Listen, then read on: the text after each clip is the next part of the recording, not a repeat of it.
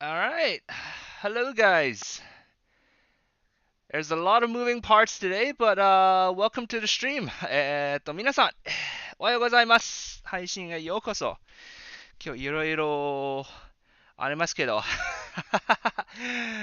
you can, oh, yes, you can hear. Alright, よし、音が入ってる。おはようございます。So, my name is Kamishiro Taishi, and I'm here to build a brand new PC today. 自分の名前は上白大志で、今日は新しいパソコンを作るための配信でございます。And with me is Logokas, who will be taking me through all of the way. Hello, Logokas. Good morning, everyone. It's Logo here, the tech support VTuber. How is everyone? 今日の配信は、英語のみになりますので、それは、ご了承ください。そのパソコンのパーツをその日本語で説明するのはちょっと荷が重いでございます。Today's stream will be mainly in English because I'm not confident I can talk about computer parts in Japanese. And also, I won't be able to see chat much because, as you see through my GoPro, my computer is sort of on the side. あと、そのチャットあんまり見えないことになる。その見てる通り。パソコンはちょっとそばにあるという感じなんです。Alright. Should we get started? We definitely should. It's potentially going to take anywhere from 1 hour to possibly about 4, depending on how lucky we get with certain things and how quick you are with your fingers. 4 hours, goddamn. All right. Do we want to sort of go over the parts a little bit? Yes, I think we should. First, we should establish the worst purchase of the entire build, which is, and I did not recommend you to do this, but you went out and bought a 4080 before you bought everything else.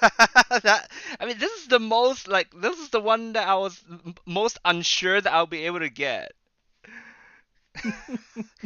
As it turns out, there's no shortage of graphics cards anymore. Like I went to like the other stores that I went to for all these parts, like half of them had like tons of GPUs on display, and they're just like we're selling them. I did not know. I was still scared because of the 3000 series. Was a bit of a mistake. It's not necessarily a bad thing though, because as it turns out, in Hong Kong, buying a 3080 versus a 4080 is about the same price anyway. That is true. Yes, we did check that. Yes. Mm. All right, and everything. Unfortunately, the moment you bought it, the immediate fact came out that it did not fit into your existing case, which is why we're here building a completely new computer as a result. Indeed. It was about time to get a new one anyways. And the other parts, Logokas picked them out for me, so I have every confidence they are the best choice. I even have 3 of these. I don't know if I need 3 of them. We will find out. Should I run through the list? All right. Yes, please.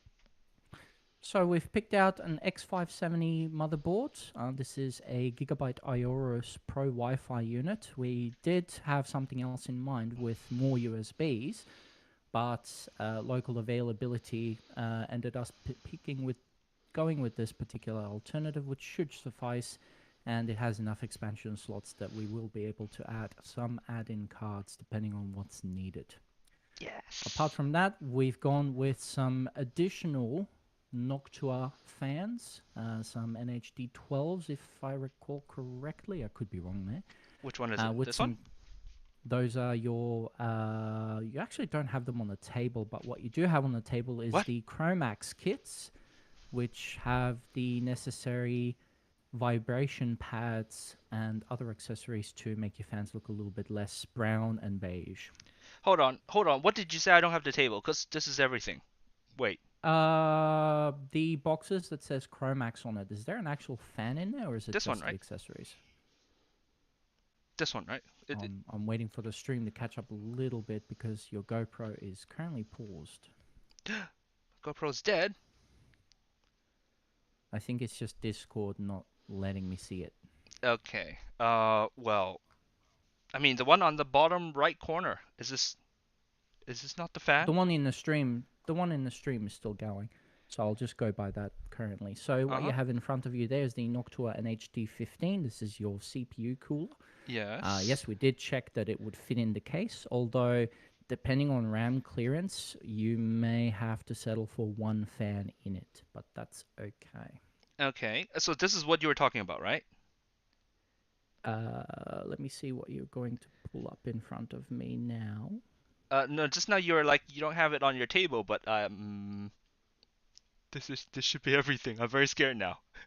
This is everything. Okay, just open that box that says Chromax on it for me. Just All right. humor me for a second. I mean, it's such a big ass box. It wouldn't just only have the peripherals, right? Wow. Wow. So that box there should contain the CPU cooler and 2 fans. It has a heatsink. This should be a fan, right?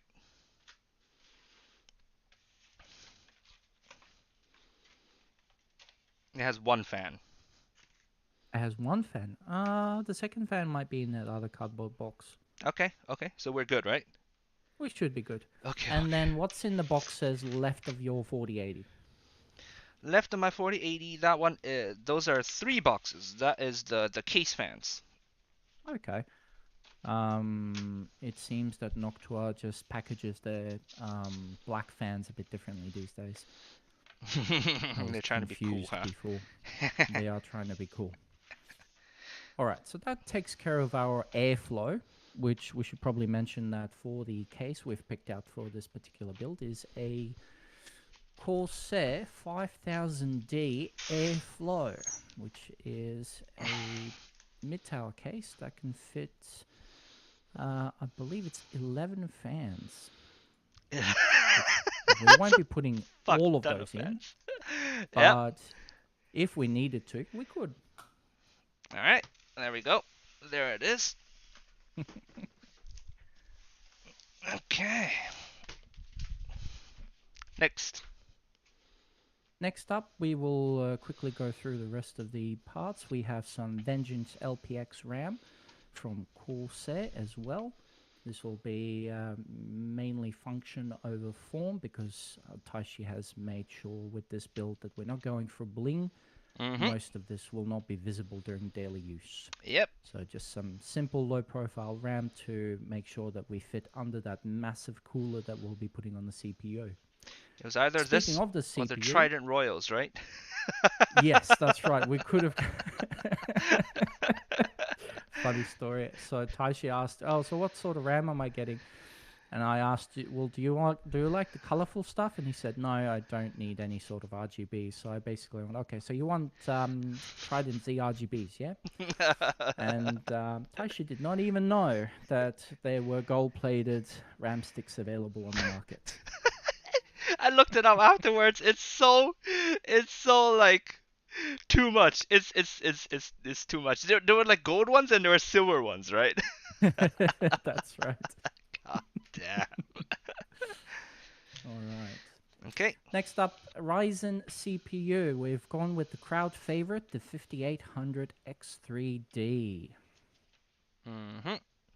This is the, I would say, top of the line choice from the AMD range currently, just because of its almost unparalleled gaming performance. Wonderful. And it should also hold up in all of the streaming activities Taishi will be performing for everyone in the future. Yes. And then just to round it off, we've got some crucial P5 Plus drives, just to make sure all the storage is nice and fast. We've got 2 drives in the system. One is a 1 terabyte OS drive, and additionally a 2 terabyte storage drive for all the bells and whistles we need. Yep, that should be get things moving. More than enough storage to play Ark on. That's the main thing, yes? Yes. Our Ark will basically take up either half or entire drive on one of these. All of the 2001. There we go. Arc 2. There we go. Yes. Let's go. This We're is ready. probably one of the least conservative choices for this particular build, and yes, we did this for Arc. Okay. That pretty much covers everything, other than, yes, there is a giant 1000 watt power supply, the HX1000 modular power supply unit. This will be feeding the beastly 4080 as well as the rest of the CPU. And we've even gone ahead and bought the special native 12 volt high power cable to make sure that we don't end up with a melted GPU. If you in do, a week's I'm gonna time. cry many days. Well, the important thing with that particular melting drama is that you have to make sure the connector is very firmly installed into the GPU. So we will make sure that we will do that today. All right. Sounds good. And that pretty much takes care of all the parts. All right. Wonderful. Shall we get started? Shall we? All right. What do I need first? Motherboard? I'm just gonna put everything away to the The side. best thing to do would probably to start with the motherboard, build as much into it as we can. The GPU's last, yes? And yes, we will leave the GPU last, as is tradition. These two we'll probably need soon enough, so let's just put this at the side. Yep, Okay. you will need all of those parts. Whew. Okay, this is not light. This is heavier than I expected it would be. What the fuck is? Okay, okay. So motherboards can generally be handled by their heat sinks, but also just by putting your hand on the bottom and holding it. Okay, do I need any of these wires? Not at the moment. So what we would like you to do is to just leave that box on the table, close the lid, and put the motherboard on top. All right. And if we need any of those accessories, we'll have an easy access to it.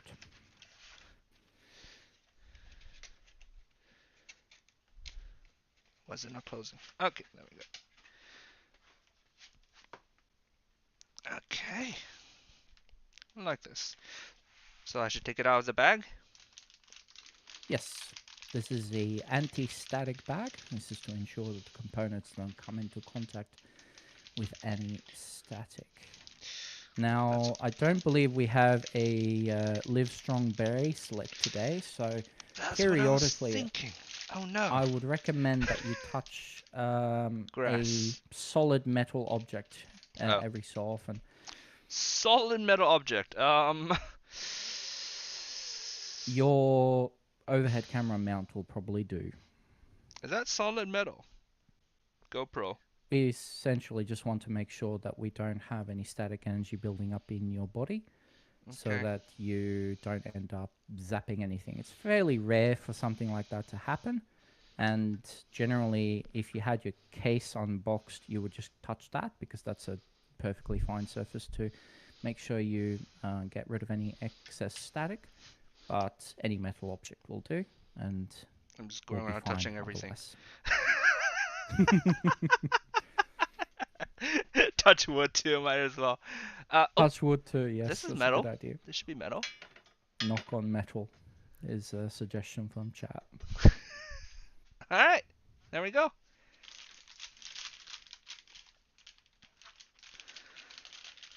Alright, let's get that motherboard out of its bag and start putting some components on. No. It's my first time touching a motherboard directly. Ooh.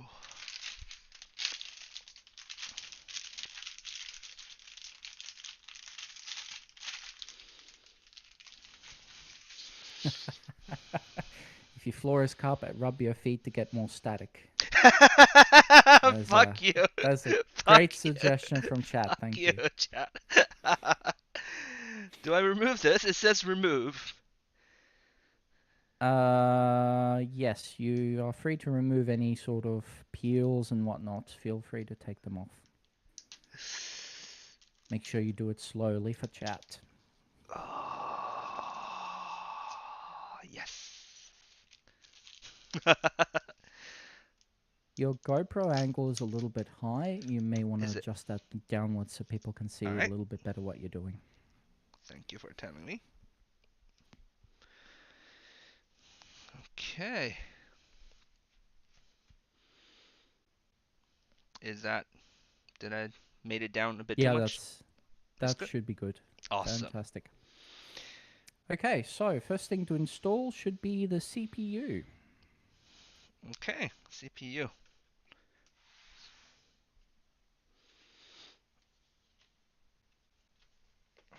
I need a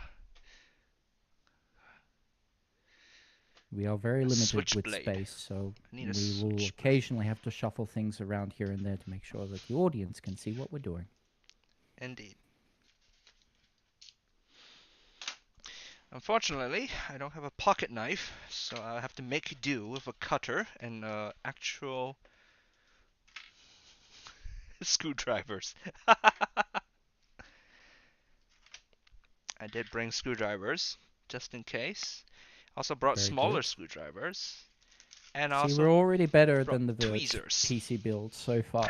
I brought tweezers too. Tweezers, very good. And I have a table. I'm so proud of myself.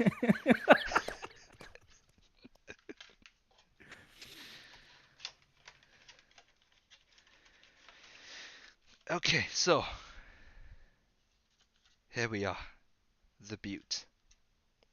So your CPU is a pin grid array unit, so you have to be very careful handling it, whereas with Intel boards and CPUs, the pin grid, sorry, my English is failing me today.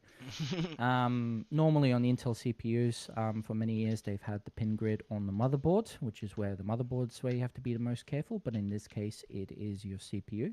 So gently handle it from the sides and orient it to the socket so that the Ryzen text is aligned with the black mounting bracket part where they are both upright, which basically means Which side is turn your upright? motherboard 180 180.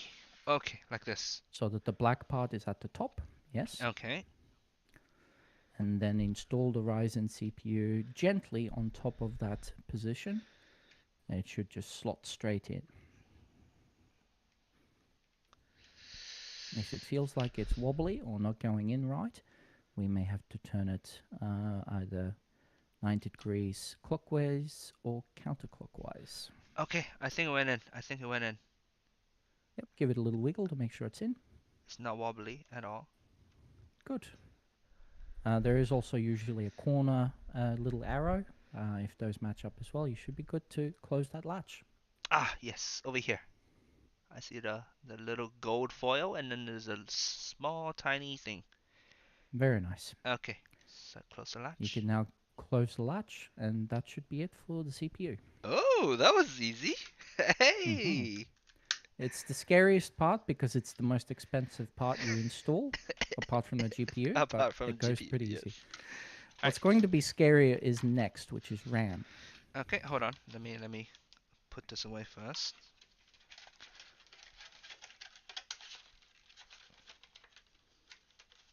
Yeah. For the audience, as a general rule, Mhm. if the Ryzen logo is upright and the plastic part of the bracket is at the top, that's usually the easy way to align your CPU. I don't know why they've done it that way, but that's how it is. Because they're silly. This is the right direction. Ah, What are you digging for in there? no, I'm trying to put it back nicely. I'm trying to be neat, but Yes. there's lots of weird stuff that's getting in my way. Yeah. This is why I said up to 4 hours.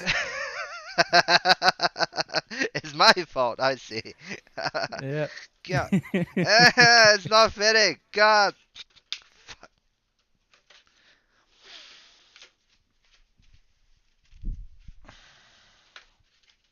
Never mind.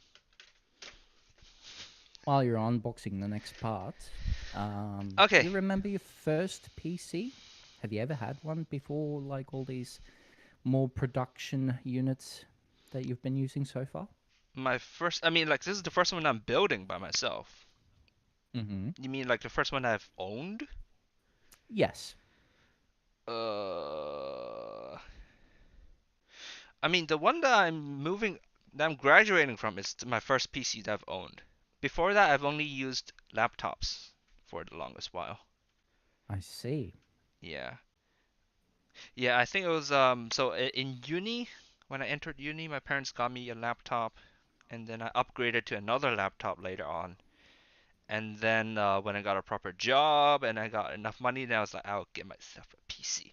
And I was thinking whether I'm gonna build it myself, but at the time I was like, the parts are so expensive. I'm too scared. I had the place make it for me. So this is my second PC, and this is the time when I'm like, you know what? Let's go try it. So Very brave. thank you. All right, let's get that RAM out of its box and start putting it in. All right. Just put this aside. RAM. I need to cut it.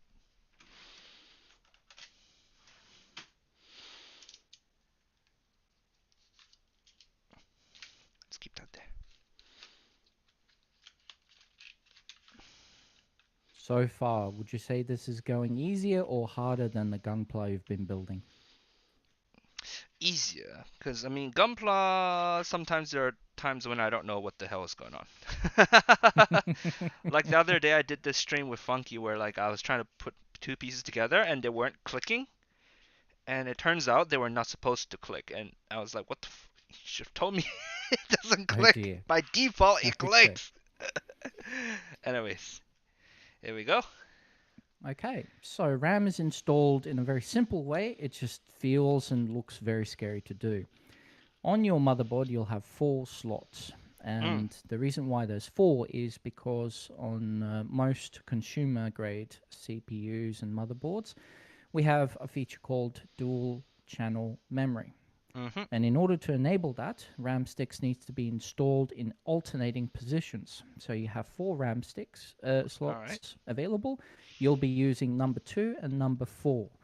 I haven't double checked this in the manual, but most motherboards prefer you to use 2 and 4 for your installation if you're only using 2 out of 4 slots. So these two, right? That looks like correct. So undo those tabs. Make Mm-hmm. sure that the little slot in the memory is lining up with the position on the slot, Yep. and lay it in gently so that both sides touch the contact, and then firmly press down on each edge of the RAM until you hear a solid click and the tabs push back into place. Oh. This may need more force than you're comfortable with, but you just got to do it. Okay. It worked. Yes. Fantastic. Now do that one more time. Okay, just matching the thing. Nope, it's this side. Okay, alright.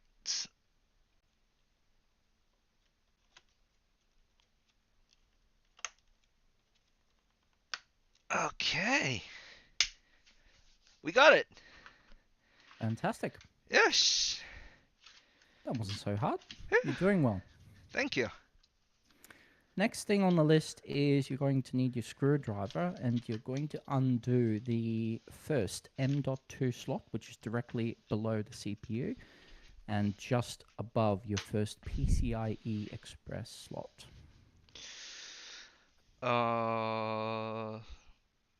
This one. The one that has text on it, right?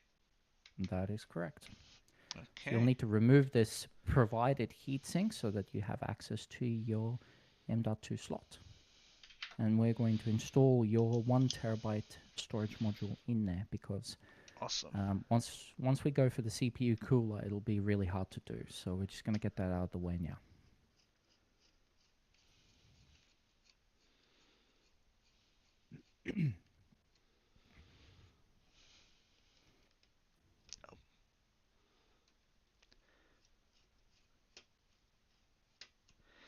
Okay, that should be that. Does it flip back? Ah, I took it off. That's okay. Okay. All right. So which? So below should be a single storage little slot Mm, and a bunch of screw holes, and one of those screw holes should have a little standoff already in it. standoff.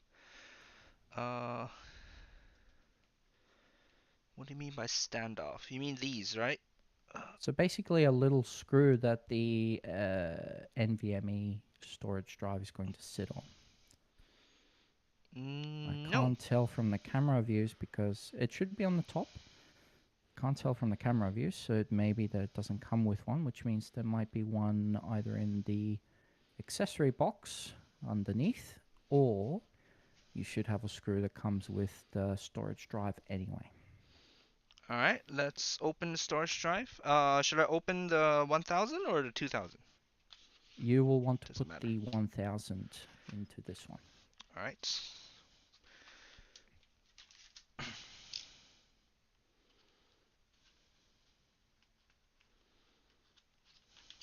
Essentially what we want to do is make sure that the storage drive is flat in relation to the connection point that it's installed to. Wow, this is smaller than I thought. These are the crucial P5 Plus drives, which are Gen 4 and have a read-write speed of about 6,000 megabytes per second. Damn, rolling off the numbers. You sound like a sports commentator. Great.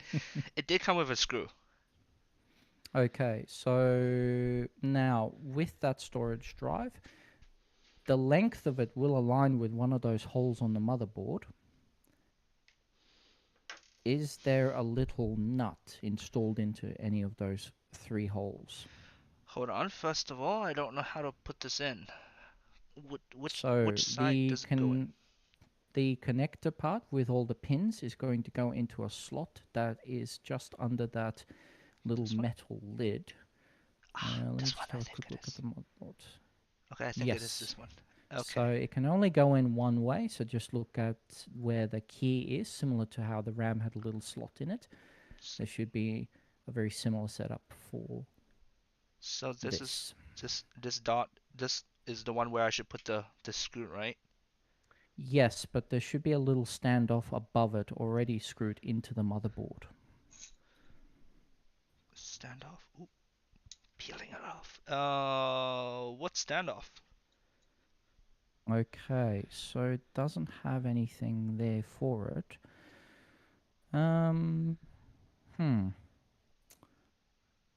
That heatsink could potentially just hold it, but I'm not sure if we should be using it.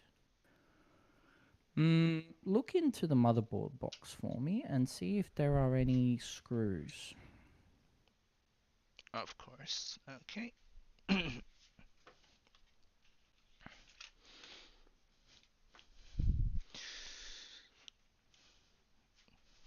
Excuse me.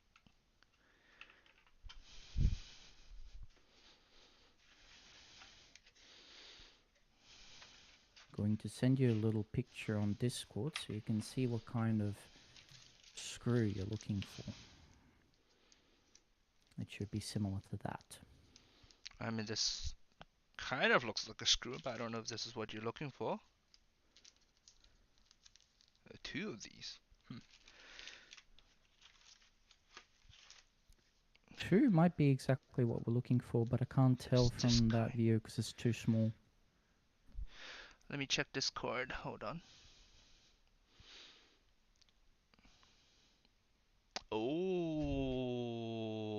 Oh, then it might be this one. It really might be. Okay, fantastic. You're going to use one of those for the time being. Should I just take out both of them because I have two storage anyways? You can. Currently, we can only really install one of them because for Windows installations, there should only be one storage drive connected.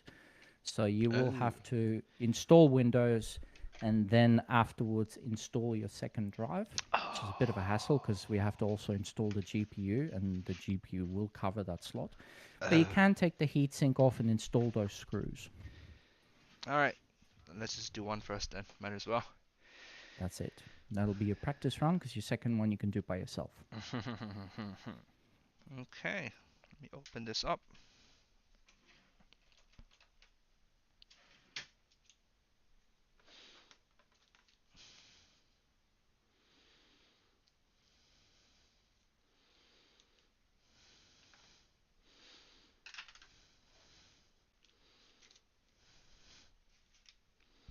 True professional with scissors. Very good. Okay. So, do I just screw this in? Yeah, so the hole you pick is decided based on your storage module, which if you grab that crucial drive and just hold it where it's going to be installed, it should line up with one of those holes, and you just put it in and Something like screw it this. down. So it's the It'll go in like that, hole on that's the right. left. Yep. And the hole on the left is where you need to put that screw. Okay. Or realistically, standoff is what it should be called. And then it has the screw hole on top so that you can actually mount the storage drive and secure it firmly. Oh. Okay. Okay. That Okay. being said, I see. I believe this motherboard with its heatsink probably wants you to not do that. What? And instead wants you to mount it with just the heatsink over the top. Oh. Okay. I see. So anyway, install the storage drive. Stick this in. Is this right? Is this? Yeah, it should click. And then when you push it down, it should line up with that screw you put in. It's not clicking. What am I doing? It may need to go in at a bit of an angle. You'll know you've done it correctly when the little indentation on the end of the storage drive lines up with the screw hole. Okay, like this, yeah? Looks right. Okay. Now you can reinstall that heatsink module, which should go on top nicely, and we should be good. Are you sure it doesn't need the screw? No, because I think that screw will actually make the way. heatsink sit a little bit proud and not make good contact with the drive. Okay. And since the heatsink is a little bit sticky, it will definitely hold the storage module in place. Okay. Should be no dramas. Alright. So that's the first one in, and that's the only one we can do for now. Okay. So this screw is go back in the box, I suppose. You'll keep any leftovers as spares. Best thing to do with leftover parts and items that you didn't use during installation is you just keep them all in the motherboard box so you know where they are. Oh, in the motherboard box. Okay. Okay, next step, you're going to grab that big Noctua cooler box. The big boy. And you're going to take out some mounting hardware so that we can actually put it on. Okay, hold on. Let me put this. You know what? Okay, we'll remember to put this in the in the motherboard box. Okay. Oh, big boy. Here we go.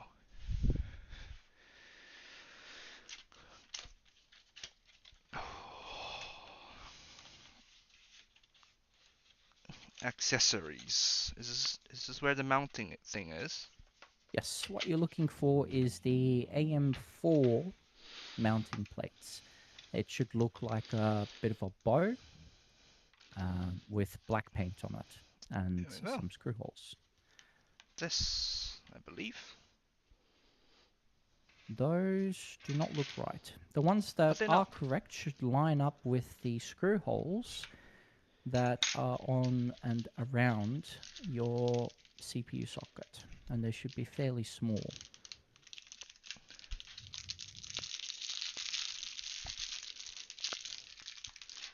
And they should be in a labeled bag that says AM4. I'm just gonna double check. Ah, these ones, I believe. Yeah, they're just a Yep. very small bow. That looks like it. Awesome. Okay, now in order to mount these, you'll need to remove the currently mounted plastic brackets. So grab your screwdriver and undo those.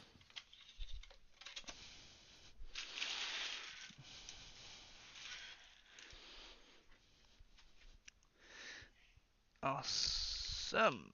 Yeah. Okay. I The considered. plastic brackets are used for the standard AMD mounting hardware, as most AMD CPUs do come with a cooler, except the very enthusiast grade stuff, which is what you've got today. I see. I was considering getting the LTT screwdriver, but I was like, I don't think I'll need a screwdriver often enough to justify that purchase. Funny thing about that, I ordered mine and they've only just shipped it 2 days ago. Oh, all right. Yeah, and I got in fairly early as well. I was a Wave 4 purchaser, Uh-huh. and they said they would ship the regular versions on November 20, with the black anodized version shipping about 3 to 4 weeks after that, which would have been around December 20. Uh-huh. Unfortunately, they ran into some issues with shipping, and Oh dear. yeah, it's only just been sent out. All right. So that's taken out. So I should put in the small ones now, right? That's correct. We will be reusing the AMD back bracket, and you should have some black screws to go with those mounting holes. Screws. No, these are not black. Let me see. Did you get any screws with those brackets These in are the black. same bag? Yes, these are Okay. black. We'll have to make sure that they're the right ones. They should thread nicely into those existing holes on the motherboard. Okay, so that there are are two poking kinds of through. screws. Left or right? Test fit one by just screwing it into the hole that you've got. Okay.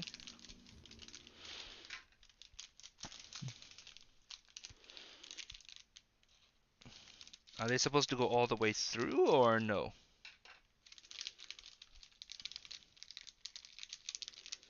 They should be fairly long, and they also need a grey spacer that's made out of sort of like a rubbery material.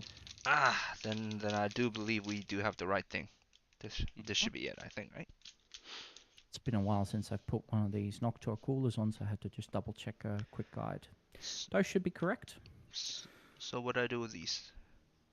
So what you're going to do is you're going to take your brackets, or one of them at least, Okay. and you're going to put one on.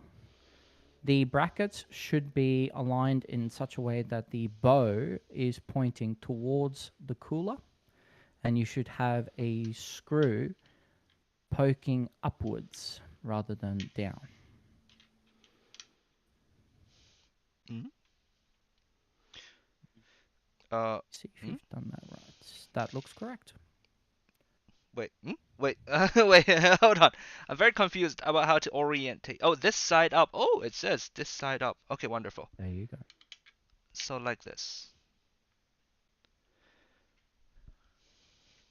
Yes? Yep. So just get that screw and grey standoff. Make sure that the standoff is between the motherboard and the bracket, and then put the screw through. Between the motherboard and the bracket. What? So it goes below the like bracket. this.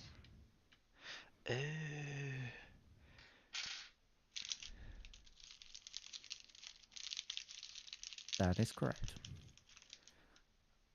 Is there an up and Working. down to this standoff? This gray standoff? Up and down. No, they are. omnidirectional. They should be fine Awesome. either way. Okay, so like this.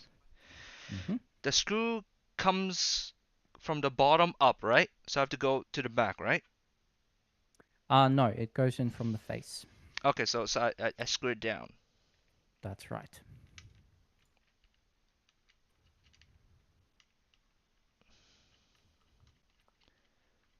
This is probably one of the more confusing parts of installing a CPU cooler, just because Noctua has a very specific way they've designed their mounting system, which is very useful once you've got it on, because installing the actual cooler is very simple as a result.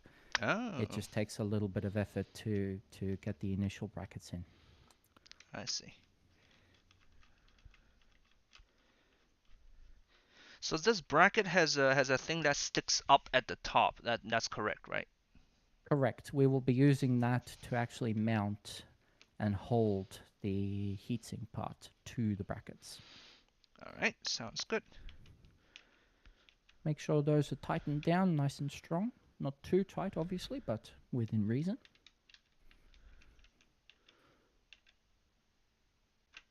All right. Okay, all good. I believe. Yes. Okay. Then I do the bottom, right? That's correct. And the bottom one with the bow should be, again, pointing towards the CPU. With the spaces first. Awesome. Ooh, this is fun. Oh my god. Okay. Yudan wa kimotsu. To The stay. GoPro view is definitely pretty fun. Oh, is it? Maybe I should have made it bigger. In the future, maybe want to swap between the two views. Oh. Just make two layouts where one's bigger and one's smaller. This will work for today, though. Okay.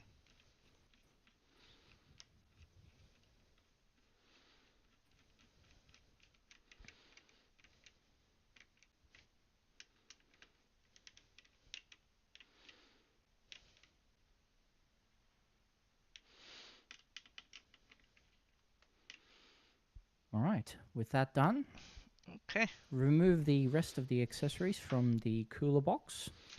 We need... Oh, we don't need any of this? The rest of the mounting hardware can go back in the box, yes. Okay. You will want to keep your original brackets with their original screws, but you can put that in the motherboard box, whereas the rest of this mounting hardware will just go back into the Noctua box, so you don't mistake them for anything else.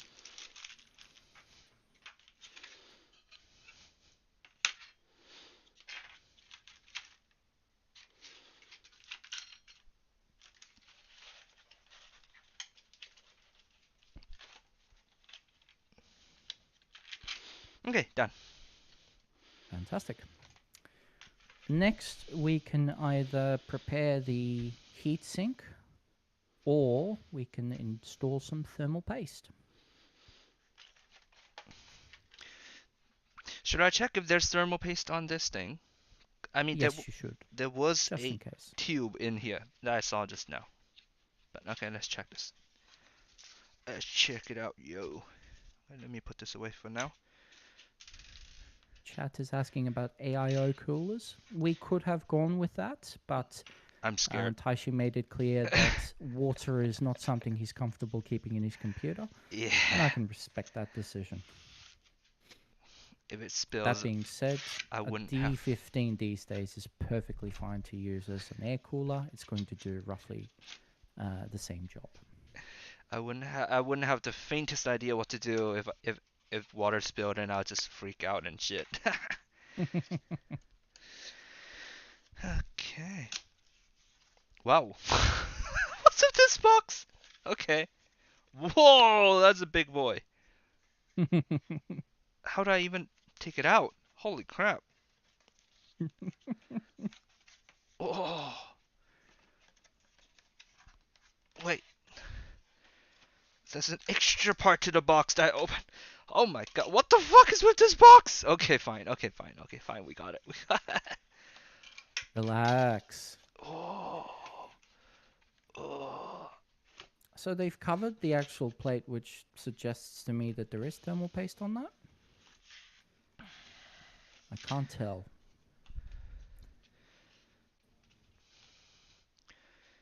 I mean, I think there isn't, right? It looks just like a clear silver. Okay. Yeah. Important step, if there is any kind of a plastic cover on that plate, please remove it. I do not believe so.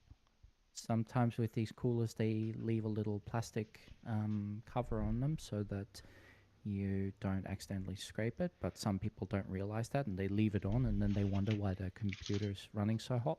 Yep. Looks like yours has nothing, so we're just fine. Yeah.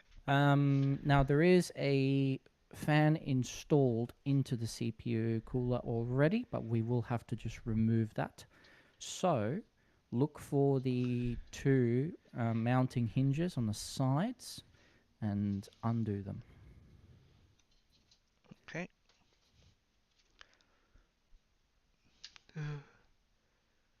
How do I undo them? Do I just pull? They should just pull off. I feel like I'm pulling really hard. Should I pull hard? Is this supposed to be hard? Wait, hold on. Do I take this thing out first? You will want to take the other part out, yes. Like- Otherwise you don't have much space. Okay. And airflow, for that matter. It's there to secure the cooler so that the fan doesn't end up running away anyway. Okay. They sure package these nicely. Yeah, the tab should just pull off. You may need to just apply a bit more force than expected. I don't want to break it. I don't want to break it. It should just come off fairly easily. Let me just quickly check and see what they say. Removing the fans. Let's have a look. Oh shit. Okay. Yeah. It worked. They just pull off. They just pull off. You're just being a pussy about it. I don't want to break anything. It's okay. Okay. So there we once go. the tabs are off, remove the fan, and that will give you access to actually install it. Wonderful. Okay. So I have to Now look into the accessory box. You should find your tube of thermal paste. There we go.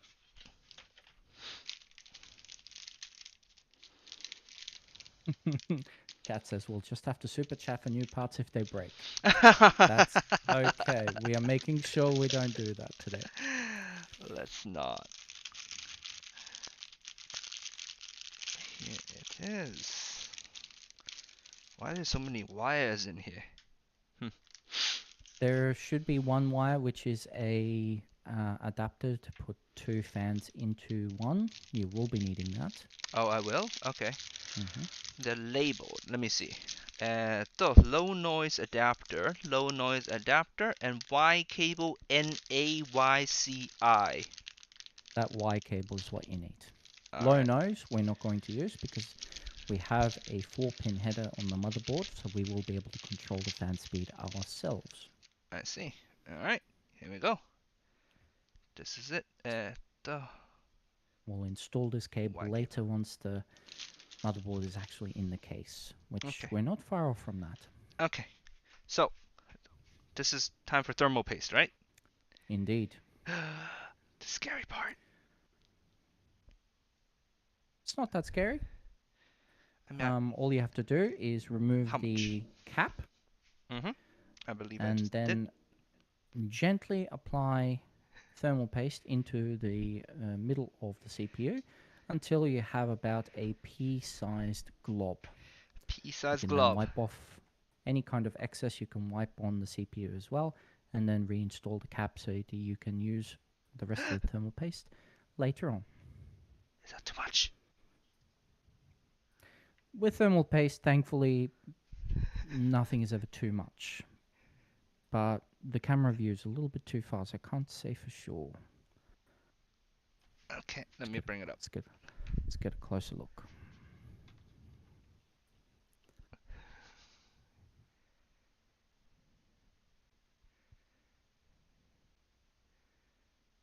Is it possible to see? Yeah, that looks okay. Okay. Yeah, that should be plenty. All Good right. job. Thank you. Okay, let me cap this back, I believe, right? Mm-hmm. Ish. All right. Now, in order to install the cooler, there will be 2 more screws you need from your accessory box. They should have little springs on them. Well, there won't be screws, there'll be nuts, I believe, because the screw part is in the bracket. I'm sorry. Springs? Unless they're already installed onto the cooler. Let me just double check that. So what the cooler has is Backplate, installing the brackets. what the cooler has is this. Let's have a look. Aha, they're already there. Perfect. Okay. Okay. So they're already ready for it. So align your cooler with your CPU, making sure that the Noctua logo is upright, and gently lay it down onto the CPU. Oh. Oh my god. Okay. Okay. Alright. I believe that's it.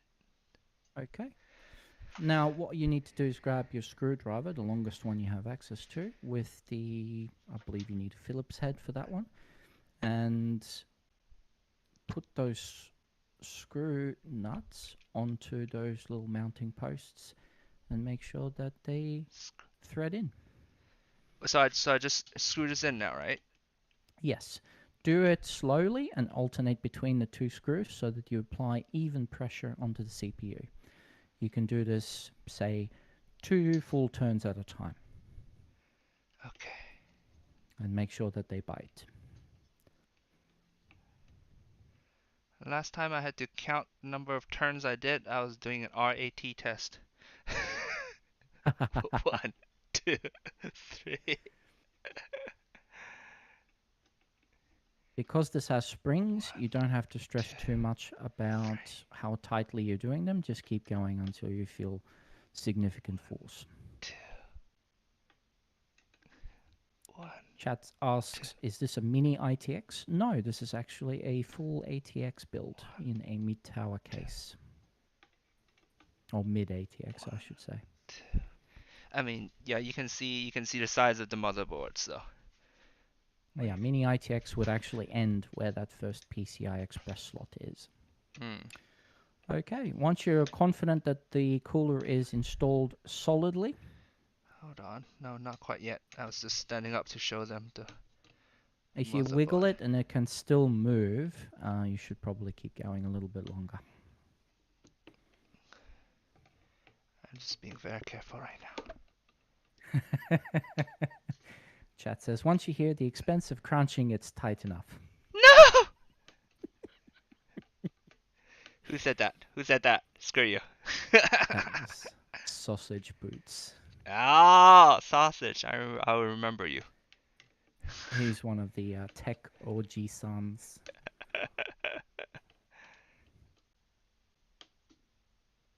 It seems like I still have quite a bit to go, huh? I don't know if you can see it, but like this part should be touching the brace, I believe, right? It should make very solid contact. Essentially, what we're looking for is not for it to be so tightly down that it's crushing the CPU, but we also want it to make firm contact.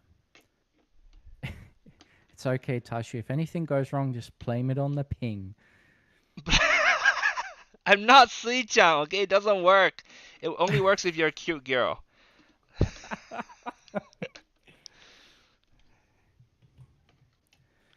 Okay, I believe I'm getting close to it. Yep, I can't turn it anymore.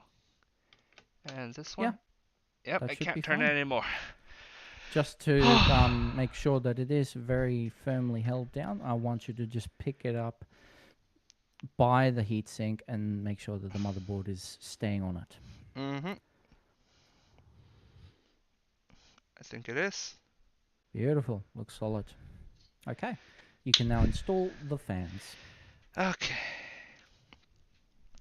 How did the fans go again?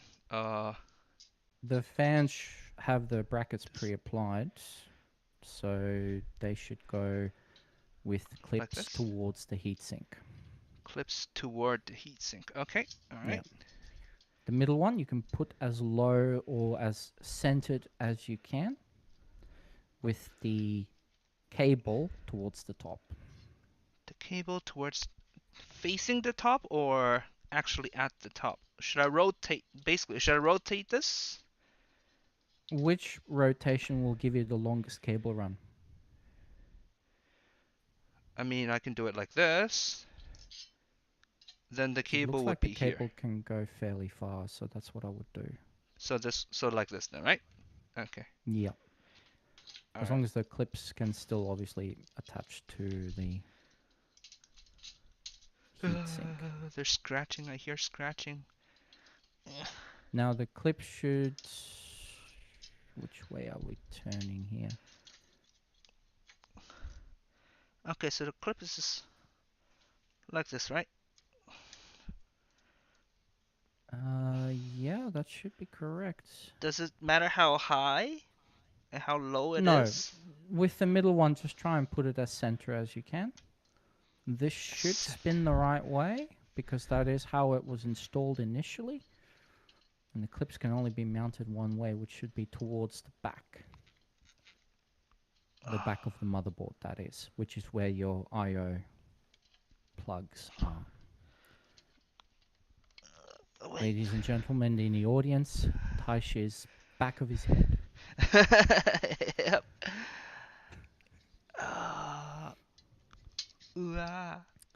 Okay. Oh, like this? Maybe? Make sure it's firmly on and isn't going to fall off. No, hold on. This side is not firm.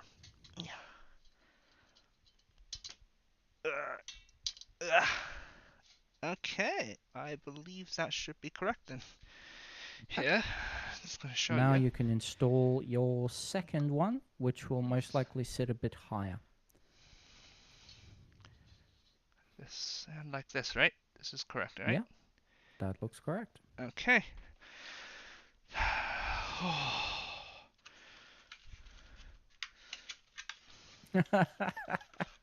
Side note, the one building is a stand-in for Taishi. Taishi's in the background making the noises for him.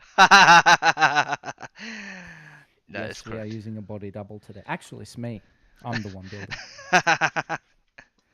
Wait, this one doesn't have braces. Okay?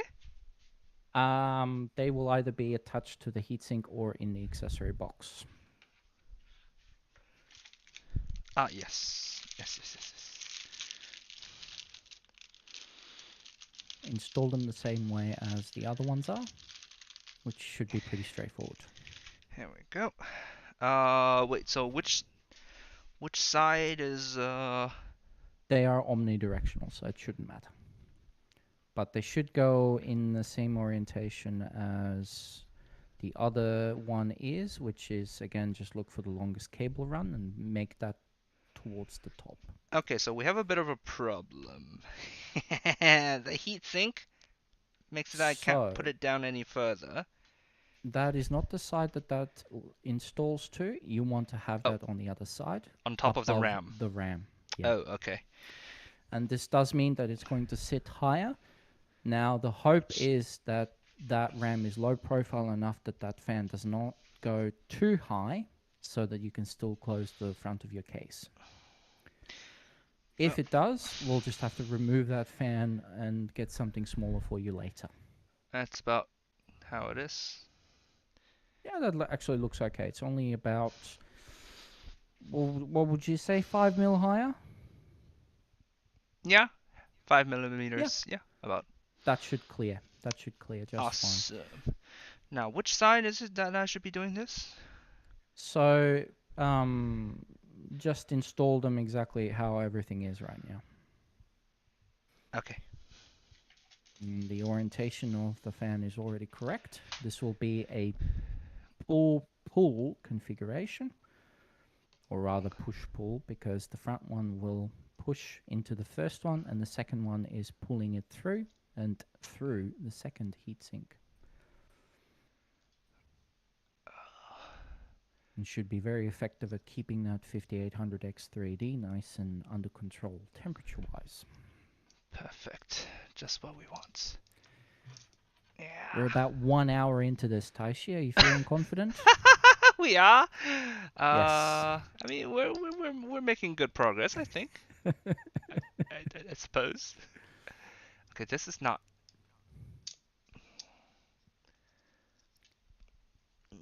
This is not fitting. Oh yes, gotcha. I should probably do the other one also, hey? Hmm? Now I'm putting the braces on.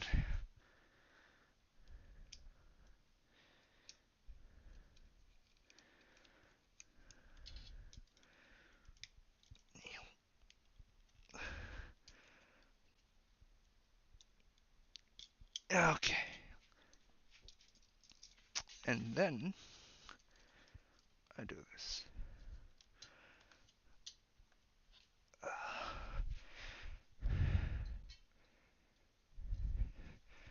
Fantastic. Up. God damn.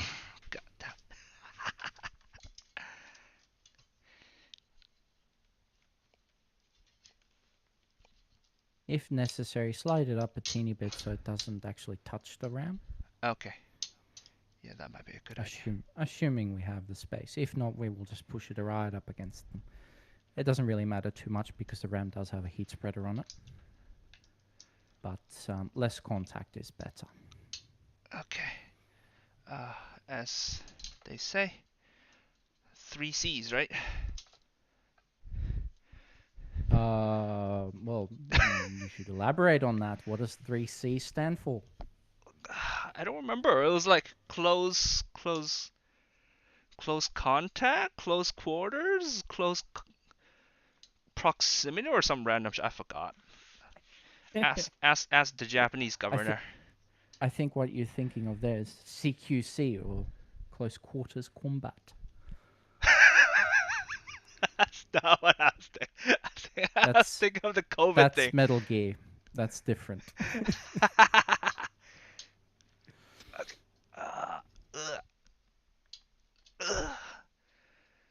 Hold on. I believe my GoPro has run out of battery. Hold on. I'm gonna have to put a pause on we'll this. Have to swap that out. Yes, it just complained and the feed stopped. Okay, hold on. I have to take out my headphones and then I have to take out my headset. So. All good. We did know this was happen. We have 2 spare batteries, so we should be able to get through this stream with the GoPro running the whole way. I'd say at this pace we might have it together by another 60 minutes. I won't be able to hear you for a while. Hold on. That's okay. Oh, you can still see things though. So that's good.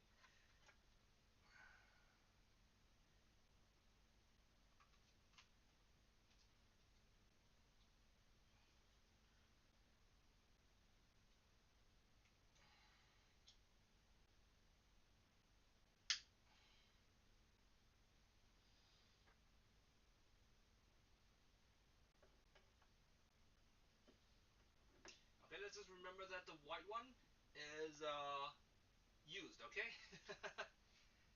Okay, remember that, chat. White one is used.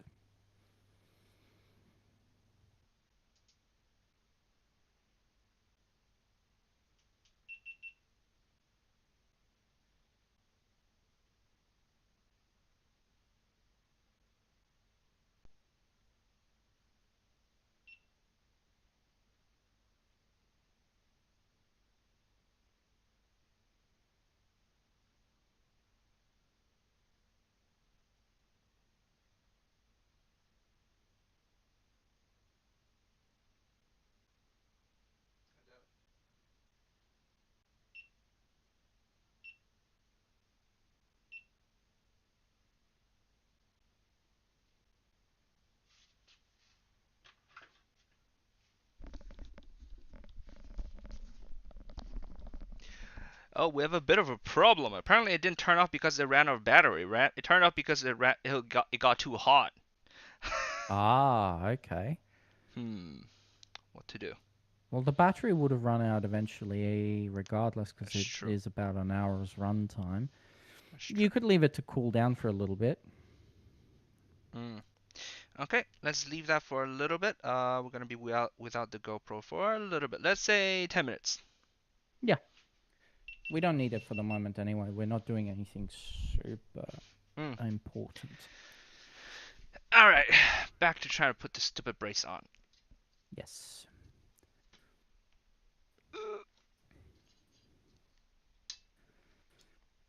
After watching Onigiri's clips on how not to build a PC, I'm having slight PTSD watching VTubers build the first PC. Well, that is my attempt to educate VTubers on how to do these sort of things so that, number one, they're less scared of their computers, which I've noticed that a lot of people are just terrified of touching or even opening up their computer for any purpose whatsoever. Uh-huh. And the other thing is, I believe VTubers would be the sort of people that should know a little bit more about their machines and how they work. And I feel this is an easy way to get started on that. This is your mission. That is my mission statement, and I'll stick with it. Indeed. So, hey, if anyone else is a VTuber and wants to build a PC and they feel they need a little bit of a confidence boost, I'm available. Wonderful. I can vouch for him. He's doing a great job. Chad is suggesting you should also get a head-mounted fan to cool the GoPro. That's a fuck ton of things on my head, man. You just need a 5-volt battery pack, USB, with a little fan adapter, and you can reuse one of your case fans for it.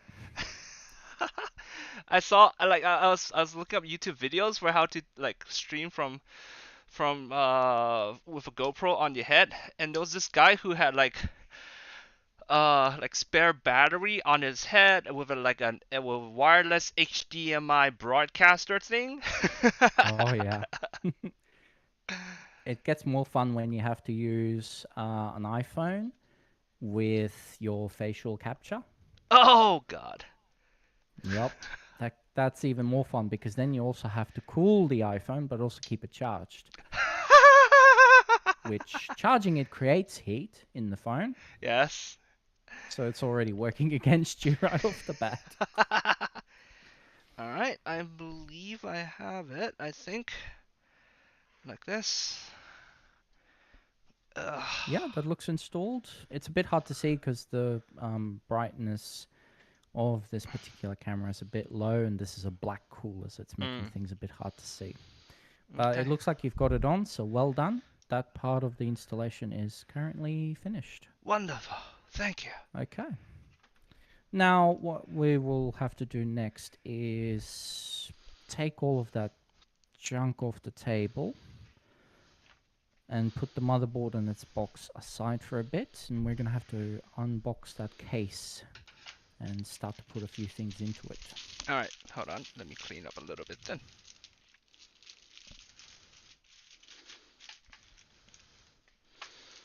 Install a ceiling fan. I don't know if that's an option. Ceiling fan. How much preparation do I have to do for this single goddamn stream?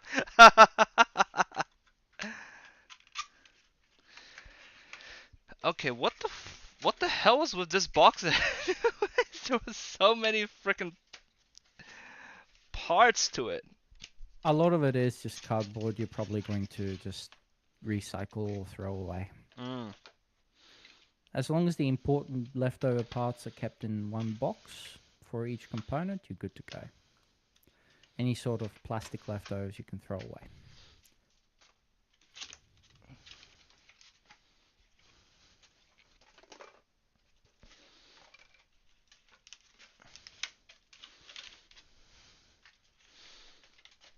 Wait, that's not it.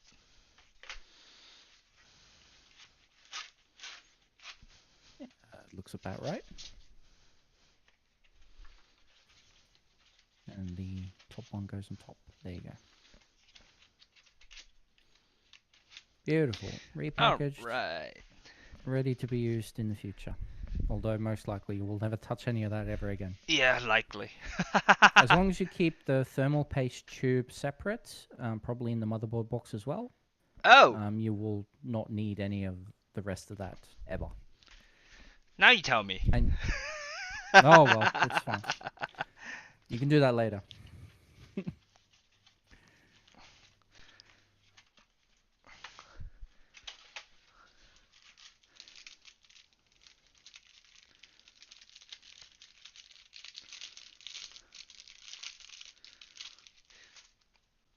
Do we need this wire? Is this gonna be later? This the Y The cable. Y cable you will need later, so just keep it aside for now, but Alright. somewhere readily available. Are these like stickers? Why are there? Oh yeah, most PC building component companies will give you stickers I see. to put on your case in case you want to rep that brand. How many people actually do it? There's some people who love sticker bombing their PCs. I see. All right. I guess it's like stickers with Gundam, right? Hmm. You can go with them, and you can go without them. All right. Oh wait. The plastic brackets. Did you say I want to keep? The AMD ones, yes, you'll put that in a separate little baggie and keep in your motherboard box. If you, for some reason, if anything ever happens to the Noctua cooler, you may need to go back to a stock one, and you'll need those brackets to install that.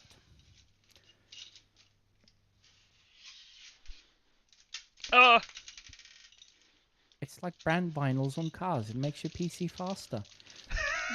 Maybe. Does it though? Okay, hold on.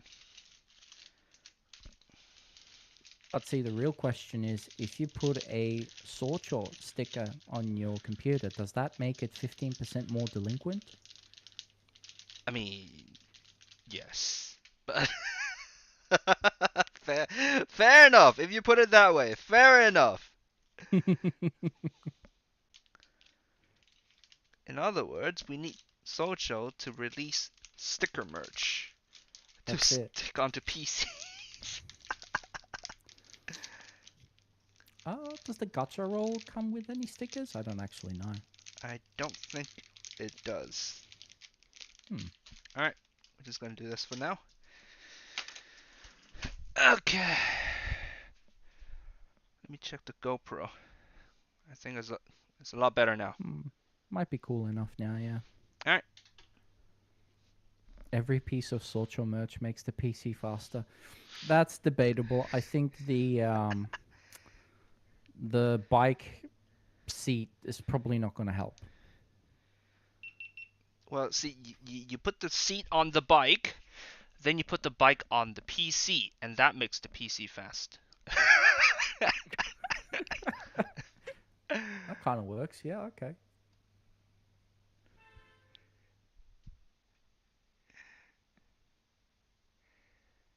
Alright, hold on. Setting the GoPro up again. Give me a second. Ride the PC. Yeah, that's an option. Just put the seat on top of the PC and use it as a seat. Yep. Well, it won't be very comfortable. Oh, I think Yes, it has recovered. Alright, hold on. Let me take out my headset. Fantastic.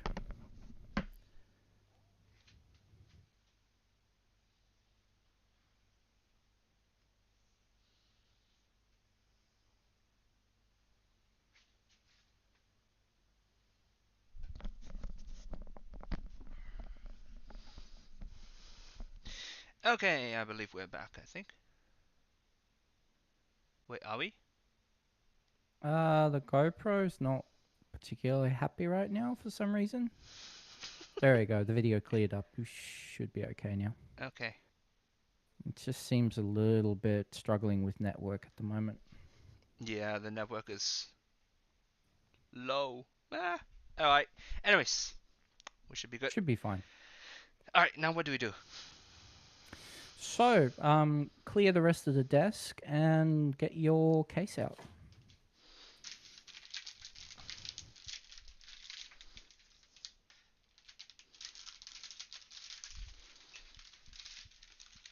I put the Sorcho U2s in my PC and gained 200 points on my 3D Mark score. You can't explain that. Oh. Okay, well that's just because Socho is too cool. Well, we're just gonna have to believe that, yeah. Mm. There's no scientific explanation to Mm. that right now. Okay, so do I keep this on or do I take this off also? If you have the room to keep the case on top of the table with it, then sure, keep it. If not, just put it aside, but Let's easily accessible because we're gonna need it soon. Okay. There's one big ass. What? What? What? GoPro. What did you do? Hold on. I think the GoPro overheated again. No. No. I didn't know this was a problem for them.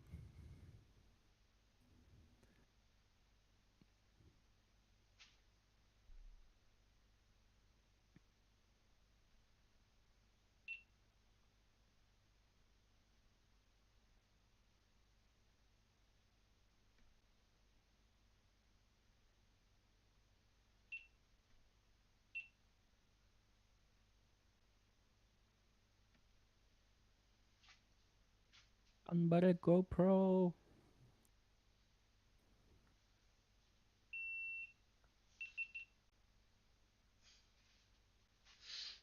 Why you do this? Why you do this to me?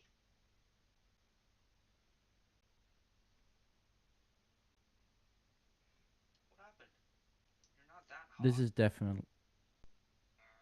is definitely why I set aside 4 hours for this. You never know what comes up. Let me try one more time.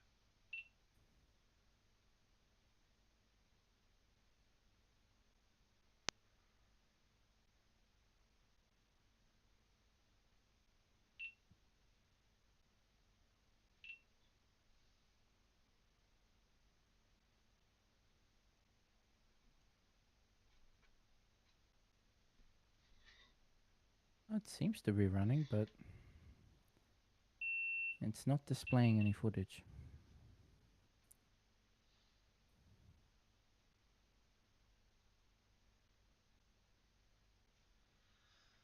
What the actual? Yes, setting aside enough time is definitely necessary with PC building unless you know exactly what you're doing. When you've already got the parts and you've test fitted everything and you know exactly what's going to happen. Generally, this is how recording for, say, Linus Tech Tips goes because you know for a fact that beforehand someone's already assembled a computer if they build one during the video, so they know it's going to Open work. a server again. The server that I'm using to stream this stream off of.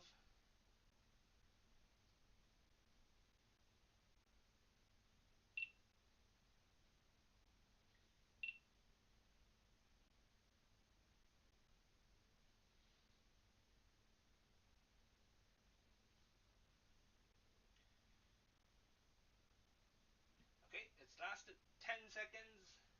Everything looks fine. Alright, it should be good. It should be good. Should be good. We'll see if the video feed comes back up.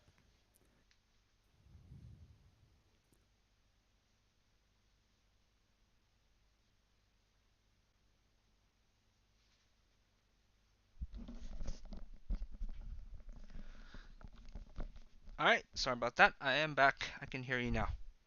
Okay, Welcome back. thank you.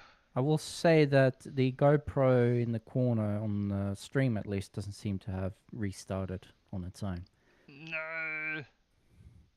We may have to just leave GoPro Kun to rest for a while.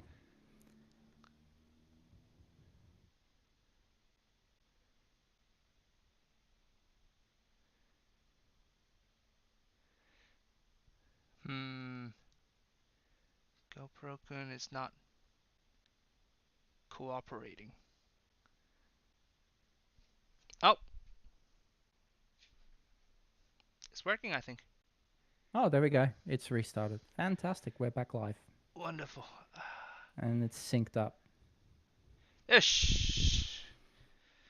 Okay. All let's right. continue. So, the case. Yes. Oh, God. This destroyed Taishi's arms last time because he had to literally drag it home on his own. This whole goddamn thing, man. Ugh. Ugh. Should I open it and then put it onto the table? It probably would be best to just open it on the floor and take it out of its box. That's what I thought. All right. Andrew asks, do you want to test the board on top of the cardboard box before bothering to put it in the case? We could, but the problem is the 4080 is so massive. I don't want to end up with a situation where we accidentally bend something out of shape because the graphics card is so heavy that it ends up just taking the motherboard with it. Just describing it scares me. So we will test bench the machine once it is put into the case, but not necessarily fully assembled. How do I do this? Do I just flip it over on the table? I find that sometimes it's better to literally turn that box upside down with the flaps open and then just lift the cardboard box off. Yep. Okay, let me do that on the table then.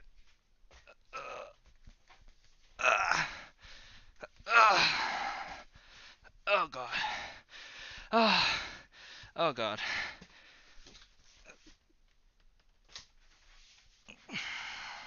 2 hours PC building, 2 hours stream technical issue equals 4 hours. Sounds about right. Yeah, it's getting there. Okay. Oh.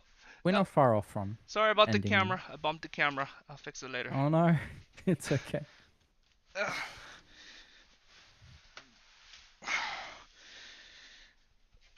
Okay. Whew. Okay, camera, come back. There we go.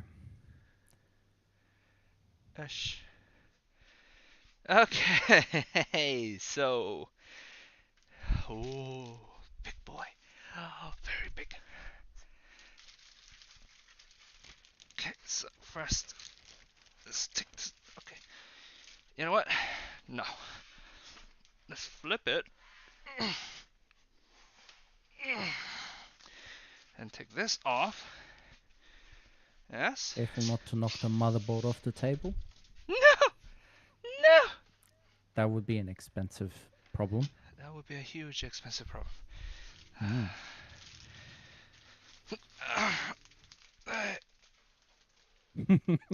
Wanna go muscle?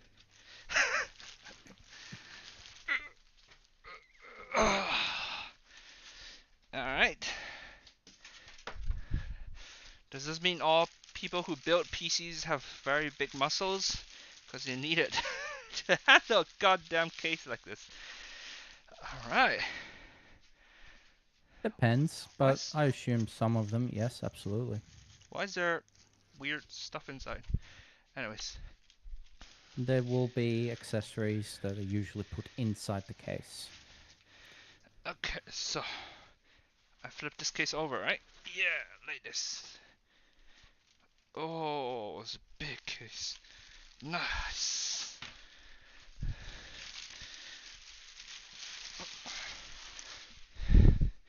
Okay. It's definitely big. Now what do you do with this? You'll have to lay it down on its back and open the front door. Okay. Ooh, this is very reflective. This has a tempered glass panel. How can I We'll make leave the peel on until we're ready to finally pull it off at the end. Is there a way that I can take off the panel first? Because otherwise it might reflect my face. You'll need to remove the thumb screws on the back of it. And then gently extract it in such a way that you can actually remove it. If you need to these or these. push the overhead camera out of the way so that you don't get a reflection. Okay. I can see my credit card number in the reflection. If it's your credit card number, then I don't give a damn. That's your problem, not my problem. How do I remove these screws? That's not. There should be just thumb screws, so just turn them. Nuh-uh. Wait, no, hold on. This is the side. You're on the bottom, so I'm on the bottom. The screw should be on the back. I'm on the bottom. What an idiot. Here we go. It's attached. Oh, it doesn't come out. Oh, that's cool. So you don't lose them. Exactly. These are called captive Oh, screws. wait, no. I mean, this comes out. What? Why? What?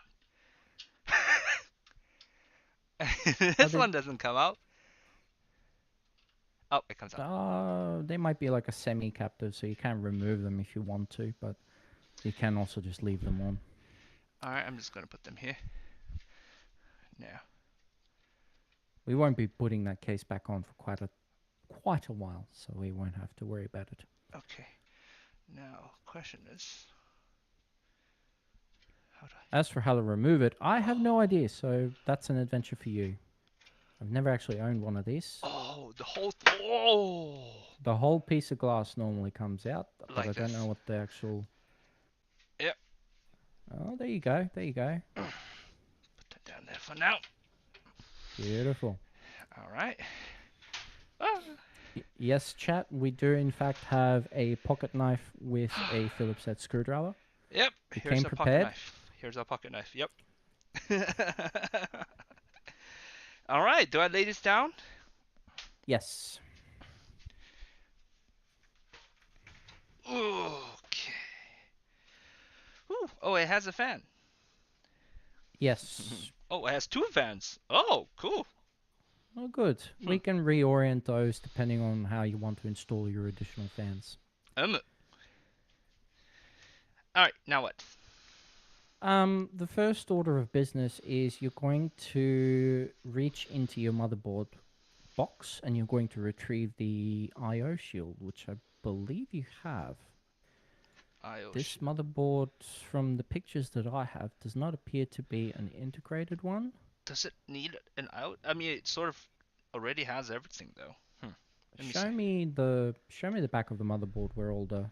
Okay, that's already on there. So this is a pre-installed I/O board. Yeah. So we don't have that issue. Normally, a quick step that some people always forget is to put the I/O shield on before they install the motherboard. In this case, we can't make that mistake. Awesome. The next step is to ensure that we have motherboard standoffs in the positions where we need to put the screws in the motherboard. So the motherboard will have 9 screw holes. You need to make sure that your case has 9 standoffs installed into the same positions as those screw holes. Okay, so there's 1, 2, 3, 4, 5, 6, 7, 8, 9. Okay, so then I try to put this down onto it, right? That's correct. You hold it by the CPU cooler and angle it inwards so that it can get the I/O board into the right position, and then gently push it towards to the left, and it should just go right into place. And all those 9 screw holes should line up perfectly with your standoffs.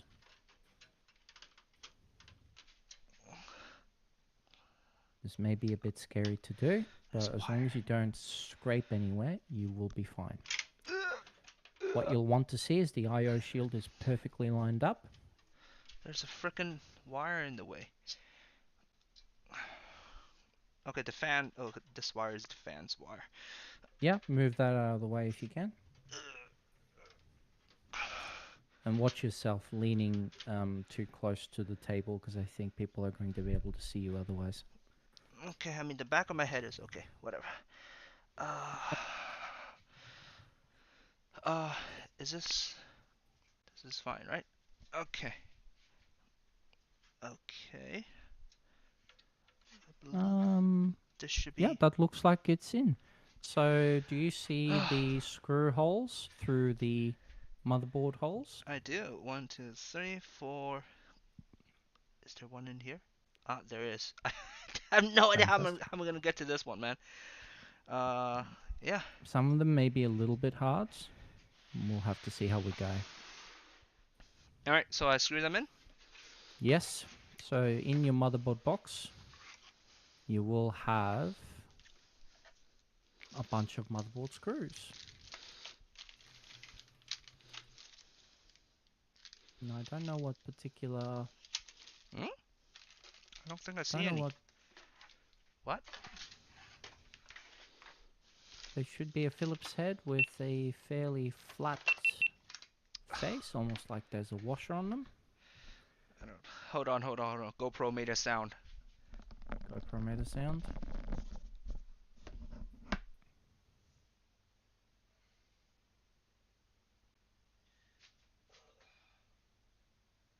Just stop again. Yeah, the GoPro has died again.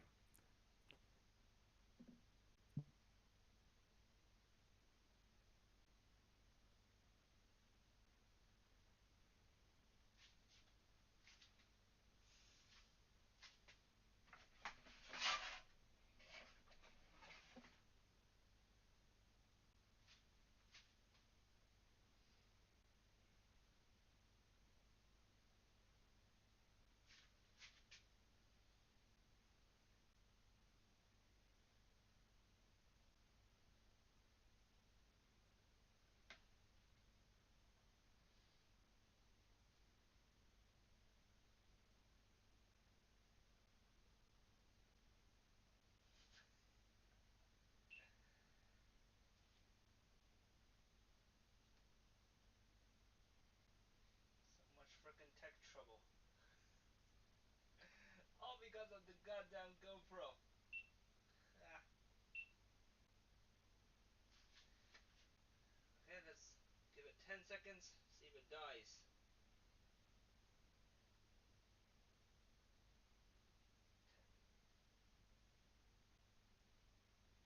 Okay, should be good.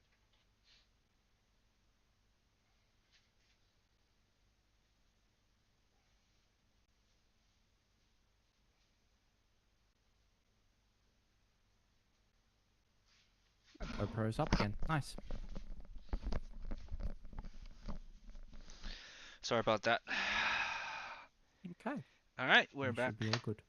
So you should be able to find somewhere amongst all those bags a set of screws that are fairly low profile and a little bit flat, almost like they have a washer on them.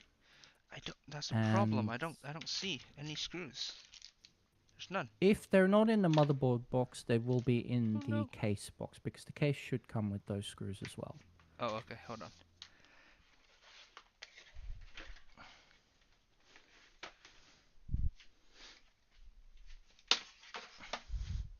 That is a little bit disappointed that you're not going with tons of RGB lights. Too bad. Oh, the screws. Oh, it's probably in here, right? Yes. What the? Should be a whole box of items. How do I take this out? That looks like it. I can't take it out. What the? If you can't take it out, what you'll have to do is remove the What? other side panel. The other side panel. Oh, Yes. this one. This one? Because that will allow you to have access, which you will have to take that panel off anyway, so you may as well do it now. No, not this one. The other side panel. Oh, you mean this one? The back one, yes. Oh, the back one. Oh, okay. Oh, wait, the motherboard is not secured. Hold on. Yes, you do have to be careful because the motherboard is on.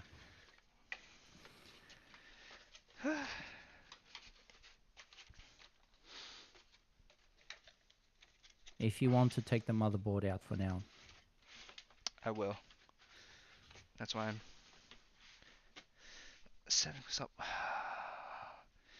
Oh, that's sad. I got into the right position and all. Oh well.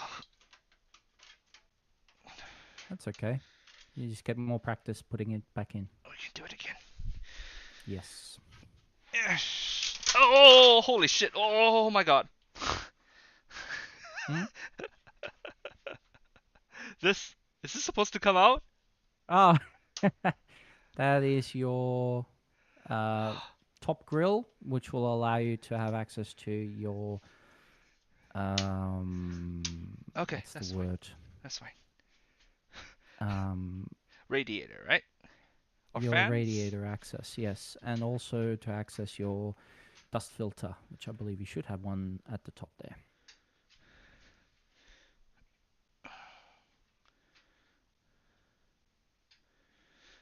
Okay, so there we go.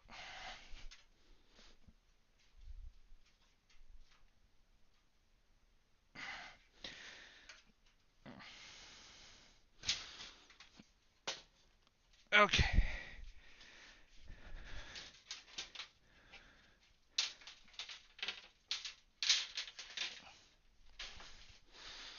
All right.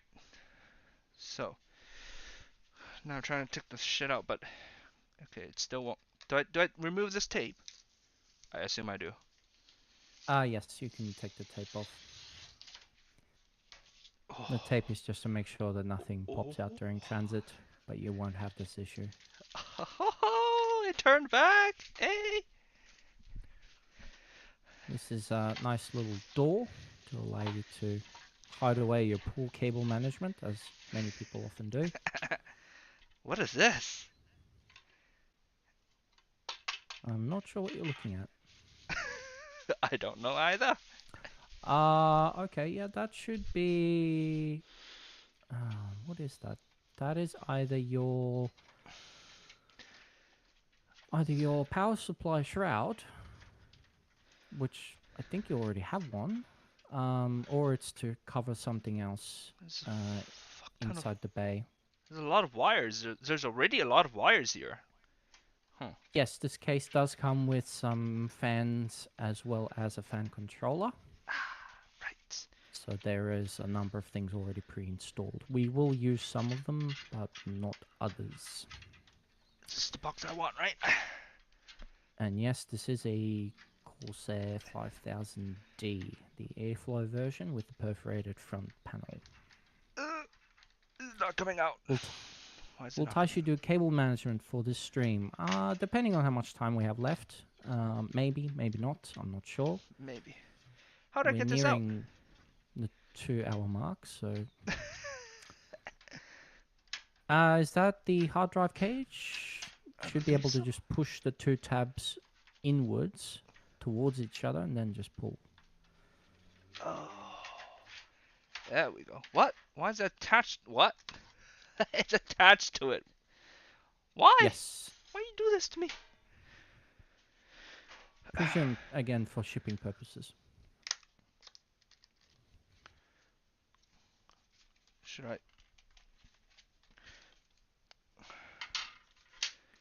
I? She did, in fact, prepare tweezers. Yes. Yes, I did. Okay, so what is... Please have the screws. Please have the screws. Oh, I see the screws. Yeah, just put one right on top of the case and I'll see if it's the right one. What the fuck is all this? What is this? Anyways. Oh, some extra cable ties. Okay, so they have this.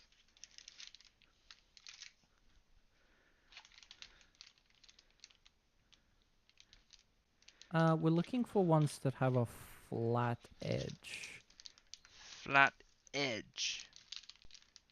Edge? Or top? Yeah. So the motherboard needs to have a flush screw, so it can't be beveled. Otherwise, it won't make good contact. I think the ones in the middle are the right ones. I just need to see them out of the packaging to verify. Okay, should I take all these out of the packaging? I'll just take one of each or something, and I'll tell you which one's which.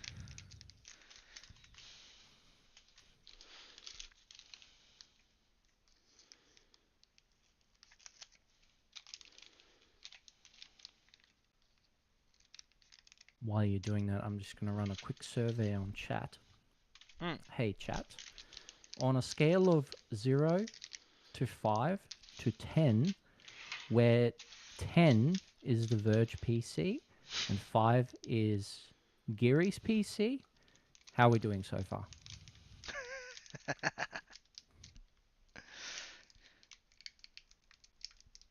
Okay, it's not opening very well. You may need your scissors. Yeah. 8? Really? Come on. Wait, 8 is bad? 8 is we're 2 steps away from Verge PC. No! Why? 2, 3. That sounds about right. Geary's PC would be a -10. Is Geary Low really grade good at says this stuff? 6. Man, I really need to see how Geary's PC build went because I haven't actually seen it, but everyone tells me it was a train wreck. It was a train wreck? So I've heard. No. Some people were actually thinking that she was trolling. That bad, huh? Which may have been the case. I don't know. I Because see. I haven't watched myself to confirm that. Okay, so these are the 3 screws. Yep. Let's have a look. She was 100% trolling. Okay, so that's not a valid choice then. I'll Fair have enough. to get a closer look at that if you want to just mash your face into the table there for a second.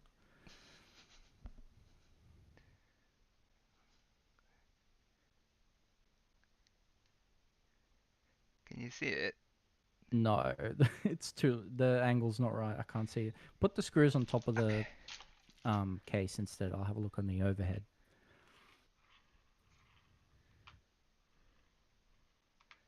The overhead is nice and close. Should No! be able to see It fell! It fell! Where did it go? Oh my god. Oh no. Oh my god. Oh my god. She used the rubber mallet.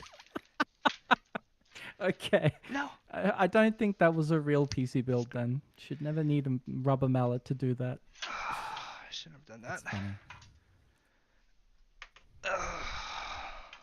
Should have done this. You've lost some screws. Yeah, That's unfortunate. I've lost 1 screw. Oh dear. Oh, there it is. That's okay. We only need so many, so it should be alright. Hey, you had a tray this whole time? Yeah! I use it for my Gundam things. Okay, you should use your middle ones. Those should be your motherboard screws. They look right. Middle ones. Okay. Yes. Okay. They're not flat, right? The head is not flat. The head is not flat, but if you have a look, the underside is flat, and that's what we Yes. want. Okay. Whereas the other screws are beveled. Oh, the underside is beveled. Ah. Ah. So we need the underside to be flat so that when you screw them into the motherboard, they don't try to force the hole. They just sit right up against it. Sortis. Okay, now you need to throw everything back off the table, lay the case back down, reinstall the motherboard, and then install 9 screws to the best of your ability. If you miss 1 or 2 and it would take too long to fix that, we can just leave that for later. As long as the outer screws are in properly, we should be good. If we get 7 out of 9 in, I think we'll be okay. Alright. Chat asks, was that a Gunpla tray? Yes, that's the tray that I used to put my Gunpla parts. Like I cut the parts out onto that tray. Nice. Though I am Today's build was still better than the Verge's. Well, that's why I put it in the middle. I am thinking of getting like another tray, like a wooden one, because people keep worrying about the fact that there's a reflection because it's a plastic tray. Oh god damn it. But then chat will just complain again and they'll say that you should get a cloth one. A cloth so that you one? don't Why? so that you definitely don't scratch anything. God damn. Listen, Gunpla orgies, they go a little bit crazy sometimes, yeah? I can imagine. Okay, so Mm. should I put these drives back in, right? You don't really have to, but just so you don't lose them, you could just put them back. Yeah, probably They're best. not going to get in our way, most likely, so it should be fine.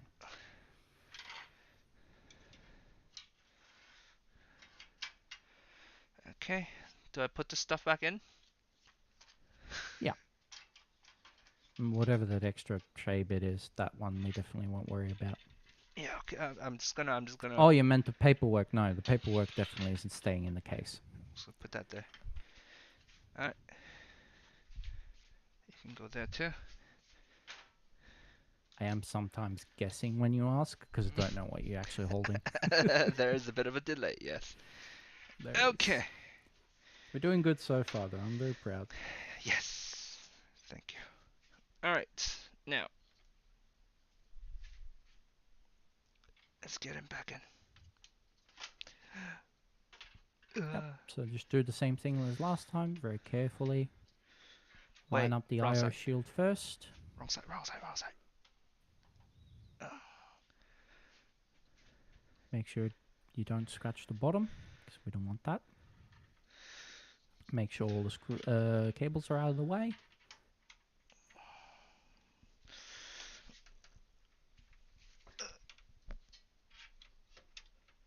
Is that? Oh, yep, that's the front. Yeah, you're going correct. Fantastic. Chat is saying they like my accent. That's a bit unusual. I didn't expect that. Why not? You have a nice accent. All right. Do I? Got it. Okay. It's Australian, right? It's becoming Australian, but I'm still a little bit way off. What is it originally then? So this is actually quite complicated. Would you like to play a game? Okay, sure. I mean, I have time. I'm gonna be screwing in the screws.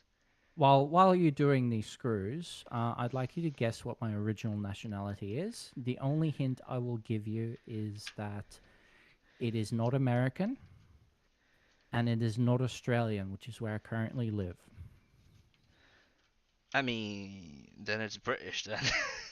that's that's the You're last on option, isn't it? You're near the correct continent, but no, Near the correct continent. It's not my even the right native continent.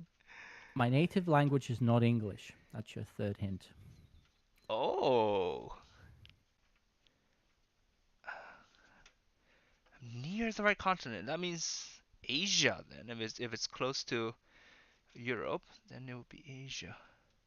Well, no, you said British, but Britain is an island, not a continent. Oh, then Canada then. No, I'm not Canadian. No. Canada's. Well, okay. How much did you pay attention in your geography class, Taishi? Well, no. Look. You said it was a similar continent. Europe is here. North America is here. Asia is here. Africa is here. So Yeah. so So the so UK is how is there. So what's the closest continent to UK? it would be North America then. No.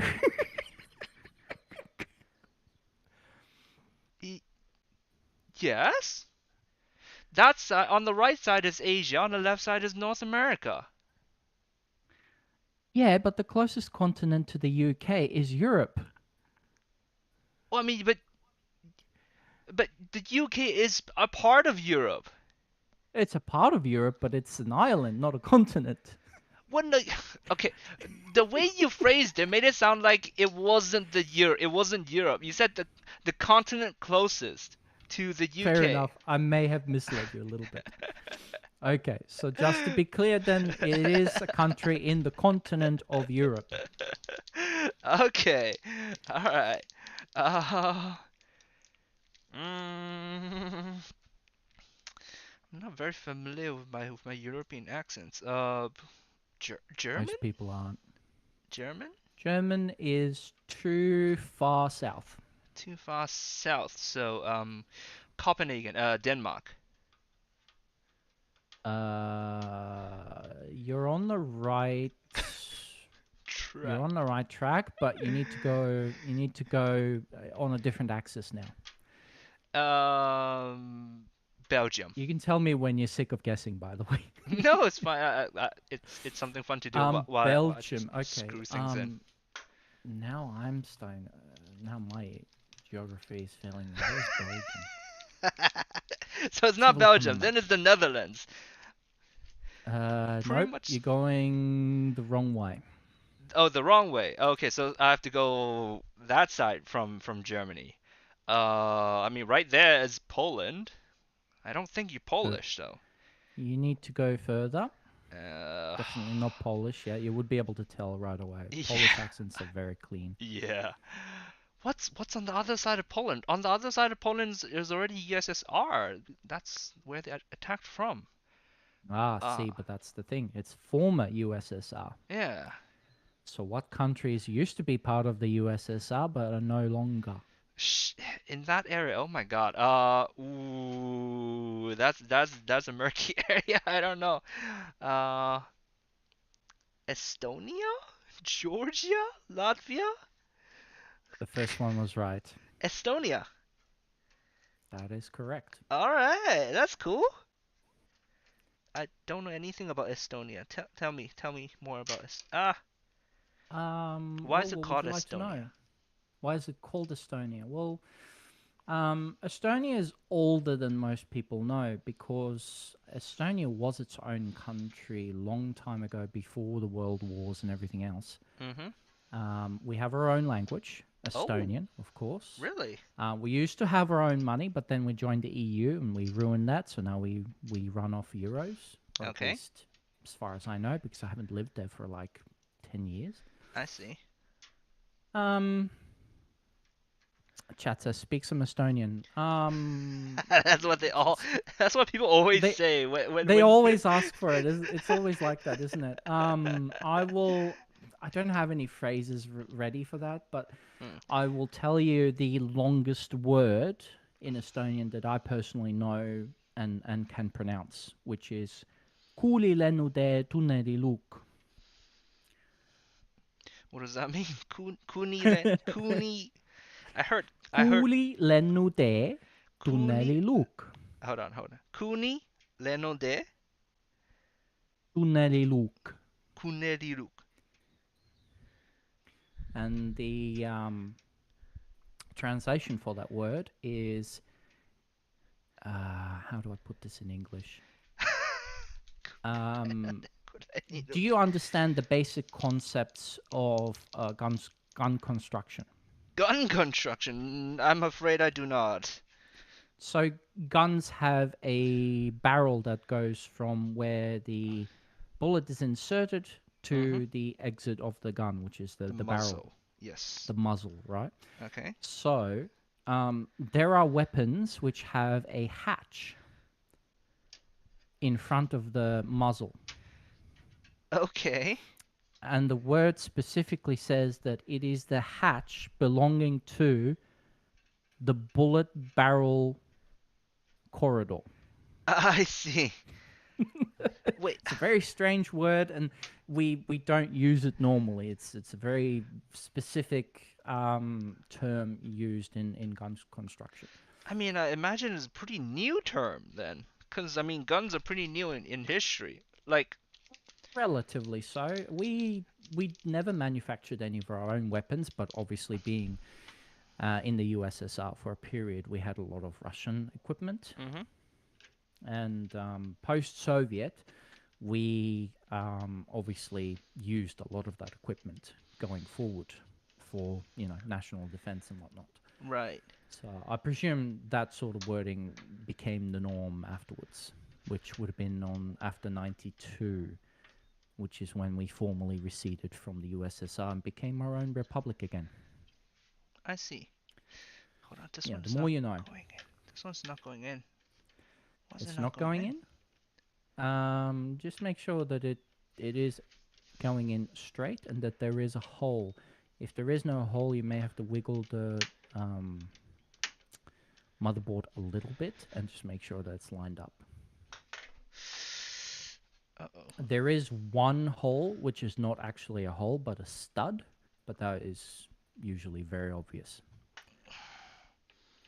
Now it's kind of stuck. You may just want to inspect and see that there is a proper hole in there once you get the screw out. I like how the streams changed from PC building to geography class and now history. Yeah, it's common to go on tangents. This is normal. It's kind of stuck. It won't come back out. What? Oh dear. Yeah. How securely is it in there? It's like halfway through. Okay, we should probably just back it out. I don't know how to back it out. That's the problem. It's not coming out. What? We definitely all the screws have been the same this whole time, yeah? Yes. Okay, so we're definitely using the right screw. Oh, I just wasn't going the right way, maybe. Lefty, loosey, righty, tighty. No. What? It's not. I can see you turning the screwdriver, but I don't see anything happening. Hold on. What was it? Left is loose. Lefty, loosey, righty, tighty. That's the way most people remember how to do screws. So turning the screwdriver left should loosen the screw. Turning it right should tighten it. Okay.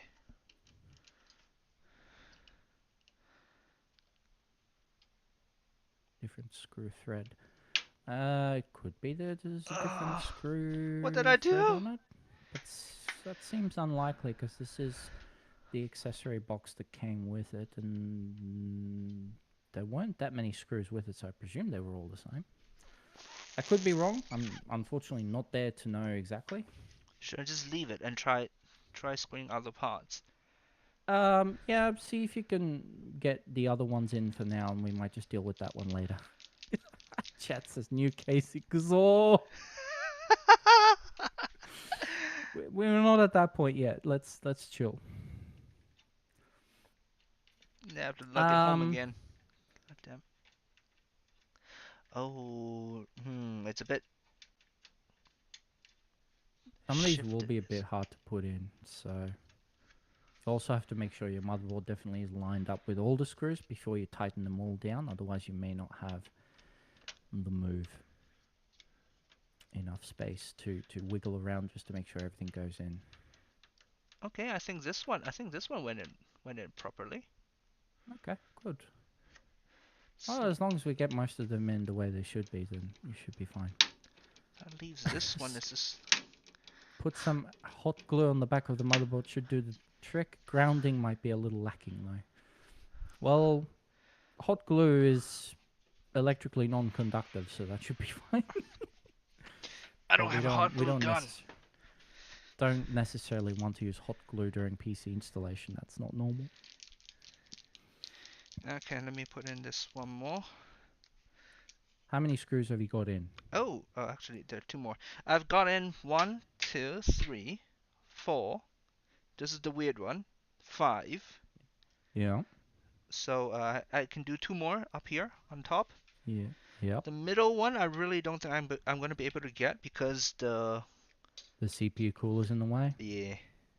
That's fair enough. We could worry about that later, but it's not a big deal. Just for today, it'll be okay. You'll have to just take the CPU cooler off at a later date, and then put that screw in and put the CPU cooler back on, which is a bit of a hassle.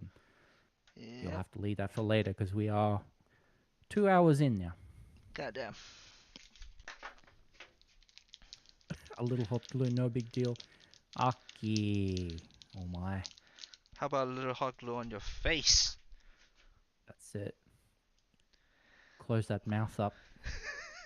I was just thinking on the cheek or something, but okay.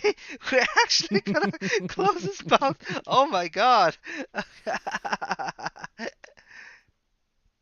What good is a phone call if you're unable to speak? Love it. Give me a hot glue necklace, Daddy. Oh my god. Alright. There we go. The hex-shaped head screw has two types of thread, M3 and the other one with coarser thread. We are not using the hex screws. We are using the motherboard screws, which are Phillips with no hex head on them. Okay, so technically we're done, right? Okay, yeah, well, as long as the other screws went in properly, we should be okay. There's just the weird one and then the one that I didn't do. Everything else And is you've fine. been able, so you've been able to put in 8 screws out of the 9, correct? Yes. That should be just fine. We'll deal with the other one later. Okay. Okay, so with the motherboard in, probably the easiest thing to do next would be to run some power supply cables and the power supply itself. Okay, the power supply is next. PSU. Yep.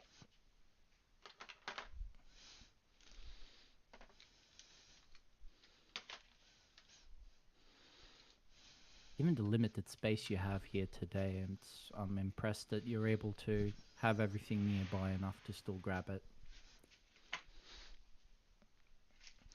It is a small room, but it is a common room in Hong Kong.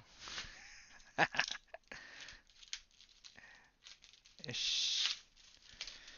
Okay, let's open up the PSU. Woo!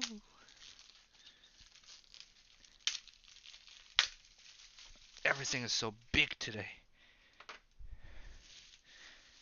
The PSU will have a heap of cables, but we will only be using about 4 of them. Actually, I shouldn't throw it there. I'm gonna be keeping that box. Okay. How do we open this?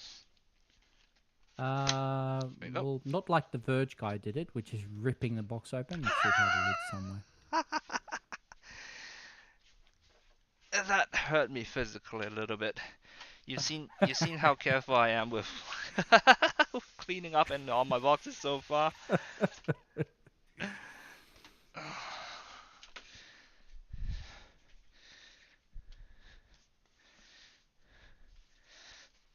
Okay.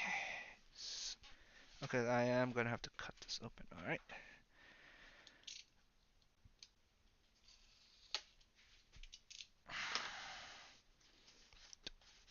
Open it from here. To open it from here. What the? Hopefully you'll get better use out of the 4080. Yes, I'm sure that he will be making good use of the 4080, considering that he is Indeed. contractually obligated to play Ark. That is true. How did I... What? It should just lift up. He's gonna play Minecraft with ray tracing with the 4080. Hell yeah. Okay, there's no way it just lifts up because there's no seam on this and there's no seam on this side. So there's not enough material here to lift up. Strange. It's a strange bit of box design. Must be on the sides then, yeah. Been a while since I unboxed a PSU. I've been using my 700 watt from... Found it. It's not even 700, 600 watts, and I got it like 8 years ago. 8 years ago, holy crap. It's a long time to run a PSU, yeah, but I've just never needed more. They give me extra tweezers. How nice of them. Nice of them, indeed. Okay. Okay, you'll want to put in the important cables first, but if there is limited space in the case where the PSU needs to go, then you may need to put that in first, just to make sure that the cables don't stop you from putting the power supply into the case. I'm sorry. So you'll have to come again? decide for yourself which way you want to go first. You want to put the cables in and then put the power supply into the case, or put the power supply in first and then run the cables? All depends on how much space you have under that PSU shroud. If it's blocking a lot of access hand-wise, you may want to just do one or the other first.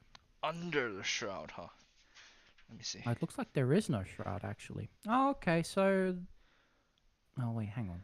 I'm getting confused which side. Okay, Okay, so so... this is the front. This is the shroud, isn't it? So, at the very bottom, how much space is there for you to, like, put your hand through and run things?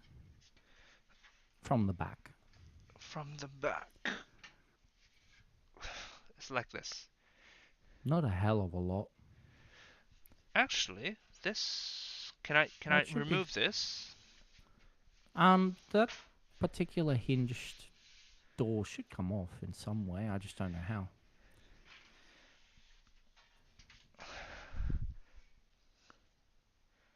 Huh. Let me try to undo the screws and then see what happens. Yeah. Worst case scenario, you don't have to put that door back in, but obviously for aesthetics, it does look nice to have. Oh, these are not screws. They're not screws. Oh, okay. Maybe it's possible to just lift it? Are you talking about the PSU shroud? That one is probably riveted down and you won't be able to remove it. Oh, okay. So the best thing you can do is remove the door or just work around it. Which the door hinges look like they can be removed. Door. Aki is recommending to put Like the this. cables into the PSU first. Yeah, that's probably how we're going to go here today. It seems like the smarter idea for now. Cables there we into go. the The door PSU. came off. Yes. Beautiful. Okay. All right. Perfect. That'll give us enough access. So, we will plug the cables into the power supply and then mount the power supply in All right. while moving those cables into the positions that they need to go. Let me pull up the actual image for the power supply. Oh, this is heavy. Oh. There's a sticker. What is this sticker? Silent operation at low to moderate loads. In this mode, the fan will not spin. Oh, naruhodo. Indeed. Thank you for telling me. You'll want that power supply switch to be in the single position. Okay. So here we go. Single. All right. Okay. We will need to install the following cables. The 24-pin ATX connector, which is your biggest one in the set of cables you've got. Okay, hold on. It's a holy it's a whole bag of cables. Yes. Hot damn. Okay, let me put this away for now. Do I take them all out? Just to be able to sort through them, yeah, maybe better to just take them out. Holy crap! Holy shit! So the biggest one will be the one you want first, which has the big 24-pin connector on it. This one is the biggest one, I imagine? Yep. The side that goes into the motherboard is your biggest connector there. That should be 24 pins. The other side is what goes into the power supply, and it should be a 2, 4, 6, 8, 10, 12, 14, 16, 18 pin plus an additional 10 pin. Okay. So... Chat asks, does the 4080 have that huge power header? We did actually make sure that we bought a native cable to install directly instead of using the weird adapter. Okay, so this goes into here, I imagine, right? The power supply should have a very clear label that says 24-pin ATX. Yes, it does. So you'll be installing those connectors in there.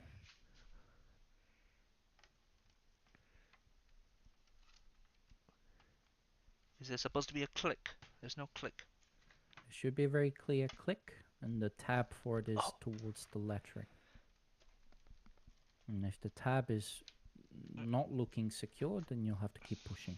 These are very tough connectors to make sure that the electrical connection is solid, so you may need to put in some effort. Okay. Okay. I mean, there was no proper click, but I think it went in. If there is no click, try pulling it out. Pulling it out. But if it's not coming out, It's not then you coming should out. be good. It's not coming out. As long as that tab looks like it's secured over the little latch, you should be fine.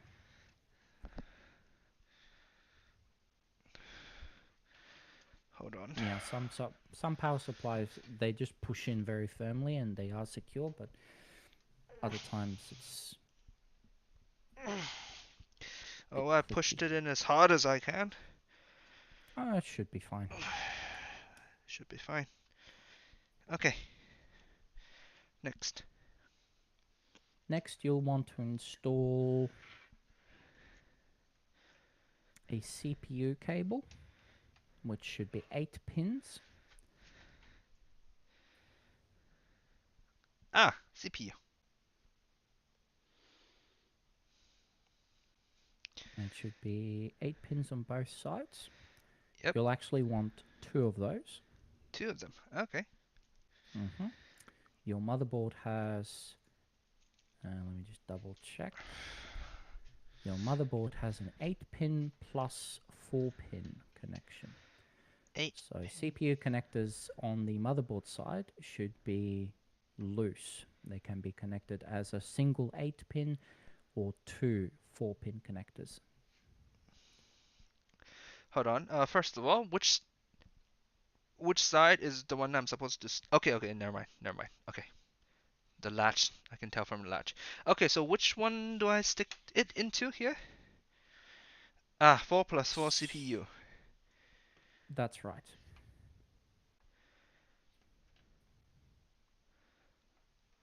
What's all the middle stuff for then?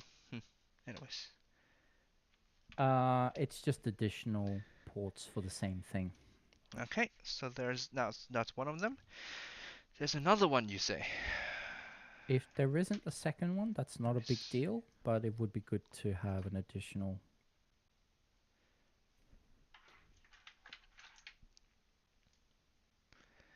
We do have 12 pins on the CPU headers for the motherboard, so hopefully we can populate them all, but if not, you can run off the single 8-pin. This says PCIe. That's not it, right? That's not it. Looks like you don't have that spare cable. Oh, hey, CPU. Found it. Okay, how many pins? 8 on both sides. Okay. Can the motherboard side be split in half or not? Motherboard side. Can it be split in half? No. Okay. It doesn't look like We will it can. just have to see if you can put it in or not. It's possible you won't be able to, which is not a big deal. We'll just have to try. I mean, there's none other that is 8-pin on one side. Oh, wait, this one is 8-pin on. Well, it says PCIe. No, so it's not this one. Okay. It's not that one. Okay, no big deal. Yes, you should have 2 CPU headers. Yeah, technically, all the PCI Express and CPU headers are, at least they appear to be keyed the same. Okay, so we have. So it doesn't really matter. Yeah, 2 CPU. All right. Okay, what's next? Next, you'll want to install that special cable that you bought separately. Where'd I put it?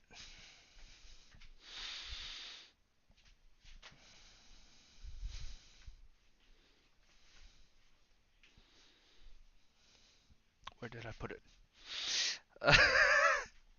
It should be a slender brown box, from what I remember seeing at the beginning. Yes, it is. Where'd I put it? Oh, behind the big ass box. All right.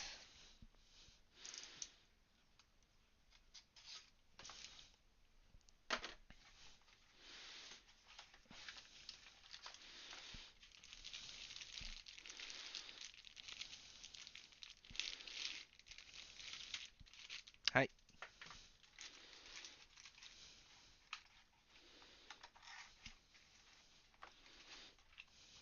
Average Hong Kong apartment teeny. That seems to be the case, yeah. Yep. Okay. Much like Japan, I presume. I mean, in Japan they have bigger apartments. Well, like general housing price is cheaper in Japan. Mm. All right. What do I do with this? Okay, so the power supply side should have 2 connectors, which are 8-pin, and they will go into the 6+2 PCIe headers. Whichever ones you want, pick the 2 that are side by side, and just plug it in. No, hold on. 6 plus 2. Right. This is 8 and 8. There's only one 8-pin here. Really? Show me the cable. Overhead camera.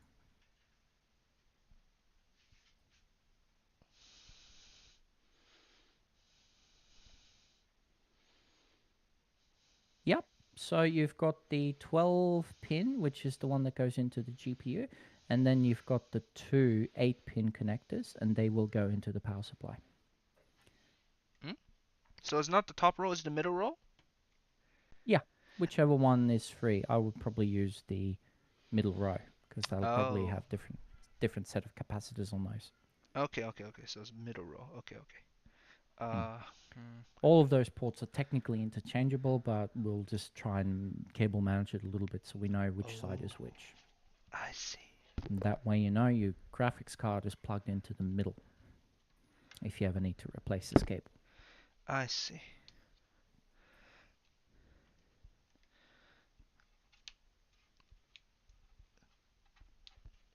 Yes. Got it. Okay. Now, we also need 1 cable for the SATA connection, because you did say you wanted to put your old drive into this computer so you can copy some files off. I mean, I'll just put my old drive in there and just leave it in there, cause my old one has a C drive and has a D drive, right? I want to put this D drive into this one. Okay, that should be no dramas at all. Okay. Just be aware that it probably won't show up as a D drive because your primary drives, C and D, will be your new ones. Yep, fair enough. Okay, so it should be a 6 head, right?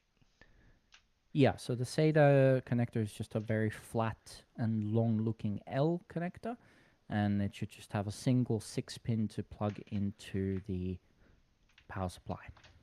Flat and long. What? 4 hours is pretty accurate, says chat. Yes, I was expecting around 4 hours. But I am actually able to go longer. That's not a problem for me. Thank you. Made sure today is free. Thank you. So don't worry, I'm not gonna suddenly just go doo-doo-doo. Now I'm left with a half-finished build. Goddamn. Wait, no, hold on. Which wire? An L shaped, you said? But yeah, SATA connectors have sort of like an L shape to them where they plug into the drive. Fairly slender connectors, and there's heaps of them on one cable. I don't see any L things. They aren't male, they're female. I mean, they would still be L-shaped, right? Yeah. I don't... Oh, these. Oh, this one? This one? Yeah, that probably looks like it. I can't quite see on the GoPro camera, but you should be good. Okay. All right.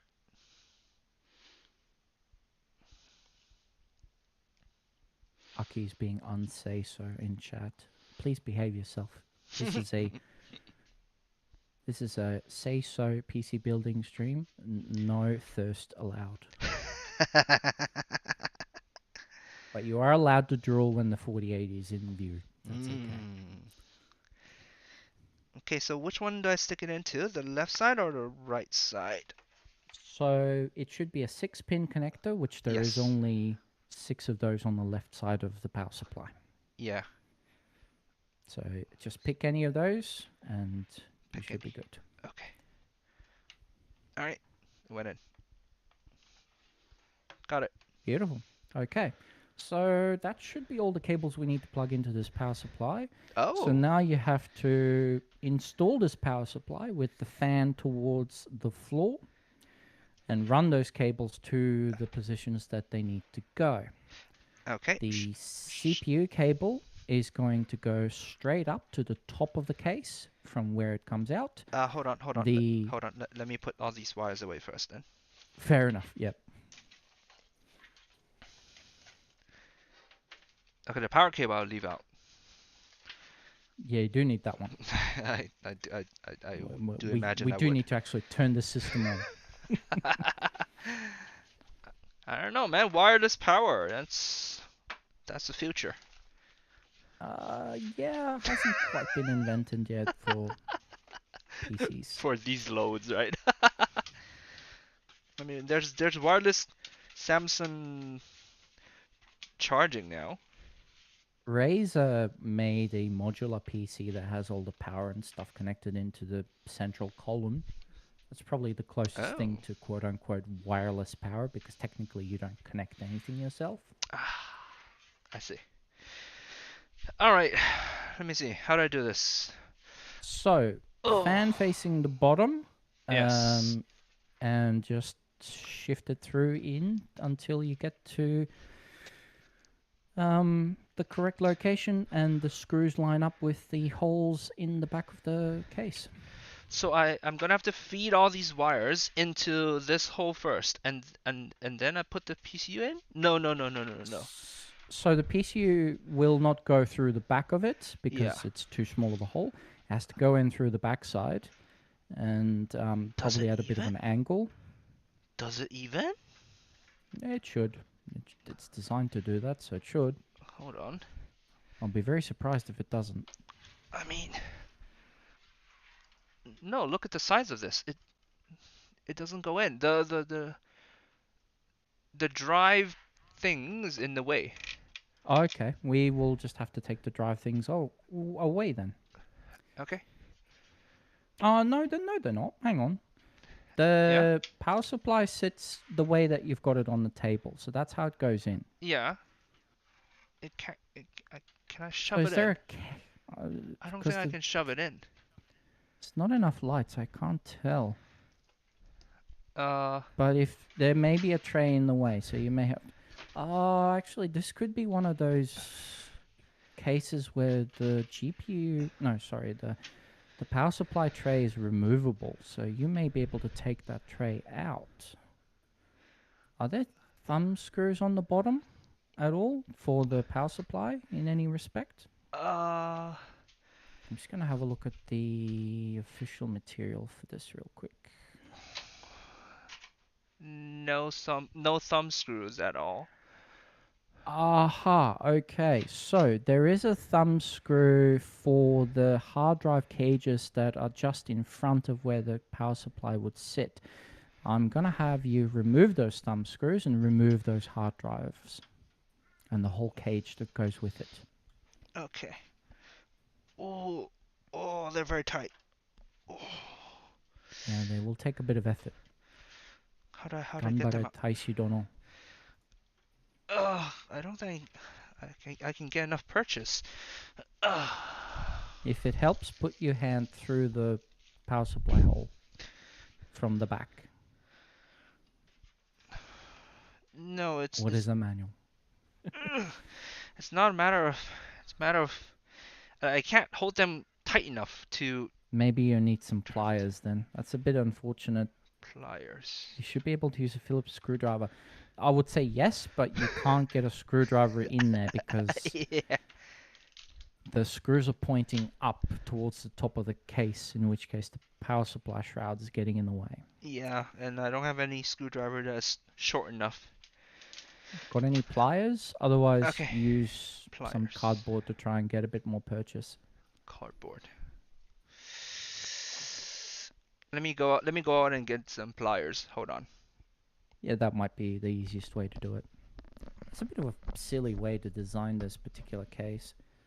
Although I suppose the thumb screws maybe just weren't designed to be that tight. Anyway, small delay. That's sort of what I expected. This is why I set aside so much time.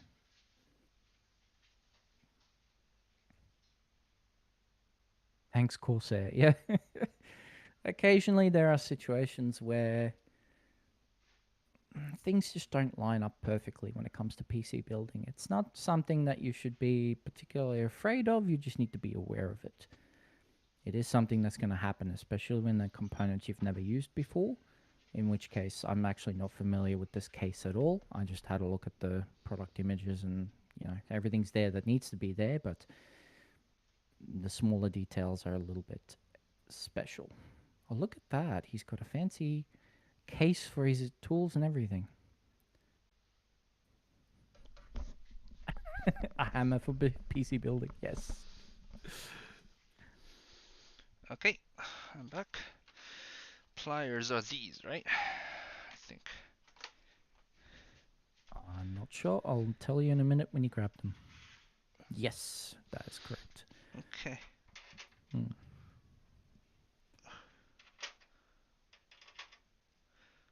Pricey case, but not convenient to build. Yeah, we went for more airflow, in which case this was one of the more readily available cases in the area. We didn't exactly have the American supply chain to take advantage of. We have to work with what's available locally. Indeed. All right. Chat says to grab the hammer and bonk your PC. That may help, but we also may have to start from the beginning, which would not be ideal. Well, I mean, technically, this hammer does have like a plastic cover, so I could. All right, let's not do that. I'm scared. Let's not. That's not a good idea.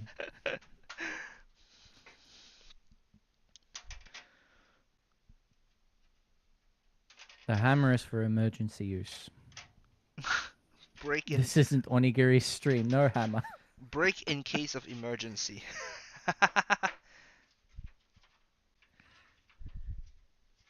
Okay. So the pliers working out for you? Yep. So once you have those thumb screws off, the cage should just slide out. The other side should just be some tabs. There we go. Fantastic. We don't need this anyways. You don't really. I presume your other drives are just small SATA drives. Yeah, SATA, and that's here, right? So. I'll know in a second where you pointed. Up, a little bit up. Yes, that's right. Yeah. Those are SATA drive locations, 2.5 inch. Okay, so now I can just put my PSU in. That's right. Break glass when RTX 4080 is on fire. Yes. Oh god. That's the only time to keep that hammer ready.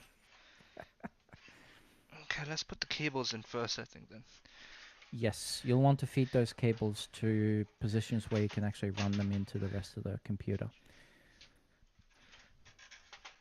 Except for your CPU cable, which is just going to come out and go to the very top.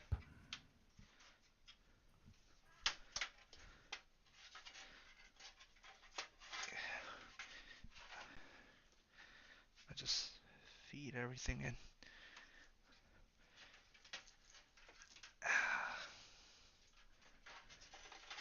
You'll need to figure out which positions they can come out of at a later date. For now, we're just going to need to get them through and connected. We probably won't have a lot of time for cable management if we want to make sure that the machine is running for now. It's fine. It'll be in the back. Nobody will see it. Ha ha. Yeah, there's a convenient door to hide all the spaghetti. So this one I shouldn't feed it through, right? Because it's just for the SATA, and the SATA is at the back, right? So. Yeah, you leave that one out here as well. Sorry, what was the CPU I should also leave out, you said? Yes. Uh-oh.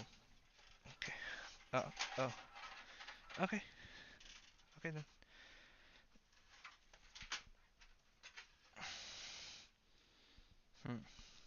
Wait, the CPU and the... So the CPU goes where?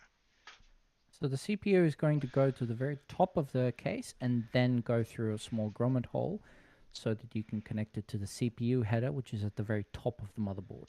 Ah. Which is not that big cable because that is the ATX connector. Wait, it's not this one? No, the big one is going to go to the left and sort of halfway. Left and halfway. So like this? Yeah, I'll have to see where it can actually pop through. Through there should be fine, yeah. Okay, shit. CPU. I have to take it back out. Okay, CPU took it out. You'll have to run it underneath the metals to make sure that when you do put the back panel on there, you can actually close it. Underneath the metal. For this one? For the big one, yeah. Because Okay. it's a very big cable, so we don't want to have the issue where your back panel sort of bulges over it. I see. Alright. Okay, there we go. SATA's here. The CPU is gonna just go to the top, right? Mm-hmm. There should be a little hole where you can poke it through to the other side. There we go. That should do.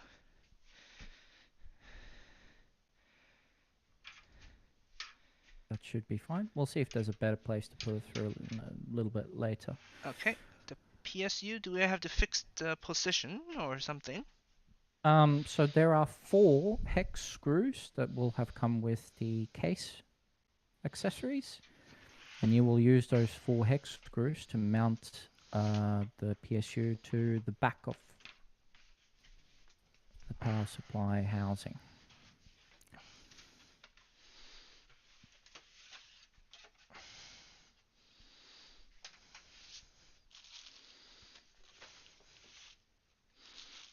Four screws.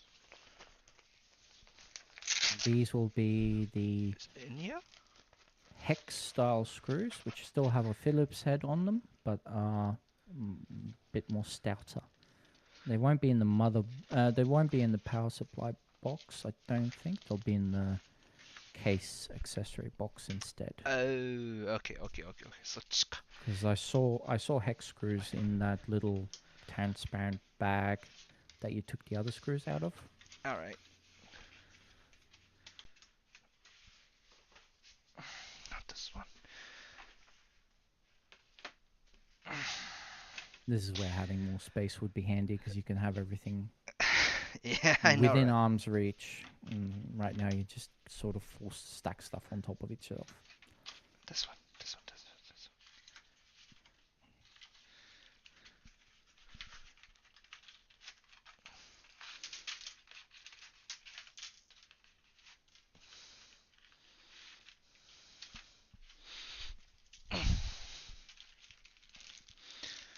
There's your fancy tweezers again. Alright, so... So do you know what a hex nut is? I have no idea. It's a screw which has 8 sides and sort of a very blocky design, but still has a Phillips head in the center. It's a bit of a stout looking screw compared to the others. Is it this one? There are only 3 of them, though. Uh-oh. I need to have a look up close to see if that's the right one. No, that is not it. Those are additional motherboard stand screws. So those are spares, you will keep them. Okay. Is it 6 or 8? Hexagonal should be... Yeah, 6, actually. You're right. My bad. 6. Find that bag that had the motherboard screws in it. Should be in there. 8 sides is octo. That's right. Chat is correct. What? Okay. It's not close enough. I can't tell. And hold on, my GoPro made a noise again. Oh, yep. Your GoPro just went. Bloop. I think that is the second battery depleted.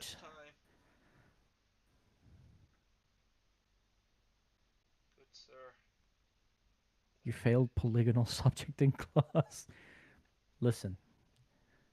Geometry is not my strong suit, okay?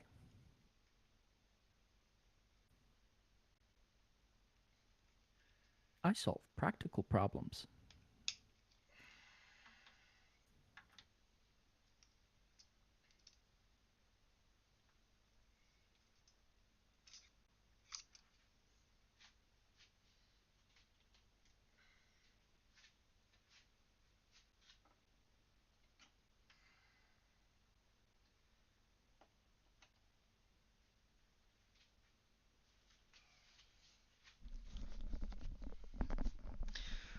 Okay, I think I'll leave the GoPro for a while because it might have overheated again. I don't know. Yep, that's fair enough. And All the right. battery's probably going to have to be swapped out for the third hour. Yep. Okay, let me see. What So screws? yeah, The we're only looking for those hex screws still. If you want, I will quickly show you. the only three kinds of screws in here. I'll show you on Discord what it should look like. All right, thank you. Copy image. Where's my Discord? Bam, there you go.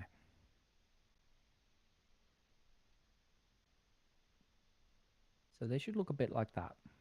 They might be black as well.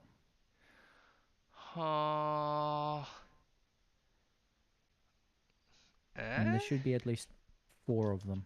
I'm pretty sure I saw them before in the same bag that you got the motherboard screws out from. Motherboard screws.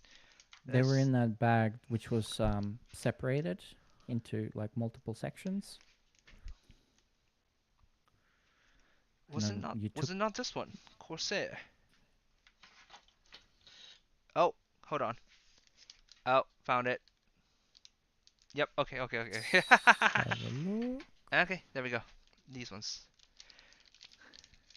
Yeah, let me take one out. Yeah, not close enough for me to quite see, but that looks like it should be it. Yeah, overhead camera's trying to refocus. It's a bit of a pain in the ass. No. So that does not have a hex head on it. Alright, it's round. You could use those, but yeah, it's too round. So it should have a little bit of a squared off look to it. But you're on the right track. No, there's no more. There's no more? Surely. Maybe it is in the power supply box then. No, normally the power supply box only had cables in the bag. Nothing else? Okay. I'm sure I saw them before. They've got to be here somewhere. I mean, worst case scenario, we could just use any kind of screw as long as it threads in, but I would prefer to use the correct one so you don't have to redo anything. You definitely haven't seen any screw that looks like the one I sent a picture of? Wait, those are the ones that I put into the motherboard.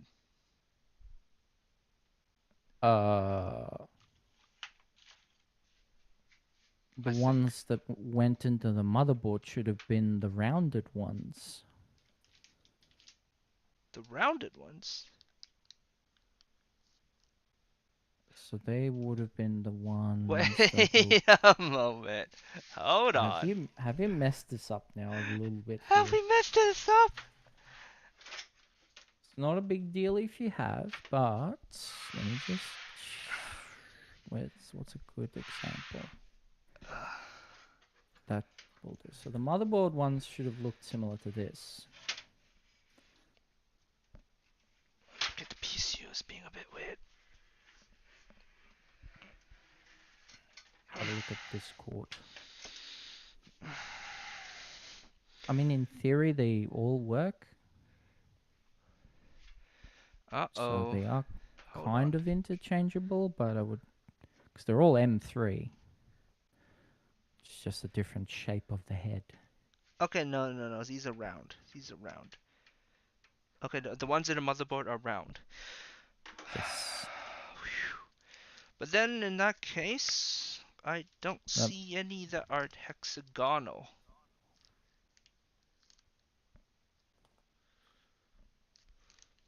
So we got the right screws in the motherboard then, so that's definitely not something we made a mistake on.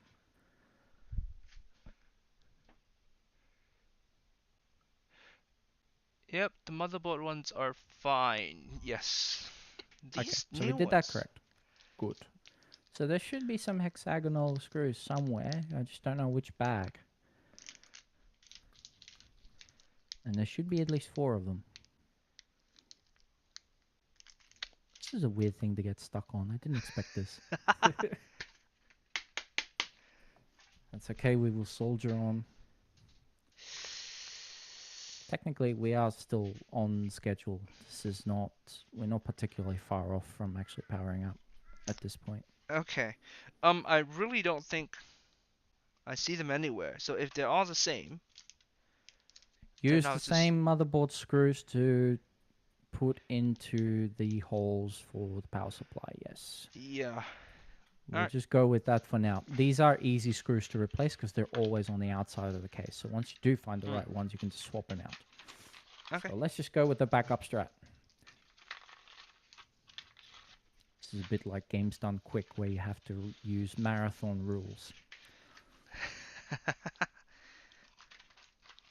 We want to have a successful installation by the end of it. Main point is whether it posts or not. That is correct.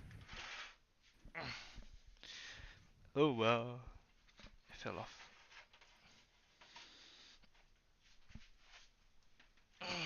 No big deal. Alright. So line the power supply up to the 4 screw holes and start putting them in. 4 screw holes. 1, 2. They won't be They're only at exact corners. They'll be a little bit off center. Wait, There this should is be 4. from the bottom, right? From the back. From the back. So there's no screws on the bottom. It's just on the back where the plug and switch are. Okay. So we're using these. Aishi will be installing Windows 10 at the end of this. Indeed.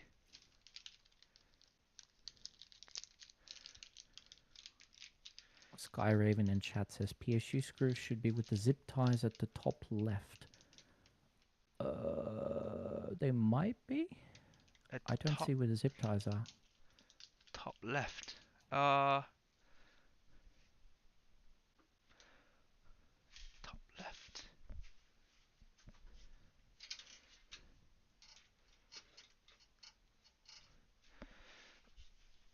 There is a bag by the the monitor arm, but I don't see screws in there.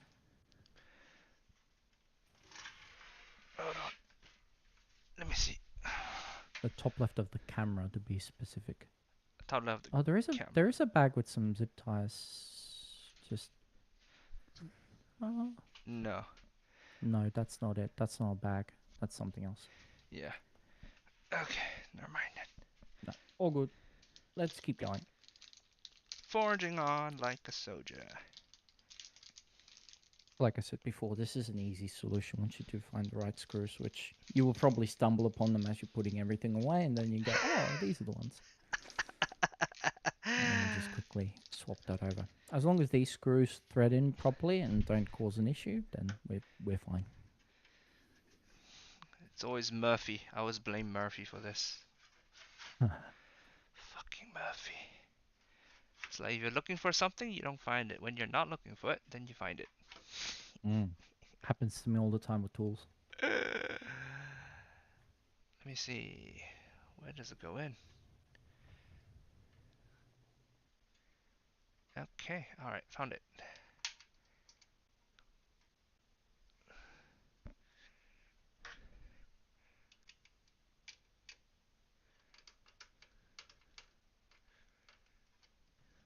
Okay. Like the other day, I checked out Linus's video on PC Parts Picker 2. Not PC Parts. What's the name of that PC game where you can build your PC Building Simulator? Yeah. The second one. Yeah, that game actually is good. a good way to familiarize yourself with the process. It takes out all of the weird nitty-gritty that you do have to do, which is you're actually doing one of those things. There is a step in the simulator where you do put in power supply screws, but you don't have to faff around with how the cables are routed and all that sort of stuff. It just does that for you. Yeah. It takes out the bullshit of a build, but it still touches on the important parts, which it could give you the courage to do it yourself if you did that first. Yeah, I because played the things. first one for a bit, Oh yeah, good. so that was pretty You fun. did plenty of homework for this. I did, yeah. I did a lot of homework for this.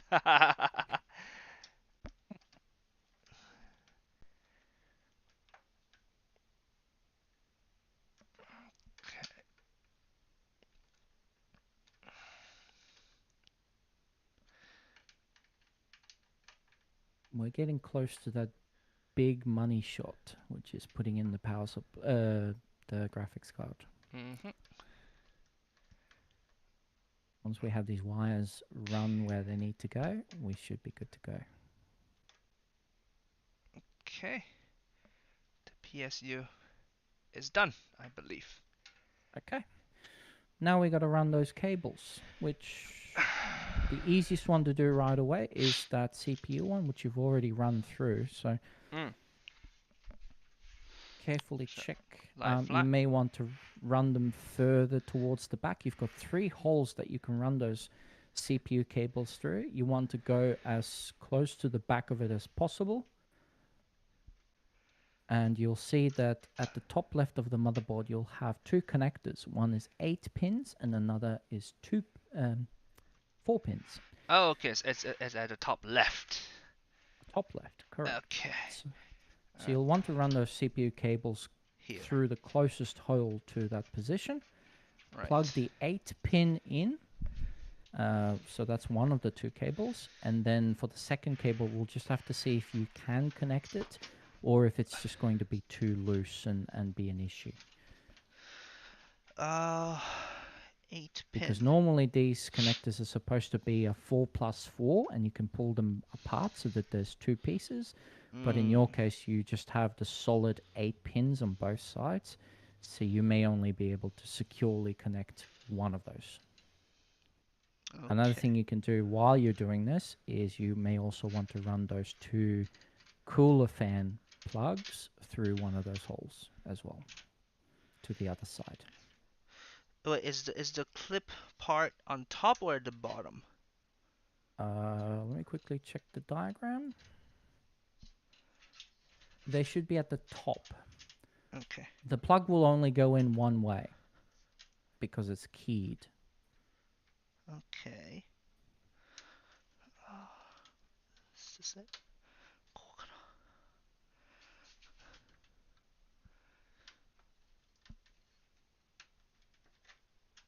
Okay, it went in. Okay, one of it went in. Let me try the other one. Okay. See if the other one goes in and secures correctly, or if it, because you do have a little fan header right next to that. I do. So Should I stick the fan header first? That fan header we won't be using, I think. It's a system fan 1. Oh, okay. Oh, we will actually be using. So that's for your rear fan. So if you have that rear fan cable handy, you could run that and plug that in now. It's very dark also. I can't really see anything. Oh. The second CPU thing, it goes in. And it doesn't block the fan header? It does not. Alright, let me see. Does it click and hold? Fan header. I think I felt the click. Okay. Well, if you think it went in and it's not blocking anything, good. We will leave that. Alright. So that is full 12 connections for your CPU. So it should have no issues with voltage. No, the connection, there's only 8, 10, 12. Okay, yeah, just 12. Yeah, okay. It's 12 pins total. So Yeah, 8 plus 4. Yeah. So you're all good. All right. Yeah, run that rear fan in there as well. May as well do that now. Oh, the rear fan went into something else. Oh, did it? Did you plug it into the like this one? Big fan controller here? Yeah, okay, that's fair. That's okay. They already did it for me. Oh, they had it pre-run. Very good. Yeah. Okay, the next one should be the big one, the 24-pin ATX. So what Okay, you need to do is you need to find a way for that big cable to go through to the other side about halfway. So the halfway point of the case, find a hole, push it through, and on the other side, you'll have a big 24-pin connector on the motherboard, and you'll have to plug it into it. Yep. Okay. The orientation for this connector is that the clip part will be facing out from the motherboard. Part is facing out. Oh. And this will be a very tough connector to push in. You will have to apply a bit of force. You may flex the motherboard a little bit, but it has to be done. So try to apply as little force as possible, but some force regardless. Okay. And again, this should click quite firmly, and there should be no gaps between the two connectors. Okay, I think it's about time I put the GoPro back on. Yeah, we can do that. Because it's a lot of maneuvering around now. Yeah. Currently, the overhead is not showing a hell of a lot. Yeah, it's not. GoPro's had like 20 minutes to cool down, and you should be able to put a fresh battery in it and continue along. Last battery. Well, there is a little bag with zip ties. Okay, that might be it. We'll have a look at that later.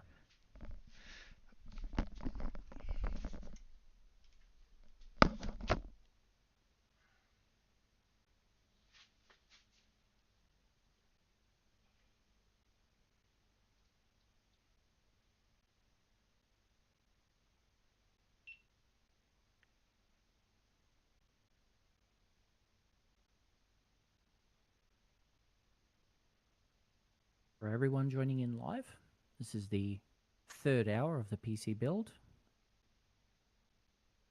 We are doing well so far. We're about, I would say, 80% of the way there once he gets the cables in.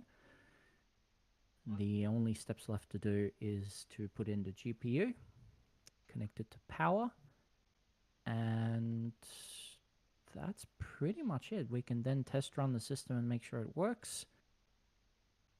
After which point we can finish off with the cable management and any other accessories that need to be connected, including his spare drive from his current PC. And then we'll be able to install Windows and boot. Should be able to do that in the next hour, maybe. We'll see.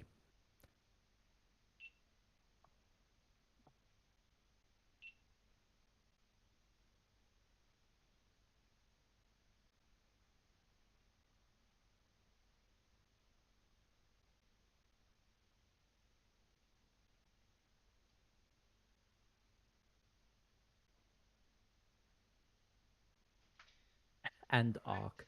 Well, I think you'll be able to just copy it from his old drive. Yay! The GoPro Kun is back.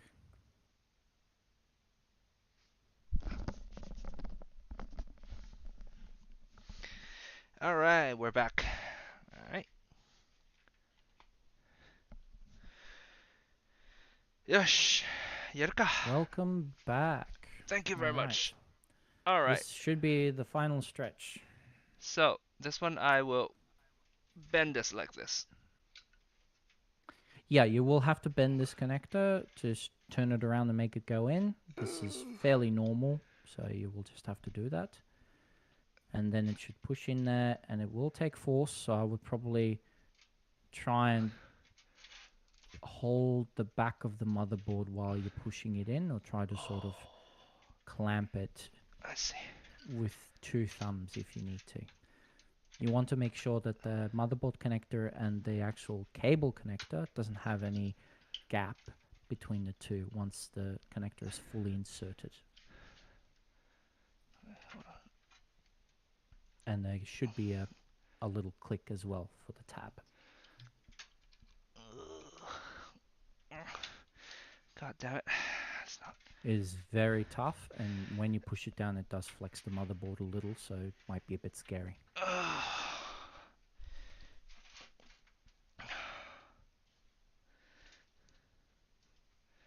Yep, that's probably a good thing to do.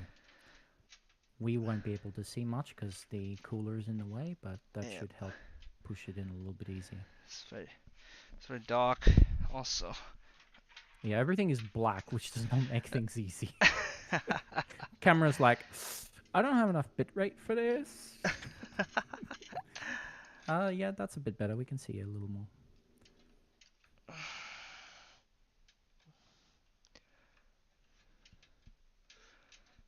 Yeah, so as long as the tab clicks and the connector looks like it's fully seated, you're good. But it will take a fair bit of force to actually achieve that. Hold on. If you're worried, you can fold up some paper and just slide it underneath the motherboards for you to be able to push harder. Building PCs is similar to exercising, judging how out of breath Taishi is. It is sometimes really awkward. You have to hold yourself in a weird way because you have to apply force in a really awkward way because you don't have a lot of space. I think I did it. Does it feel like there's a gap between the two connectors at all? No. You feel like you No. can't fit your thumb in there? No. There's no Okay. gap at all. I think you've got it then. Wonderful. Okay then. Okay. Now for your graphics card, you just need to run the wire out into this side and just leave it hanging until the graphics card is in. Okay, so the wire should be... Yeah, very clean installation so far. We've got, Is the wire gonna run from here or from here? So the graphics card you bought, that was the Strix 4080. I'm just going to have a quick look at the products. Where does that connector go? Gallery. Show me the top of it. Okay, so it's at about midway. Okay, I'm going to make an executive. Actually, no, that's going to look ugly. What we're going to do is just run it out from the bottom. The bottom. Alright, got it. So wherever there's a hole on the bottom where you see how just between the motherboard and the power supply shroud, there's a few openings. We'll run that cable through there, and then we will connect it by just raising it up. And it's just going to come straight to that connector, and hopefully everything will be fine. It's not the most elegant solution, but it'll have to do, because the other way of mounting it is just going to look weird. Okay, so that one goes up over there. Were there two cables for the PSU? No, it just should be the one. one thin connector. That's the one, yeah. Yeah, that way is fine too. Shouldn't be a problem. Ugh. So It's not just the this nicest. one? Yeah, not the nicest way, but it'll do. Okay.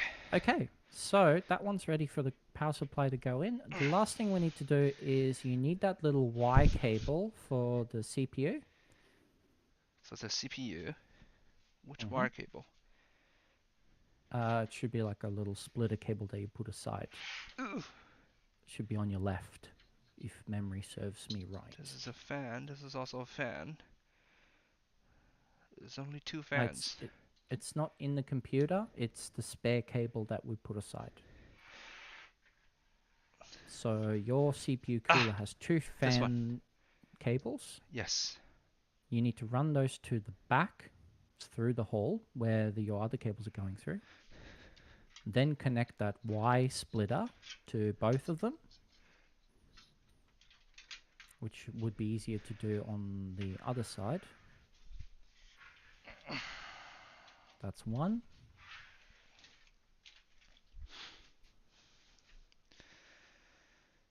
Okay, so I just stick it in now. Yep. So plug the two in, and then that Y splitter is just going to go back in, and it's going to connect to the CPU fan header on the motherboard, CPU which will be fan header.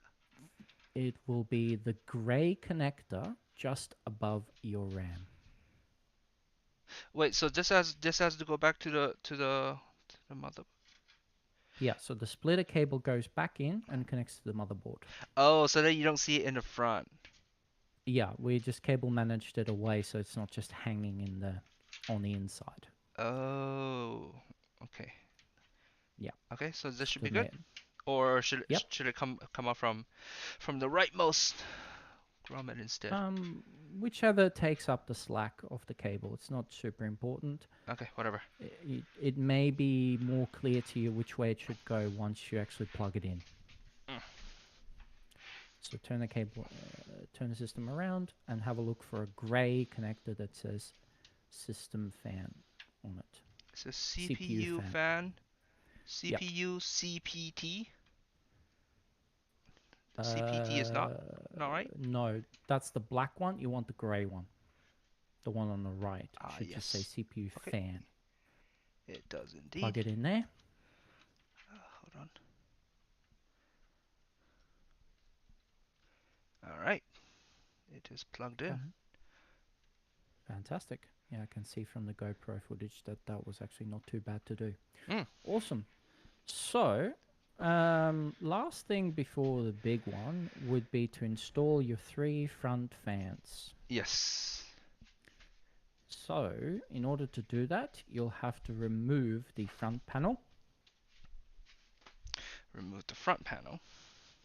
Which, in order to remove that front panel, you should be able to, if you lean it just over the edge of the table, there should be a little grab handle on the bottom.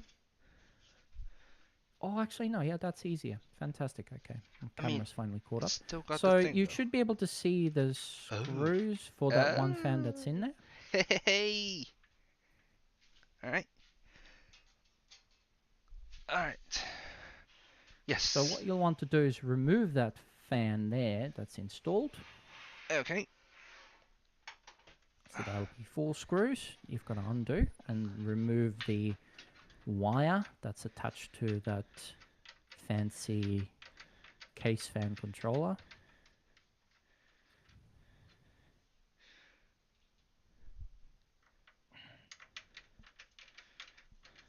God damn it. I did drop something. Well, you should be able to find that screw later on.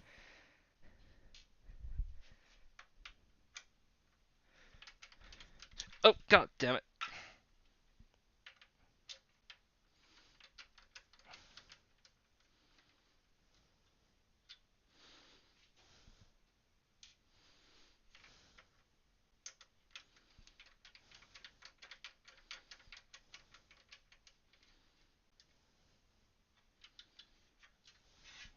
Okay. Think is still buttery, it seems, says chat. Come on, give him some credit. He's doing Indeed. Well. I think my fingers are getting a little bit tired. Anyways. Yeah, after 3 hours, that's pretty normal. So that is that fan, the wire for this. What is it? I believe it's this one. So I have to pull it out, is it? Yep. And just remove it. It may be stuck to some other cable management grommets or little cable ties or something. I'm not sure. Yeah, I don't know. Can't see from the GoPro, so just see how you can run it and gently try and pull it out. It shouldn't be too hard.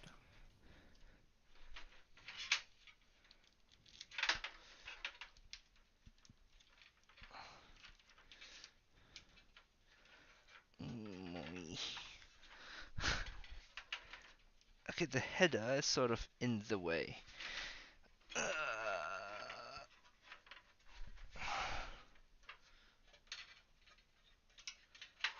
Oh, nearly got it. Oh, got it. Got it. Yeah. Don't need this now, right? You can put it aside. You may want to reuse it in the future. Right, yeah. Okay, let's put it here for now. When you build a lot of computers, you start to have a lot of spare fans lying around. This is normal. I see. All right. So now we're doing Okay. these, right? Now you put your new fans in. Woo!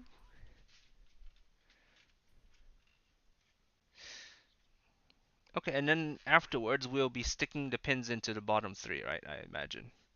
You can, yeah. As long as the cables are long enough and can be routed that way. Okay, all right.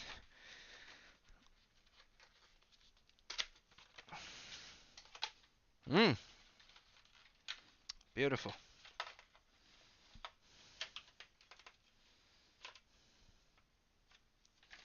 Oh, wow. They give you the whole kit of colors. Yeah. Nice. Does that include mounting screws? I can't tell from the views. Hold on. Let me first take out the... Yeah, get the cable out first. I imagine the screw is in there. Let me just check first. Little accessory box and everything. Wow. They really stepped up. Oh, whoa, there's even more. Goddamn. Okay, yes, there are mounting screws. Fantastic. You'll be using those. Okay. Holy what do I do with Okay.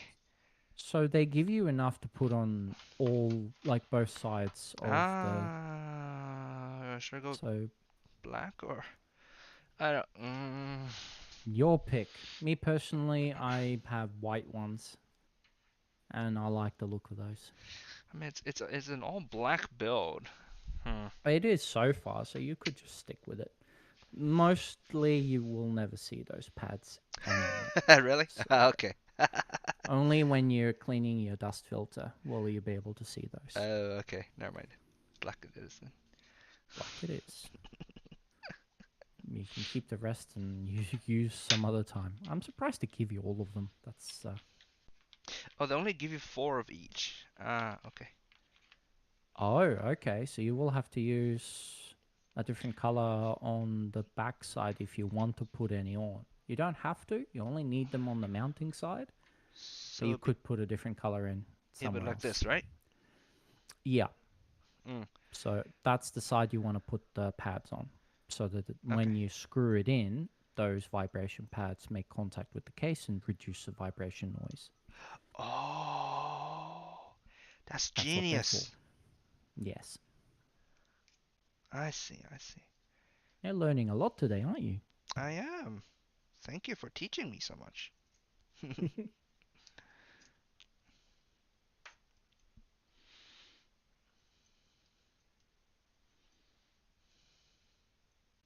This is the most RGB thing Taishi got on his PC.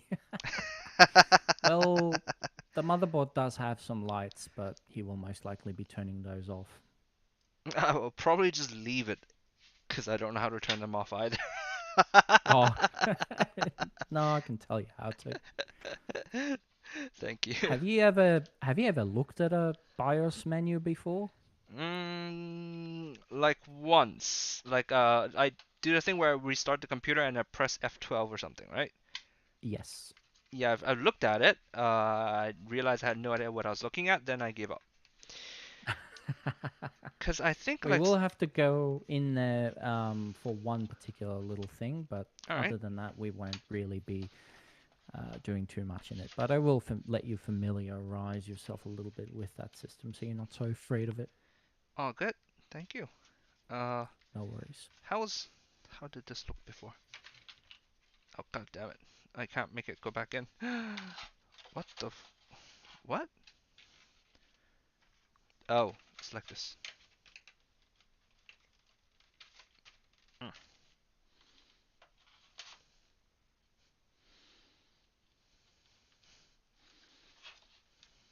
For the BIOS, we will just need to make sure that the RAM is all detected and running in dual channel, which it should be.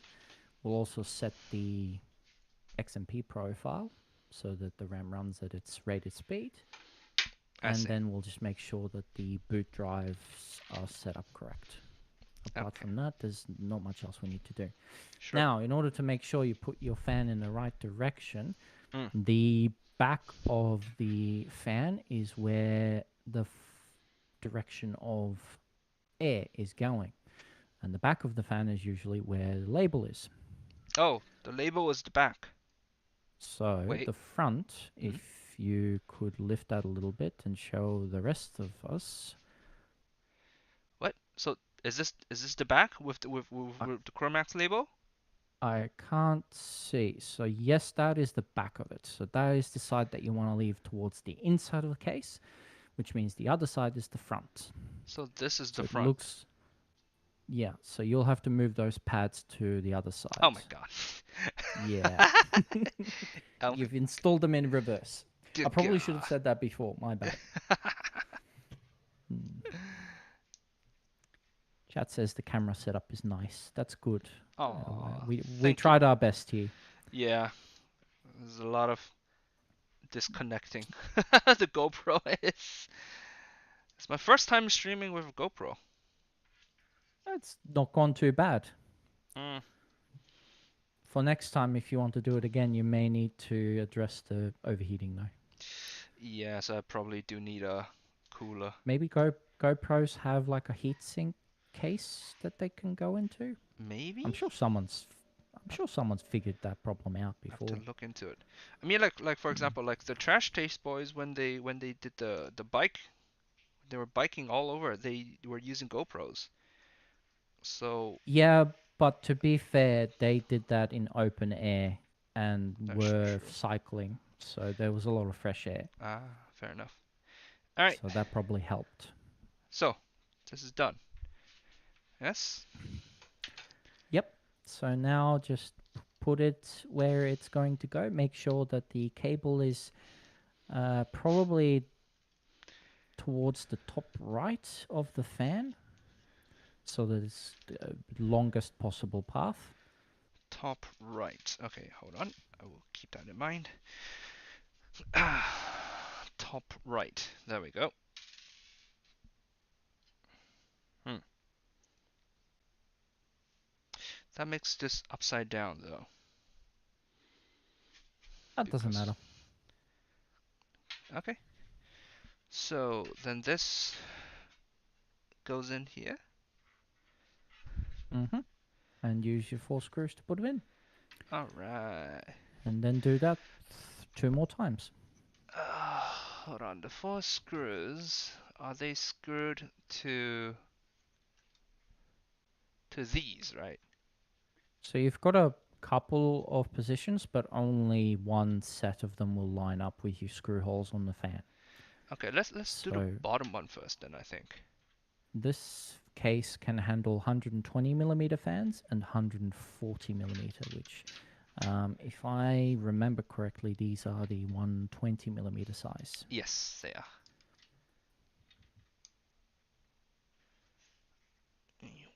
So you could get bigger fans, but realistically speaking, you've already got 3 of them. So that's more than enough air, right? Should be more than plenty. And Good. yes, we've already made sure that the fans are in the correct position to draw air in rather than push it out. This is very... How do I do this? It's maybe a bit hard. Yeah, when you're trying to hold the fan as well as screw it in. Yeah, they never told you about how annoying this part would be. Oh dear. I have a new problem for us. No. My headset battery's starting to run out. Your what battery? My headset. Oh So no! I need to plug myself in now, otherwise I will stop hearing you. This is a bit unfortunate. Energy runs the world. That's okay. I have a long enough cable that I can just leave them plugged in. Oh. Okay, this is getting... Okay, having a screwdriver isn't gonna help, is it? If only these were magnetic. They're not magnetic. Oh my god. Wired headsets, earphones for the win. Yeah, there is a convenience for wireless. But there are definitely downsides. I mean, like, for example, today I had to move around a lot.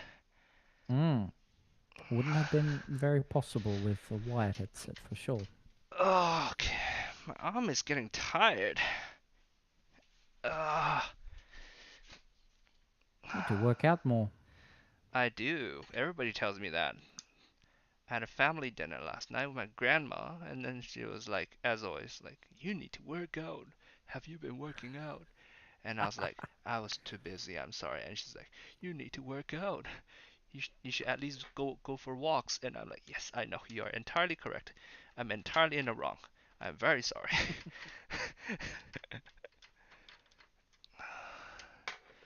Is that even correct?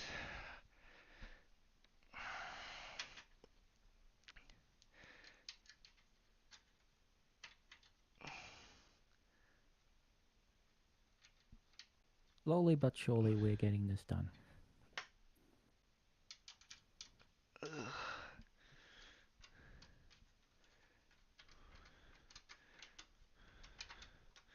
I like wireless because I want to listen to Taishi's voice even when I go for a round of toilet.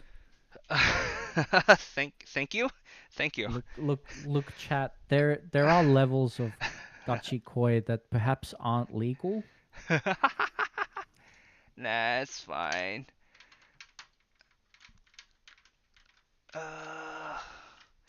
It's a free country. They can do whatever they want. Well, I mean, we don't know. They might be from North Korea. Well, if they're from North Korea, then they have the financial and the political what call it to watch YouTube live. Then they still are free to do whatever They probably they are. want, Yeah. No. Good point. Good point. Okay, we finally got one into position.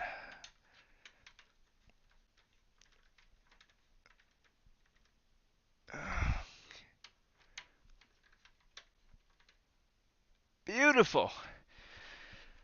Gosh. Now this goes on the back. Yeah, you want to run that cable now while you still can. While I still can. So Yeah. ominous. Won't be as easy later. Alright, so this can just stick to this, I imagine.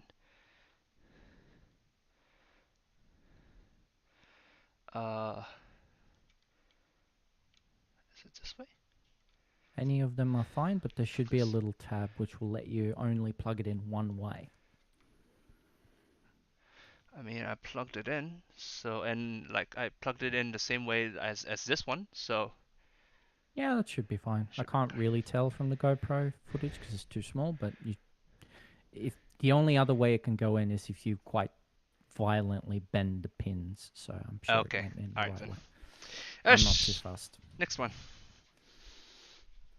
We still have two more, can you imagine? Oh my god. We'll have to pass the time a little bit. Yeah, let's talk about something. What was your first PC game that you remember from your childhood? Oh my god. Or have you been more of a console kid? No, I've never owned a console in my entire life. Okay. So it's always In been that case, PC. what is the earliest video game you remember playing? I don't know if anyone knows this, but it was called Adventure Quest.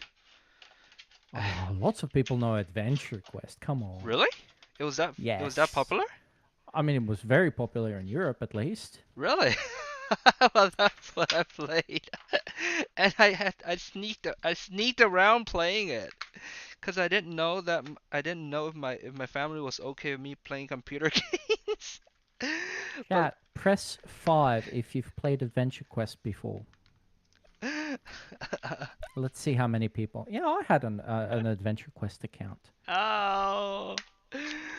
And the thing is, like, my family's computer was in the living room. I didn't have my own computer. So this was back like I think second grade or something. So what I did was I woke up. I stayed I woke up early in the middle of the night to play Adventure Quest at like 4 a.m. or some random shit.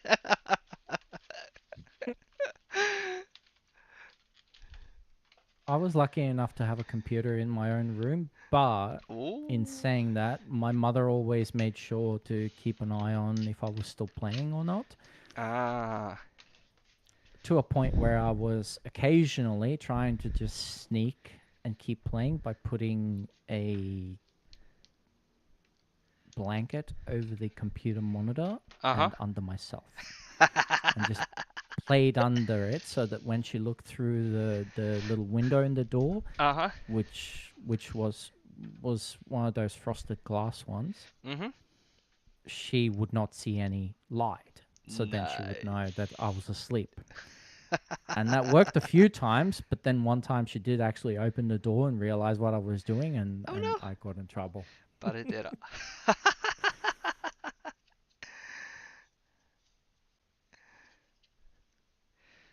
So yeah, Adventure Quest was my first game. I don't remember what I played afterwards, but then I remembered. So I was mainly a book person. Growing up, it was around seventh grade. No, around. So I was a book person up until eighth grade. At the end of eighth grade, I had read pretty much all the fiction books in my library, in my school's library, all of them. I had nothing new Wow. to read. And somebody introduced me to RuneScape. Oh no. And that's where I Ah. switched over from RuneScape. That was also the same time when like eighth grade, the summer between eighth grade and ninth grade is when they also introduced me to anime. And so I had anime and RuneScape all throughout that summer. Wow. That's a good childhood. Yeah, my parents would be gone, right? So I remember my worst day or my best day was when I got to play RuneScape for 13 hours straight and nobody bothered me. Which is good because RuneScape does require a fair bit of time, dedication to build up your stats and do the Exactly. quests. Which, how many MMOs have you really played over the years? Not many, I'm Quite a, guessing. quite a bit after that. I really liked MMOs. Like I played a lot of them. Lord of the Rings I Okay. definitely played. And World of Warcraft I never got into. 'Cause it was all just free ones that I was playing. I played a few Chinese ones. I don't remember what the name was. I There's a also lot of them. played Ragnarok Online. RO, Uh, yeah, heaps of people yeah, played that. hell yeah. You Uh, probably, if it was Chinese, you might have also played Perfect World. oh yes, I did. I remember being really pissed about it. I feel like was there like energy or something? Was there limited energy? I don't remember. There's something that made me like I couldn't keep playing it. It just pissed me off. But it was fun. Oh R. shit. What Okay, happened? nothing. I dropped the screw. You good? Okay. Um, yeah, Perfect World didn't really have limits as far as I know, but it did have a very bad pay to win mechanic. Yeah, I think that was what got to me. The end game equipment was easily like $2,000 back in the day. Yeah, I never spent any money. So. Yeah, most people back then didn't, so that doesn't surprise me.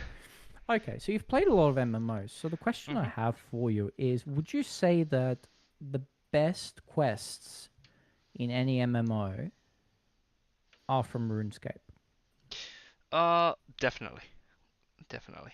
right? Cause the That's RuneScape quests were not just like go here, kill this number of whatever. Like some of them they had like special like locations for the quests, and then there were like puzzles in there and stuff. I remember. yeah, it's that's the weirdest thing I've noticed about MMOs over the years. RuneScape did it right. Quests are actually interesting. They had genuinely variety to them. It Mhm. wasn't just okay, you go to this new area, you get all your quests, You go and kill X amount of monsters for this and that quest. You Mm-hmm. get all the materials you need. You go back into the local town or tavern or whichever quest area it is, and you hand in all your quests, and you're done. And you move on to the next area, rinse and repeat. Yeah, it wasn't that. Yeah. Wasn't that in RuneScape? RuneScape was very unique, and I think Mm-hmm. that still today, the quests that you can do in that game are still the most unique out of all MMOs. I definitely agree. So I actually have high school friends who are still playing RuneScape. I have an account from 2003 that is just so much time put into it. You're one Uh, of the cool kids, man. yeah, and I still enjoy going back to it every now and then. Even though back then as a child, yeah, I did not have a good RuneScape experience because No? Did you I get scammed? lost. I didn't get scammed. I was smart enough not to get scammed, but I did lose a lot of equipment in the wilderness. Oh, the fucking wilderness. Yeah, I remember I lost multiple sets of adamantite armor. Uh-huh. I lost a lot of mithril armor. Oh no. I lost a lot of weapons before I really smartened up about it. I was always too scared to go to the wilderness. I never really went. I went a few times because there were certain materials you could only get from the wilderness. Yeah, yeah, the dragon, I think it was, or Um, something. I don't remember now. there are demons you can kill Yeah, yeah, yeah, yeah, yeah, yeah, that yeah. help. A lot of my time I actually spent building prayer level, which is that's a Bones. not really a fun activity, but there is an area in the wilderness where there is a abandoned church that's run Yeah. down, Giant bones, I think it and was, right? you can, yeah, giant bones didn't spawn there, but they did spawn regular bones, and they Mm-hmm. would just constantly regenerate, so you could just keep picking them up and burying them immediately, and that was an Yep. early way of getting prayer levels up. Later on, you went outside of Varrock Mm-hmm. towards the west, and there was a little dungeon with big trolls to kill, and that's what gave you the big bones. Right, So, yeah. so many hours were spent there as well. And I spent so many hours researching too, like going through the internet back then was like the best place to grind certain skill or certain. Funky's in the chat. Hey, Funky! PC 作ってます。What do you say? 扇風機だらけだな、この PC。扇風機。えー I forgot what 扇風機 is. 扇風機 is vacuum, I think. そうですけど。Vacuum? I think. 扇風機何 Or just fans. I forgot. Oh, that could be. Yeah, yeah. That I can see うん。that. いっぱいですよ。Yo, Five yo, yo. fans in total. Okay, is this one also upper right? Yeah. It doesn't have to be because the cable's probably long enough, but Okay. for safety purpose, you can. Or just to remain constant, I think. I mean, the thing is that there are cables up here for these things. Would it get in the way? I'm not sure. I can't see. Yeah. You may call this PC fan key.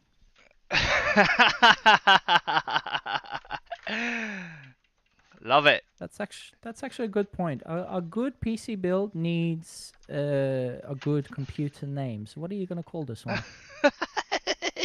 it, it does? I've never named my pieces before. Usually, Windows doesn't really make you do that anymore. It was important in the old days, but not anymore. But you can still give the computer a real name so that when you look it up on the network, it has its own unique name. All right, yeah. I suck at naming things, man. Naming things reminds me again of my art of my MMORPG days, man. Every single game I played, I came up with a different name. And to come up with a different name, I poured over like those like websites like baby names for like hours and hours. I couldn't Oh, decide. jeez. Yeah, I'm gonna have to look through those myself. Oh my god. Oh, C9 was another one that I played a lot of. C9. Okay, yeah, I've heard of Yeah. that one. Oh man. Chat is saying you can call it Arc Machi E. Hmm? Akmachi? What? I'm, I'm not sure. Arc Akmachi. Arc Machi. Arc What would be the machine? meaning there? Oh, Arc Ah, Machine. Oh, okay. okay. Yeah. Hyper Funky, Sylph. funky suggestion is pretty cool. What's Sylph? I'm not sure. Let's find Sylph out. って何ですか? Hyper Sylph.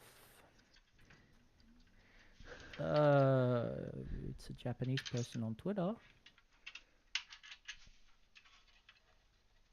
Let me grab this wire. Is it a character? Ish. There's an artist on Pixiv with this name. ほう。ちょっと待って。風の精霊さん。Ah, Sylph Sylph. as in the wind spirit, because he says there's so many Okay. fans. なるほど。 Spirit. Meaning spirit.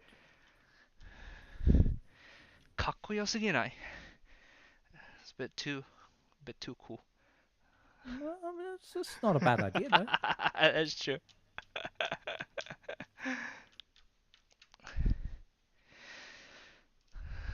I am getting better at doing these screws now. I just realized I can just do it like this instead of having to find a spot with my finger.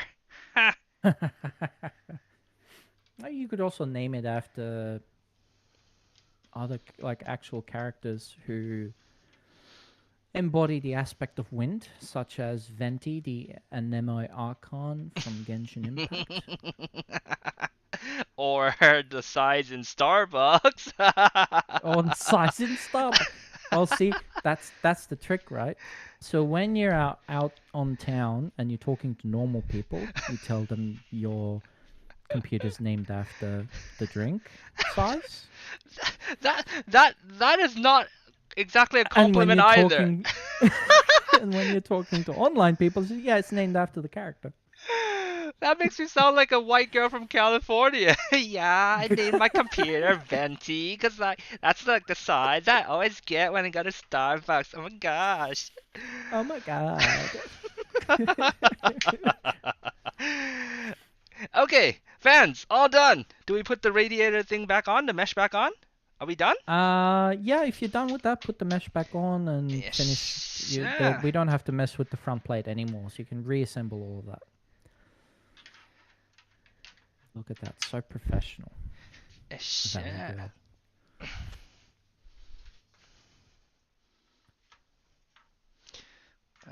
How bad is dust in Hong Kong? Do you regularly need to clean that? Yeah, I do. Okay, well the dust filters will come in handy then. Wonderful. All Just use a right. vacuum and clean them up. You have a dust filter on the front, on top, and there is one you can also slide out from the rear, which, not the rear, sorry, the bottom, because the intake for the yes. power supply is also filtered. Yes. So. Do I remove these tape at the top? Yeah, I think you can get rid of that. That shouldn't be a problem. I think it's just there to stop the filter from falling out because it's magnetic. So take the top grill off first.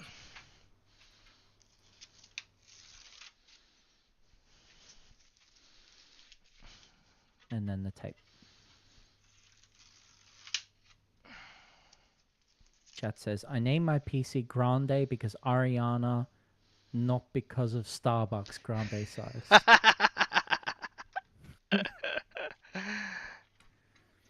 Hold on. Get this little. Okay, should I? Okay, I should leave this. Cause Yeah, you leave that. That's the filter. You leave that on. No, like because this part, the yellow one is to make it easier to lift the filter, I think. Ah, yes, keep that, Mm. keep that.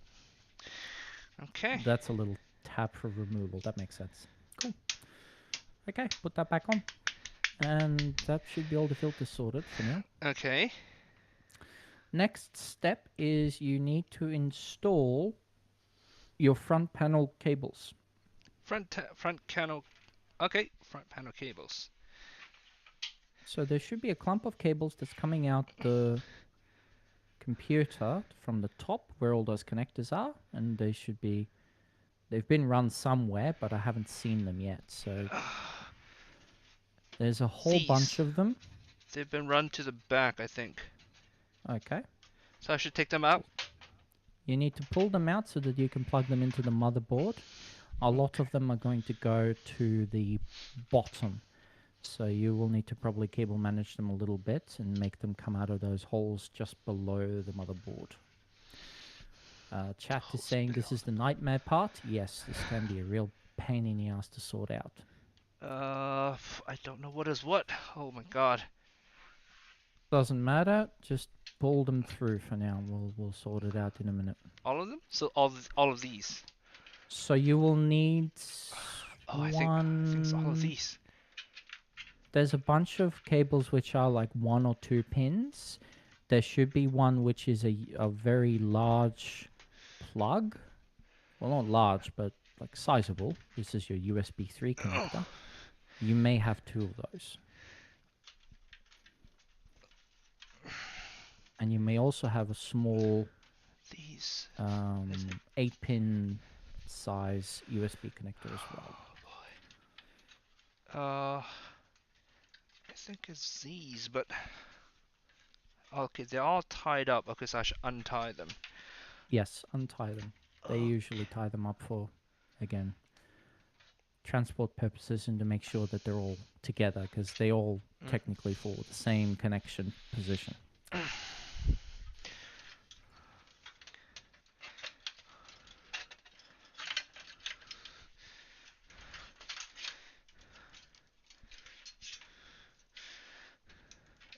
Okay. Alright, I believe this is all of them. Let me lie this down. Okay. Yeah, you will want to put the computer down for now so that you can work on these connectors. Okay, so these are connectors. Give me a good look at all of them. Let's do the easy ones first. Okay. Here we go. So we have a total of 5 things. 1, 2, 3, 4, 5. Okay, so the biggest connector is USB 3.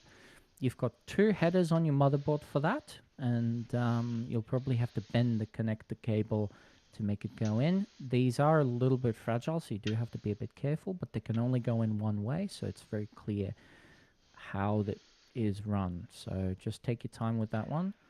So and it's put it in. This one, right? You've got 2 of them. I would use the one 2 of them. Oh, this one. towards the right. Okay. All right. But it should be very clearly labeled USB 3.0. Okay. Yep, it is. And there's an _2 and _1. You want to use the _1. But if we use _1, let's leave that for later because it's going to get in our way. Sorry, what? Underscore what? There's no underscore. There's no underscore on any of those plugs at the bottom? No, it just says USB 3.0. So there's no label just directly below it printed on the PCB? Oh, below it. Hold on. Yes. I need some light. Yeah, you don't have a lot of light. But it should be the rightmost one anyway. Okay, we're going to leave that. The rightmost one is _1, and the left one is _2. Good. Okay, we will put that in, but we have to get the little connectors in first. Okay. So, this is where you do need your manual, because unfortunately I can't see the labels on the internet picture of this motherboard that I've got. Okay. So amongst all of those cables that you've got loose there are multiple double pin connectors. There will be one that says power switch. There will be one that says HDD. There will also be one that says LED. There's a positive and negative for all of them, and you will have to put it into the very little pin connectors that are on the bottom right corner of the motherboard. And there is a legend on those, but it's very hard to see. Okay, hold on. So I have a power SW, reset Yep, SW, yes, power those are your LED power and reset. plus, and power LED minus. So that's what I want, right? Okay. Those are the ones you want. Are there any other loose connectors like that, or is that it? I think that is it. Okay. So, in the bottom right of your motherboard, you will have pins that are labeled the exact same way. You will have to put those plugs into those pins. Okay. Power switch and reset switch don't necessarily have to be connected correctly. As long as they're connected either way, they will work. The LED switch does need to be. It is polarity sensitive, otherwise the light will not turn on. So I should grab the manual then. It's probably just to be safe, The right? manual will have that labeled much nicer than anything else. There is a label in the motherboard, but it's going to be very hard to read, Yeah, it is. especially while you're actually trying to put the cable in. While you're getting the motherboard manual, I'm going to take a quick break in the bathroom. Okay. So excuse me for a bit. Sure. Manual. User's manual. Found it. Okay, there we go. Here's the diagram. Now let's see. どっちだろう LED? LED? Is this it? これかな This is also LED. This is audio. Uh-oh.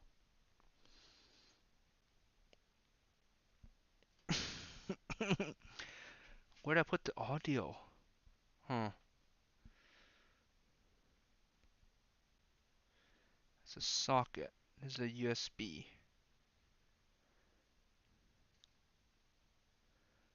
Temp, USB, USB, TPM, D, LED.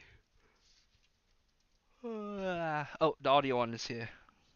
Okay, that's fine. Now the question is,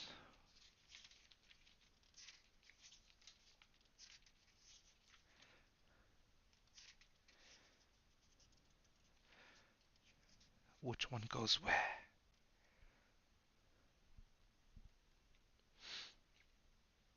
Hmm.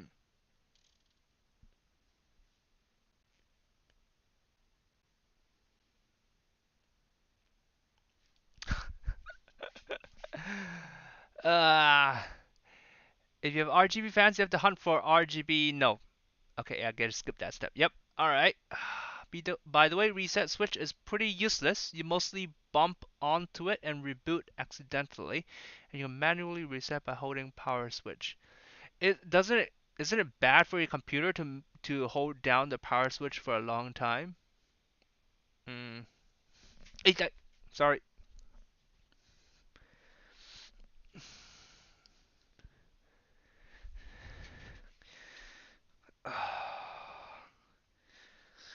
I don't know what. So the audio one I know. This one I don't know. Power LED. Power SW. Okay, we're back. How you Welcome going? back. Did you find the I found the necessary manual. paperwork? I found the Okay. manual, but I'm still not sure what to put into what. So there should be a legend for all those connections. So not this page? So at the bottom right, what does it say for the big block there? Bottom right. The box contents above are for reference only, and the actual item shall depend on the product package you obtain. Oh, okay. I meant the actual motherboard. So Okay. the picture, the legend that you have there, so at the bottom right of that motherboard little sketch, Uh-huh. there's a section of there's a bunch of pins. What is the label for it says? Uh, It just says F panel, is that right? this is F audio. F panel. Where's the F panel? Bottom F right panel. Yes, corner. this one. F panel. Yeah. Okay, so there has to be a write up of that somewhere on the next page or two. Okay. Uh, is this back panel connector? Page Uh 13. Or Maybe internal connector. internal connector would probably be more appropriate, yes. But it is front panel, so I'm not sure where that would be. But there should be a proper legend for it. That's the back panel, so that's just your I/O.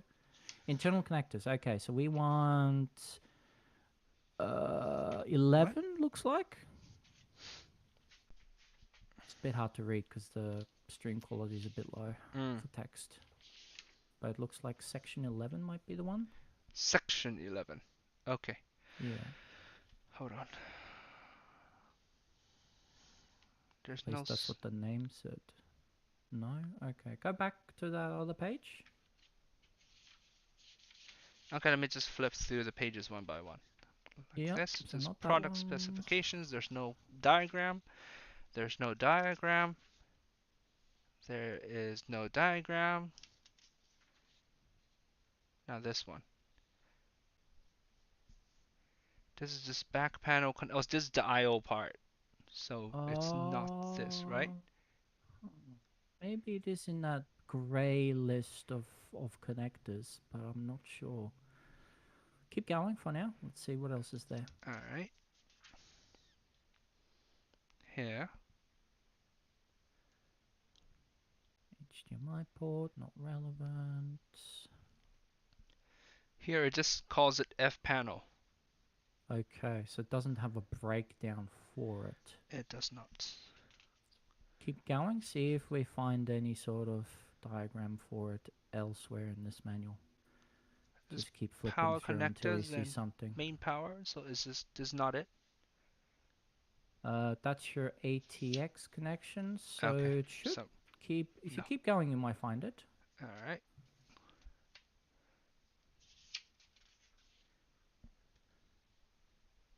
Oh, is this it?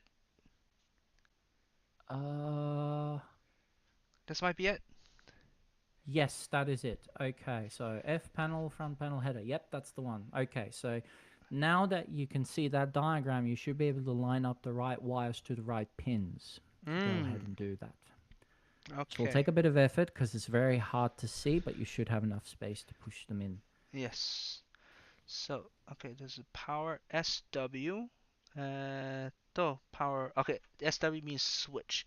Does it Uh-huh. matter which side I connect it? So like left, so left, right, or like Switches don't really need to, but a good practice would be to still connect it positive to the positive and negative to negative. Whichever way the diagram suggests it needs to be put, try and put it that way. But they switches generally, because they're momentary, as long as it makes a connection, doesn't matter. okay, But the LED, it definitely does. If you connect the LED in reverse, it doesn't work. okay, but how do I tell which side is positive, which side is negative? The connector should have a negative positive marking on it on one of the sides of the connector. If it doesn't, look at the cable colors and make a guess based on that. Cable colors are black. Okay, I think I Both are see a black. negative sign on it. I think. Okay. If you do, good. If not, Okay. obviously the motherboard manufacturer also doesn't really care, or rather the case one, because they are not polarity sensitive. It doesn't really matter, so you can put it in either way. Okay. Okay. They used to mark it quite clearly, but I guess not anymore. That's gone in. Next thing. What is this? This is a reset switch. Reset switch. Okay. Okay. Let's see.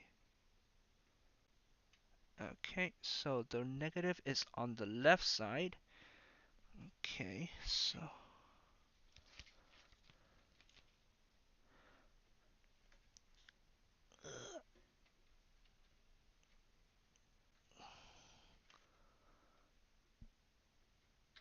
I can't see jack shit.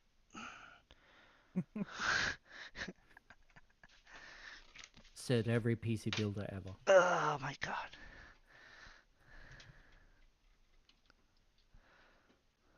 Because this particular connection system hasn't been standardized in any way, no one has ever come up with an easy plug-in connector that just goes in one way and always works. Why don't they standardize it? It's about time. It's I 2012. I don't know. There have been some efforts. I believe there's one manufacturer for motherboards that does make a plug, but you still have to connect the connectors into that plug and then put the plug into the motherboard. So it's still still stupid. I see.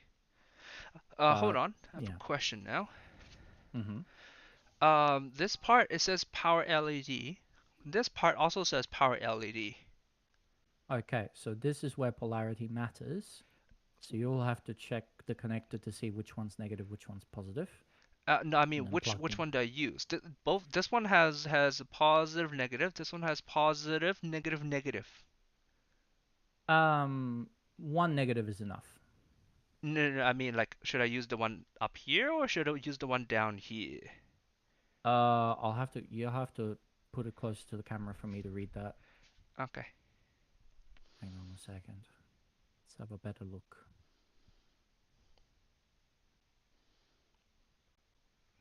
Can you read it? Is it Power focusing? LED, power LED. Interesting. Okay. We'll just use the top left one. Top left. Okay. Yeah, I don't think it matters too much. And that's the LED next to the power switch. So yeah, we'll use the top left connector. All right. Okay. And yeah, chat pointed out, I think you said 2012. Yes, I did. It's definitely not 2012. It's not even 2021. It's almost not even 2022. They notice. Goddamn. Have you been asleep for too long? Is this some weird combined law with Nazuna? That would be a secret. Don't ask.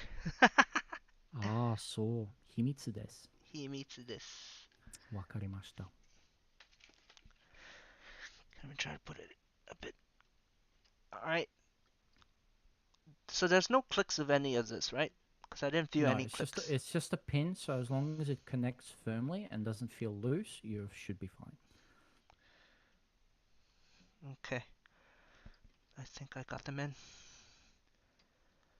Okay. Okay. Yep. Taishi doing his crony impression, eating us back in time. Is that like Crony's jurisdiction or is it Amelia's jurisdiction? I can't tell sometimes. Amelia's the time traveler, whereas Crony is the one that actually governs time. I think that's how it should be. I'm not sure, to be honest. I don't watch too much of either of them. All right. So that should be connected, I believe. Hopefully. Okie dokie. So there's only one more Next. step left, and that is. Okay, so I have to So connect the front audio, panel. I believe, right? So we need the front panel audio, which is just a black cable with a block connector on it. Then that's gonna go into the bottom left side to a connection that says in very clear words, "Hey, audio." So that should be easy to find. And it only goes in one way. So the connector has a blank Yes, on it one does. of the corners, and it goes in to match. And you may want to cable manage this a bit better in the future, but for now we're just going to make sure it's connected and relatively out of the way. Oh, you mean like make it go through this instead? Yeah, you may want to run it like to the back and then back through and then twist it a bit. Oh, it can come out here. Yes. Okay, I see. So there is a way to run it nicer, but for the sake of not wasting too much time, I think we'll just Let's leave it for today. All right. Okay. All right, and that should leave one more connector. Hold on. I didn't do the Which is the USB big one one. yet. I didn't do the USB one Yep. yet either. Yep. So I should do that. So do that one. The right one, right? You said? Yep.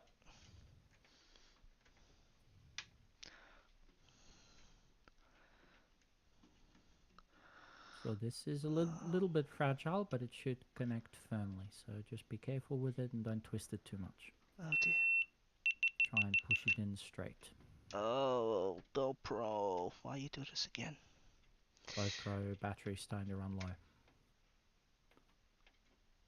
And I think it just died.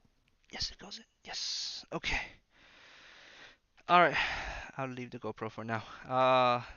Last one is PCIe. Yeah, that's your graphics card. So Oh, we'll that's the leave that graphics card. Oh, my bad, my bad. for now because this What is is this? the next one to plug in. What is this Any thing? other cords? Yeah, this one. It's not. That is the graphics card one. It's not labeled. What? This is the graphics card? Yeah, is that 12 plus 4 pins? Oh, no, that one. Can I get a closer look at that? What is that? I don't have my GoPro anymore. My GoPro just died. Where you get? That's the USB-C. Okay, so for USB-C, I think Ooh. we do have a connector for that. Let me just see. So right next to the RAM on the bottom right of them, there should be a little flat connector. Does it look like it'll go in there? Yeah, USB 3.1C or something like that. Yeah. Okay. Yeah, that's the one. That's where it goes. All right. So again, that is something you can probably cable manage better at a later date. Indeed. Which side is it supposed to go? Ooh, it doesn't even reach. Hold on. It can only go one way. Hold on. It's a very clear kind of connector. Okay, I might need to pull this out because it doesn't reach. Ugh. Okay, fair enough. Yes. So Taishi has USB 3 Type A's on the front panel as well as a Type C. This is for dongles and high-speed data storage. Okay, so such. And there's also a USB-C connector on the back, which can also be used. Oh, really? Should I just stick it to the back? No, this particular connector has to be connected internally to that motherboard header. Okay. I'm saying you have a Type-C plug in the back of your motherboard. The regular one that peripherals use. Okay.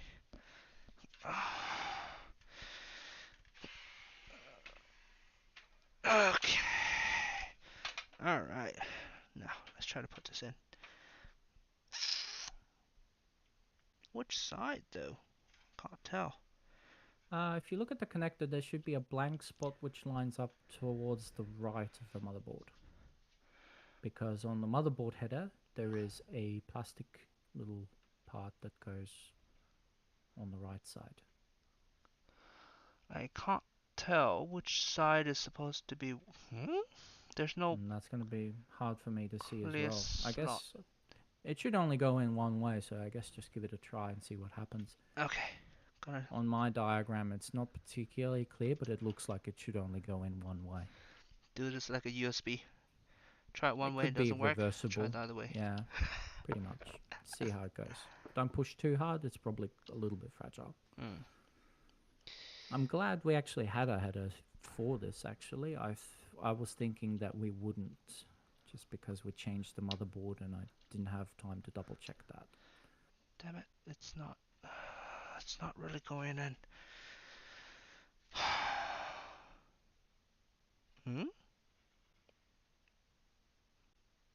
too scared to push it hard. I'm just gonna have a look at some images. USB-C. Okay, so that's the plug. Is the plug reversible? Show me some images. I'm just going to confirm this right away.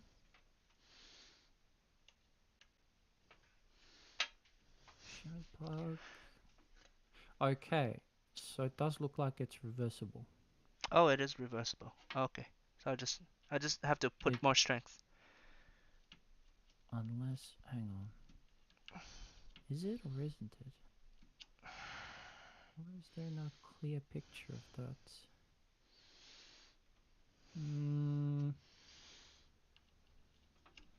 No, I don't think it is reversible.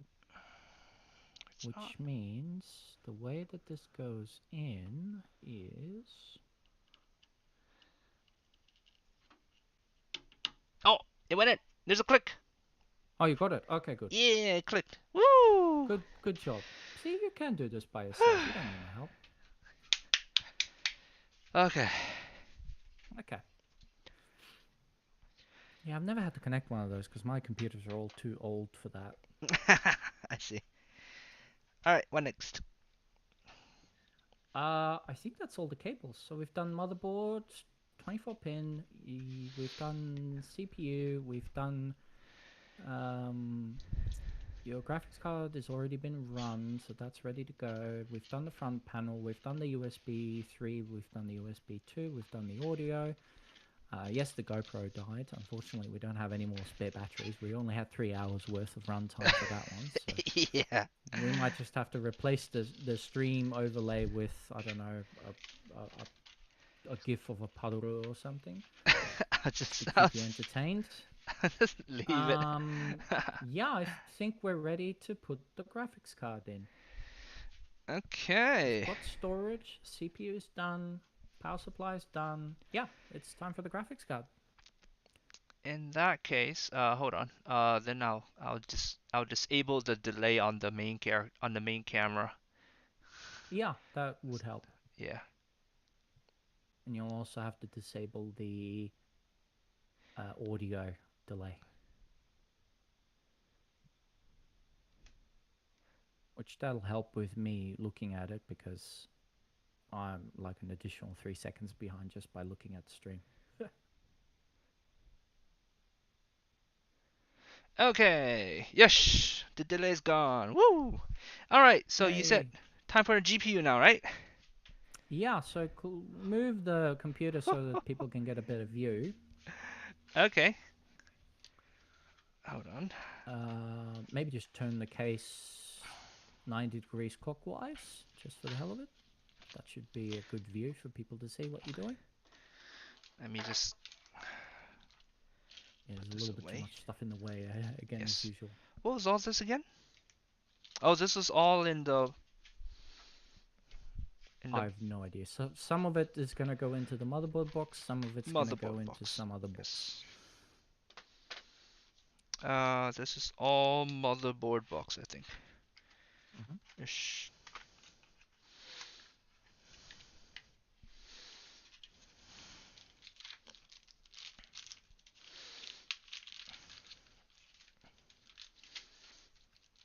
We don't need any more of this stuff, right? I don't think. You will need your other storage drive because we haven't put that in yet, but for now we can put everything away just to make a bit more space.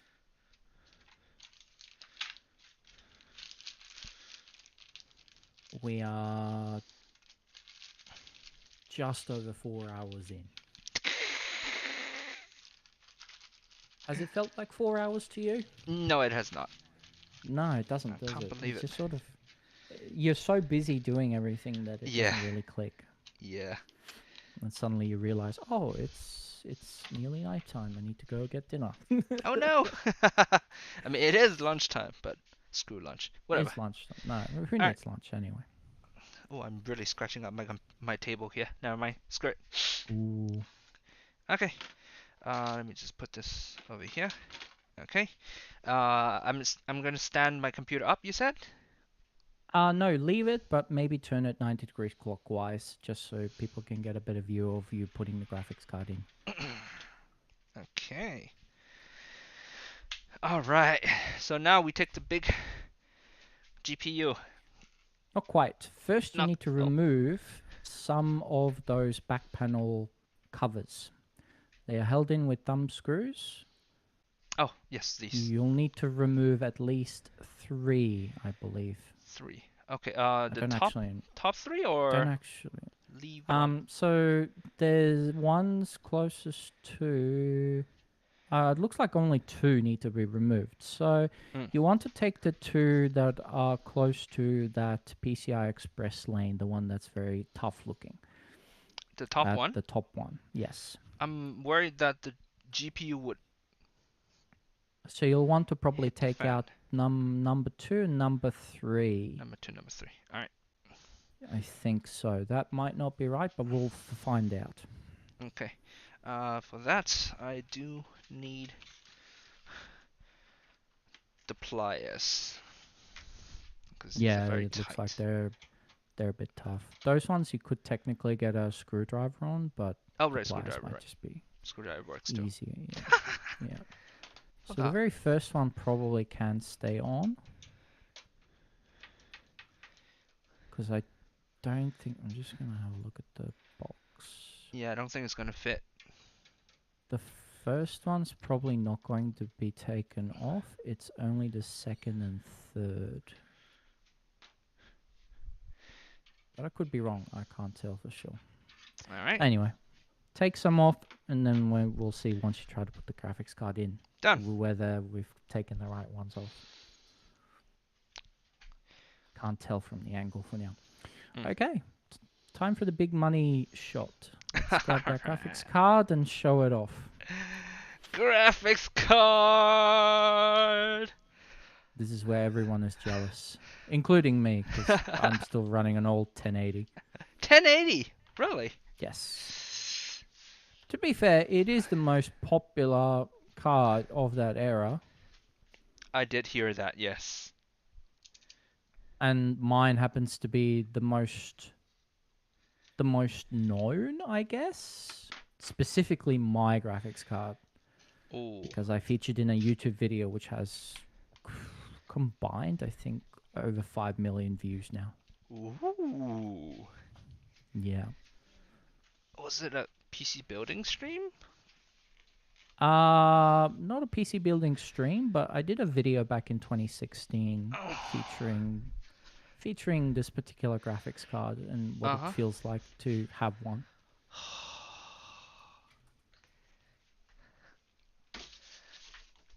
Look at this box. It's got embossing on it. Oh yeah, and there's they make foil. it look really nice. Ooh. 3.1 million views on the original video. Damn, nice. Yeah.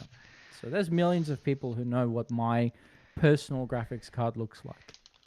So it's probably the most known GPU in history. In history. Apart from ones that get shown like every day on like a tech YouTuber's channel, I guess, on a shelf or something. I see. Here we are. Ah, look at that unboxing experience. Oh my god. It's heavy. It's big. It's everything. Alright, I'll take it out now. This is a graphics card we call a Sugoi Dekai. Indeed. Sugoi dekai indeed. Some people say bigger is not always better, but in this case, this is very good. The funny thing is, this is actually one of the biggest 4080s you could buy. There Oh, are really? smaller ones. Yeah. It is massive. It looks like a brick, and it honestly feels like a brick to handle, I'm guessing. Ooh, yes it does. Okay. Do I not need the box? The design is very clear. The box you can put away, yeah. Okay. And I don't need the bag either. So. You won't need the adapter cable that came with it because we already have our own, so that's sorted. Okay. Oh, I need to put this down somewhere for now. Yeah. Don't drop it. It's don't expensive. Drop it.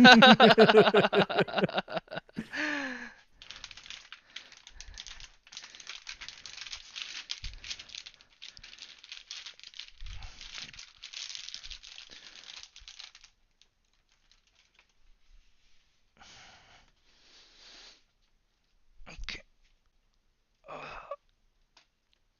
Put this down here.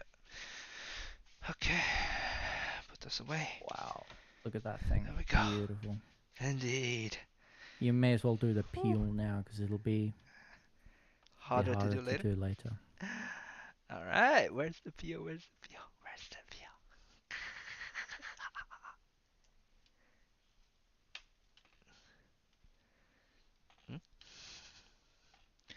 I'm not sure. Where does it start coming off? It might start at the back plate, actually. You might have to turn it around. Jeez, that thing is huge.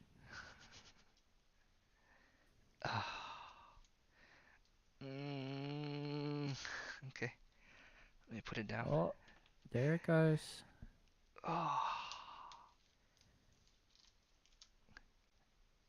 Oh, baby.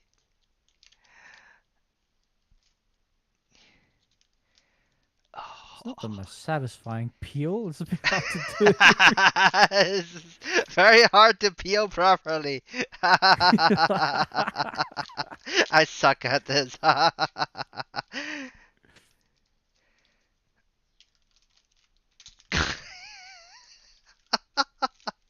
It's coming off. Slowly, surely. Yes, welcome back, Sharon. You're just in time for the There peel. we go. Okay, is there any other stuff to peel? There should be another one on the back, yeah. This also feels like it should be peelable. Yeah, the back of it, sort of on the side, that may be peelable. The colored bits probably are meant to be like actual vinyl, so that definitely doesn't come off. Is there any peel on the end of it? Yeah, there is a little bit. Get that off as well. And then the actual back plate should also have a bit of a peel on it. No, the thing Still is... not the least satisfying peel. That's right. Absolutely not. I don't think anyone can complain really about the peel of a... What is it currently? $1,200 to buy one of these? Yeah. No, the thing is, look at this. This looks like it should be peelable. Maybe. Right? You can try. Like this is It like does an look like it. air thing. It does look like it could come off, but I don't know. I wouldn't. If you find a loose corner, try. Don't want you accidentally pulling a sticker off. I mean, worst case is there's no stickers and there's just no color and the world is just all black and white. No, this was the original idea in the end.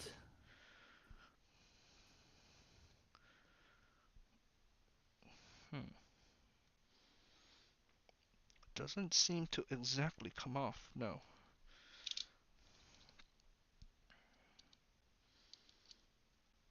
Maybe it does need to be there then. Nope. I can get it. Yes. Got the corner. Alright, did it come off? Nice. Yeah. There we go. There we go. I think this unit actually came with one of those GPU holder things. GPU holder. Oh, bracket things. Oh. The bracket thing to hold help it up? you reduce the sag. Yeah. I think Okay. it actually has one included in the box. We'll see. We probably won't need to use it, but Probably. it's nice that it just in came case. in it. The GPU jock strap. Oh, that's good. Okay. All right. So is that everything off? I Oh, yeah, those ones believe. as well. Good. Now the back, right? Yeah, the back should have something. Just this. Yeah, looks like it does. What about this? Yes, this also. Get all the peel off. Yes. All right. We have one big peel left for later anyway. We do. Oh, okay. I think this is it.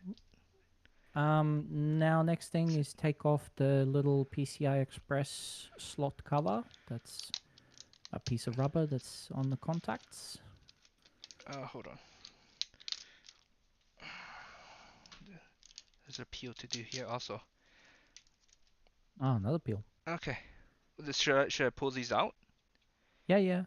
Well, only the ones you know you're going to use, but for Okay. now, just all of them, I guess. Oh, okay. All of them.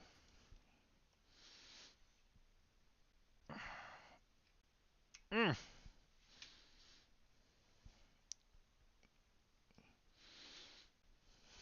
Okay, so the two HDMI's and three display ports. Holy crap. Does that mean this can support a total of 5 monitors? Basically, yeah. God damn. Alright. Okay, now what? Now make sure that the GPU slot that you're about to put it into. Did you take the cover off? The cover of what? I can't. Off the contacts of the express slot. Yeah, it looks like it's Oh, still no, I did on. not. I can't tell. Yeah, take that off. Otherwise, you can't put it in the slot. Okay, there we go. Okay. Now make sure that the slot lock, which is the one plastic piece at the end of the slot in the computer on the motherboard, that's pushed down into the unlocked position. Okay. Ooh. Yes, done. And then try to install the GPU. Now we'll see if we got the right covers off or not. If not, we'll have to remove some more covers and put the other ones back. Oh, I can't see. So we'll see if that lines up.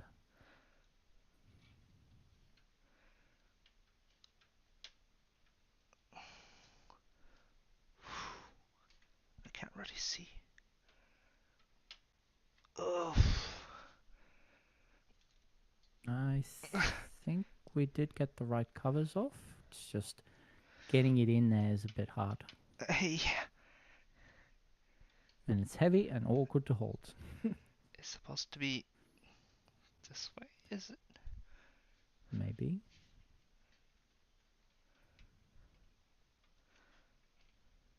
If you have to move the case to get a better view of what you're doing, then you can. You've got the space. Yeah, okay, I probably should do that.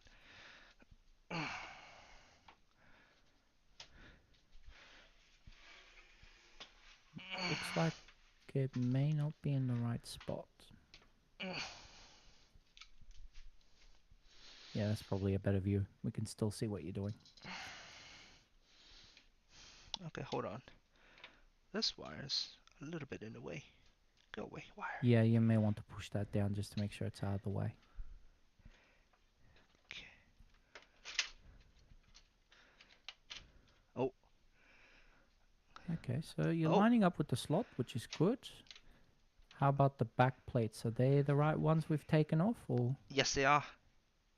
Okay, so what you should hear once you push it all the way is it should make a pretty satisfying click, which is the GPU lock engaging, which means it won't be able to come out. I think it locked. Easiest way to find out is to try and pull it out gently, and if it starts to pull the rest of the computer with it, you've definitely got it in. Yep, no, it's not coming out. Okay, there we go. So that's in. GPU's in, guys. Okay, now Put the brackets back in. not the brackets. What you'll want to do is those brackets came off with those thumb screws. You're gonna put those two thumb screws back in and secure it with the GPU's bracket. Okay. To make sure that it doesn't move and is solidly mounted. So those ones you can just hand tighten for now and then do up with the screwdriver. Does the 4000 series not come with a hook? Which type of hook are we talking about specifically? A hook? What hook? Captain hook.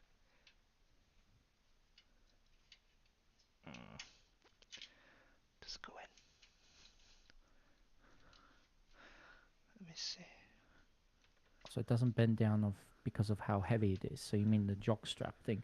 It did actually come with one. We'll see if we need to use it, but for now, it should be okay.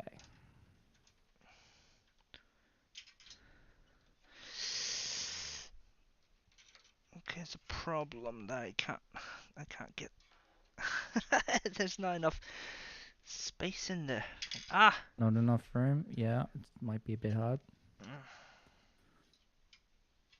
Especially if your screwdriver is not magnetic, it's going to be a bit difficult to do. Yeah.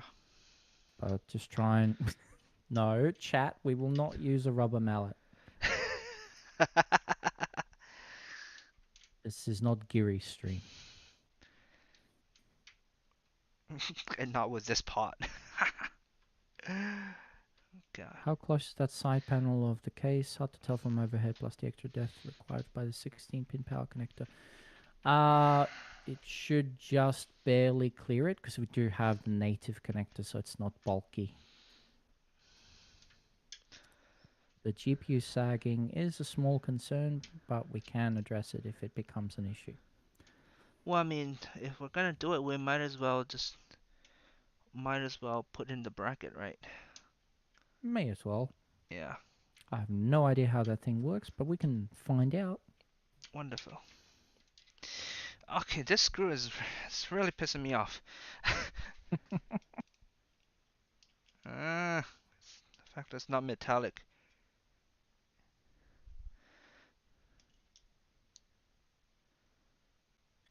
Yeah, the sag is... It looks bad, but it's never actually really been an issue. I presume over time, yes, the PCI Express slot could become bent or misaligned in some way, but these days those things are made out of ridiculously reinforced stuff. So I don't think there's much to worry about. But for aesthetic reasons, yes, you would want to fix the sag. God damn it, it's not going into the hole. Oh, You can found wiggle the the graphics card to make it go in a little bit easier. found the hole. There you go. Yeah. And the hole was your mother. I'm sorry. Those PCI slots are very difficult to deflect / bend. They are anchored by steel and not the plastic. That is correct. Reinforced PCI Express slots are pretty common nowadays, so very rare to have that sort of an issue. I see. Wonder if this case has one of those anti-sag supports. It does not, but the graphics card did come with one, so we may put it in just for the sake of it.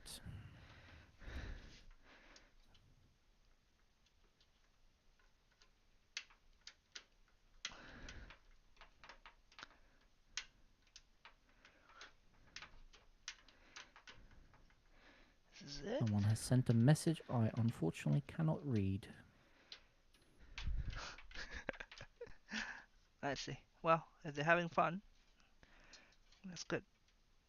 Looks like they might. God. Let me see what Google Translate says.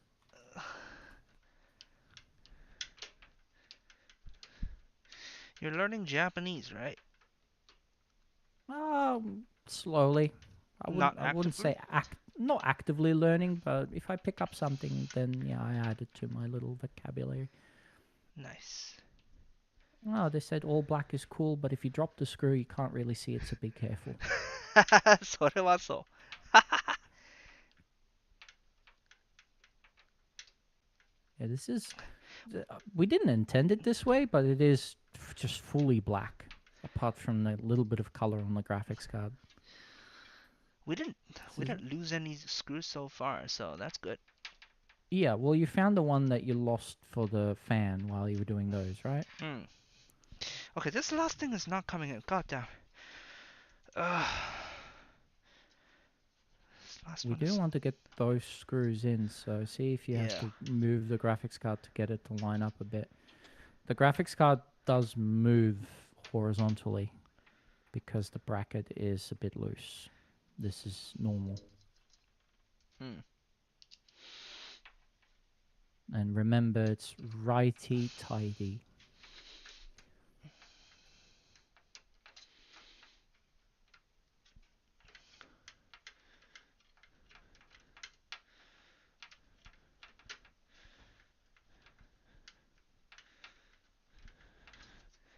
What is this going in? Computer component aesthetics mostly got really boring after 2010, 2012 or so. Yeah, that's when like especially water cooling got standardized and became pretty sort of every water cooling loop started to look the same apart from how the blocks were built. But back then, in the early days, man, there was some really weird stuff out there. Yosh. Yay! I think I got both of them.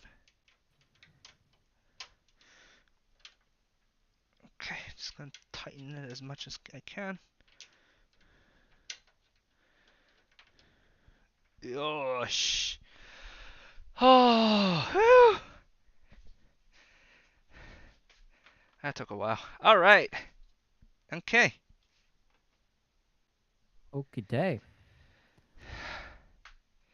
So, Now, brackets. GPU power plug. GPU power. Yes. See how you can run it and then plug it in. This, right?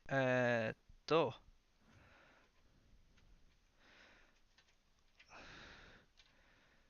So it's just like this. This can only go in one way, but I'm not sure what the best way for you to route it is going to be because you don't really have a lot of length to it. I think it's just this, right? And it will probably bend once you put the cover on because the cover is really close to it. But that should be okay. The important thing is that it has to plug in very firmly. It probably won't make much of a click, but the same thing as the ATX power. You have to make sure that it's as deeply seated as possible. Okay.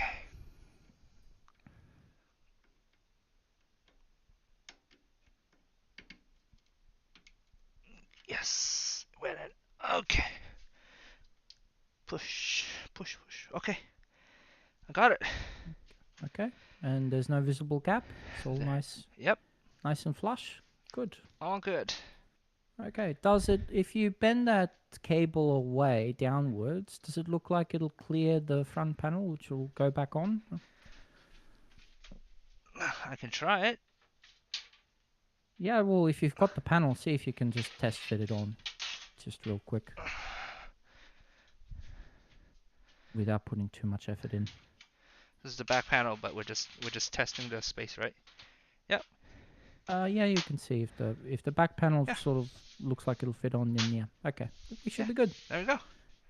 It should go on just fine. Good. So we've got the right clearance. Okay, you can take that back off.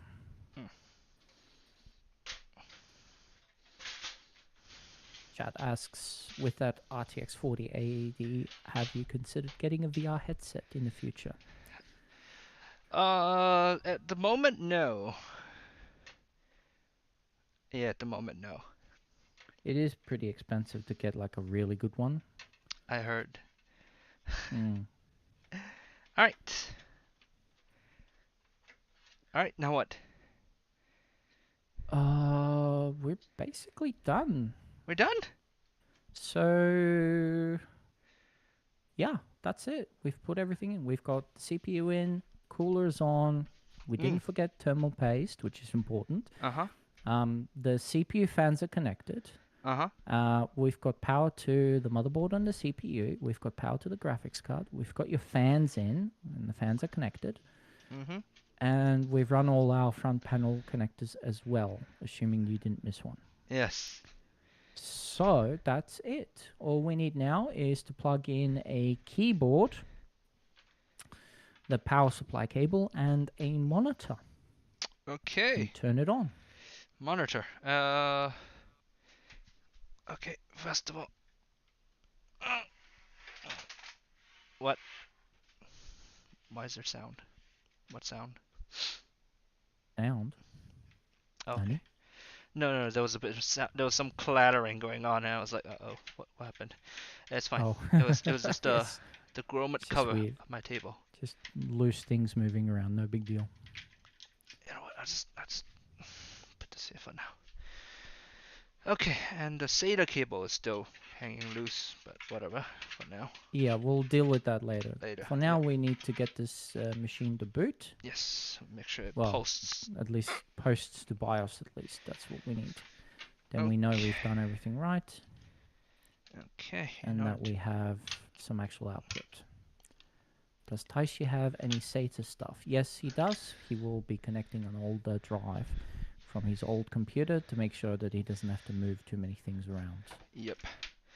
The old computer is going to be a functional one as a backup. Mm-hmm. Yes. But this will be the main machine going forward.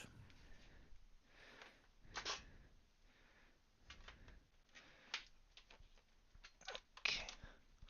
Yes, plugged in. Okay.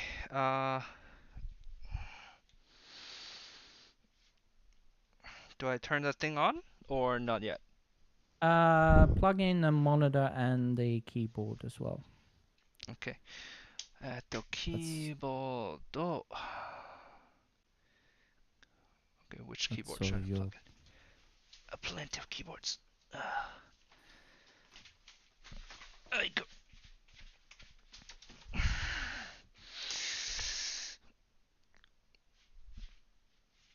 Yeah, MetaQuest could certainly be good enough, but that's if you don't mind Mark Zuckerberg looking over your shoulder all the time and demanding that you log into the metaverse every week.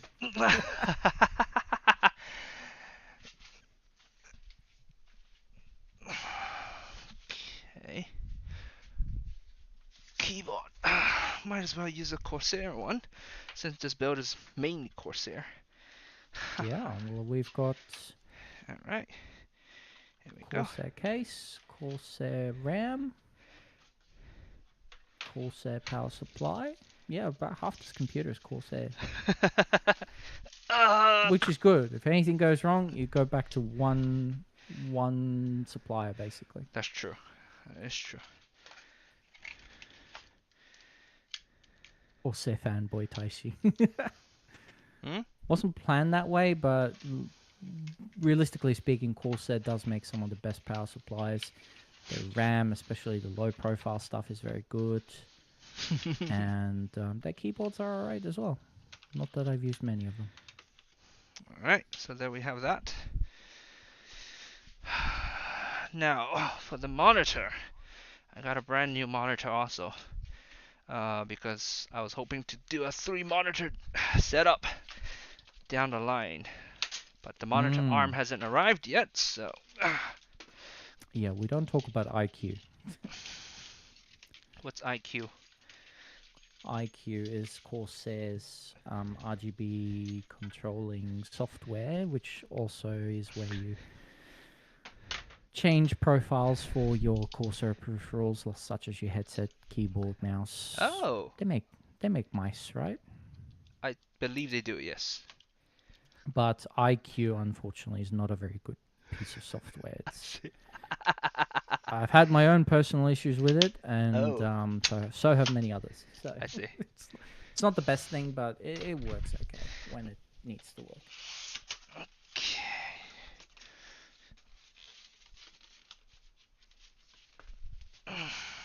IQ causes some serious resource issues, according to chat. Yeah, it can. I mean, if I have a look at IQ right now. Oh my god, so many freaking wires. My IQ actually is fine. It's only taking 10 megabytes of RAM, and it's not doing any significant activity. They have had some improvements as of recent, so your mileage may vary. I see. I do have IQ crashing quite often, and that usually disables my equalizer settings for my headset, which is pretty annoying to deal with. Anything How many crashing gigabytes is of annoying. RAM did Taishi get? I believe we're running 32 gigs. Yes, we are. Yes. In 2 16 gig sticks. Because they was the cheapest and easiest to get around here. It's a reasonably fast one as well. I think you got 3600 megahertz. Yes, 3600.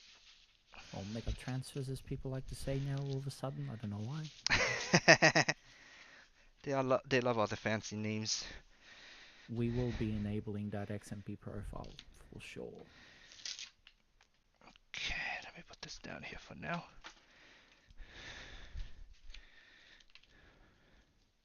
Ooh. That looks like It's an AOC Asus unit. TUF Gaming. Something. I mainly got it because I just wanted it to have the same profile as the other two monitors I have. Because because it looks very bad if you have 3 monitors and they all look different.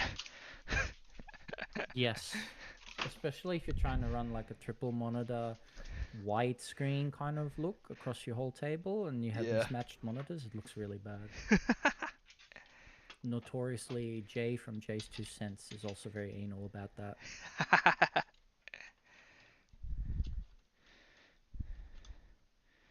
What are the specs of the display? I don't know what 1080p, 60 hertz, something like that. Okay, there was just something that showed what the specs were, but I threw it away already. Oh, okay. We'll come back to that later. It's no big deal. Let me see. Oh, it's pretty small, actually. Looks like a 20-inch. So, there you go. 165 hertz. Oh, okay. IPS. 249.01A. So 165 hertz IPS. 1 millisecond gray to gray. Has FreeSync support, so that basically means the easy version of G-Sync as well. Yeah, this is perfectly fine. Wonderful. So this is your first, this will be your primary monitor going forward? Or? Yes. Nice. Okay, now, what do I do with all these wires? Which one do I need? So this is the power one, so obviously need this one. Power for the monitor and I guess either HDMI or DisplayPort, which if it's going to be a main monitor, I would probably say DisplayPort is probably a better bet. Okay, DisplayPort would be... Chat is asking how's the colors. I don't believe this is a HDR monitor. It's just IPS. Yeah. What is this head? Holy crap.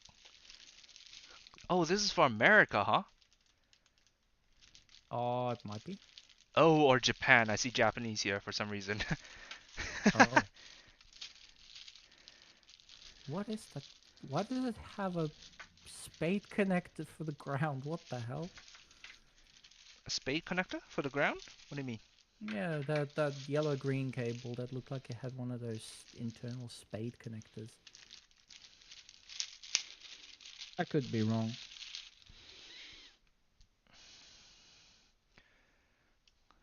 It just connects like this. I don't know. Oh, this. What? What the hell is this? It's a Yeah. tuning fork or some random shit. I don't know. Yeah, it looks like a tuning fork.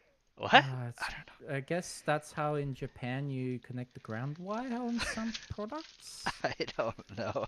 I have never seen that before. That's interesting. I really like the Hong Kong plug because it's the British plug, and I saw the Tom Scott video about how the British plug is the best plug in the world. Yes, I agree. But you know me, I'm European, so I will always stand the European plug.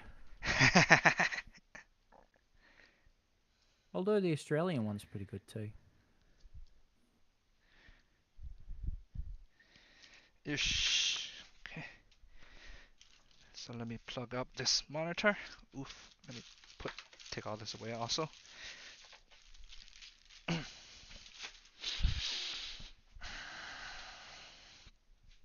Yep. Yep.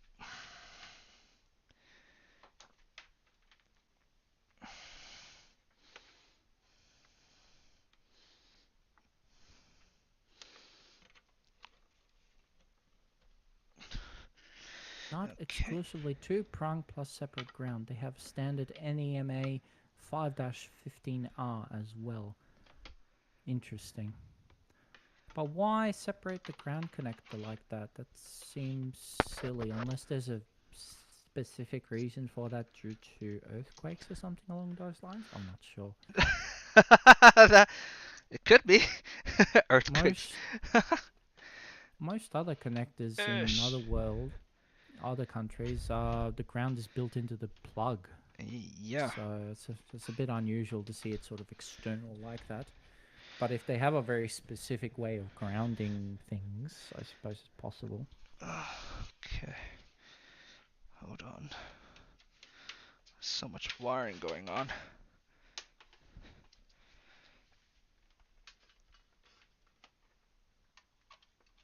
Okay.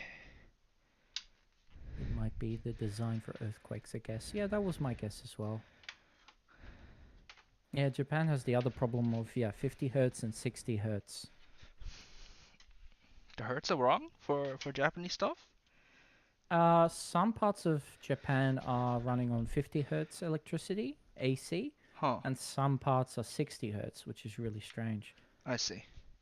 It doesn't matter for people actually plugging in their appliances because most transformers today are 50, 60 hertz agnostic. They don't care.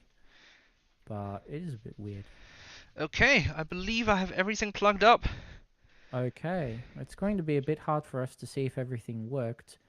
Actually, this way is not too bad. If you lean the monitor so that we can see what's going on the screen, unless that reflects into your face in any way, we would want to avoid that. I mean, That's good enough. it's just matte anyways, so Yeah, you wouldn't say that'll just anything. reflect. That just shows the keyboard. Okay, well, if the keyboard's plugged in, then it's time to see if we fucked things up or if we did everything correct. Moment of truth. The moment of truth is upon us. Okay. Power button. So, the power button doesn't work right now Oh, it doesn't. Oh, okay. because the power supply switch has not been turned on. Ah, yes, I did not touch it. Okay, let me just check So it. just reach back there and switch that on. You should see lights turn on the motherboard pretty much immediately when you Yep, do that. there was a flash. Now Yep. no more. Okay. All right. Hit that power switch. The Hail Mary. Oh, GPU has color. We can't see from this angle, but that's good news so far. The Oh, monitor. I see it. Yep, we see it at the bottom there. Yep. Beautiful. Is the monitor on? Is there an on button for this? Maybe.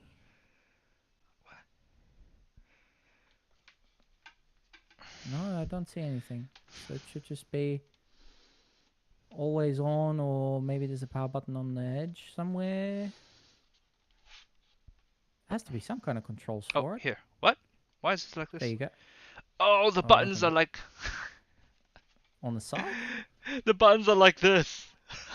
These are the buttons. Oh, what the hell? Uh, Okay. there we go. Have you got fan spin? Because we can't hear.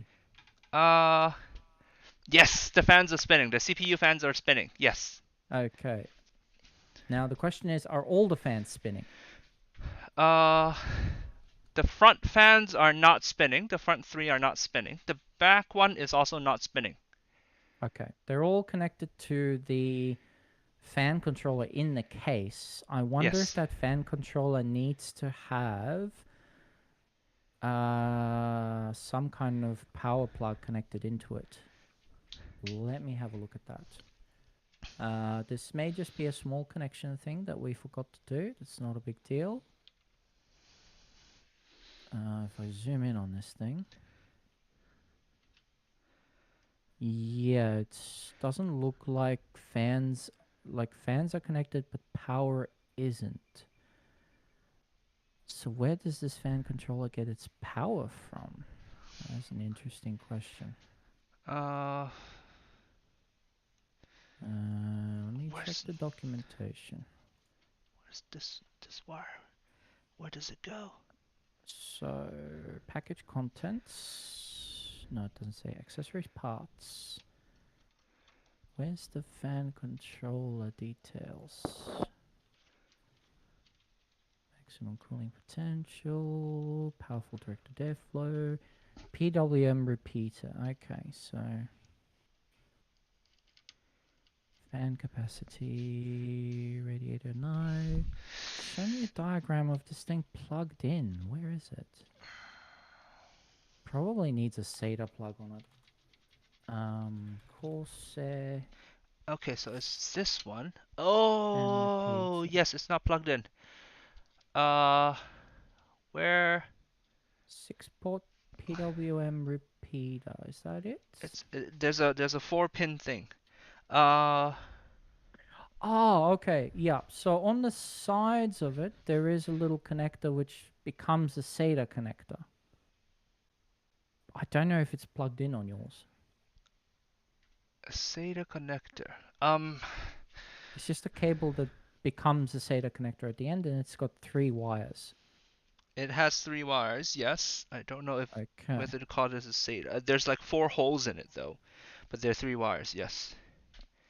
Aha, that's the USB side. So you can actually connect that to a USB header on your motherboard, which you do have, so that you can control it through the Corsair software, so you can get direct control of your fans.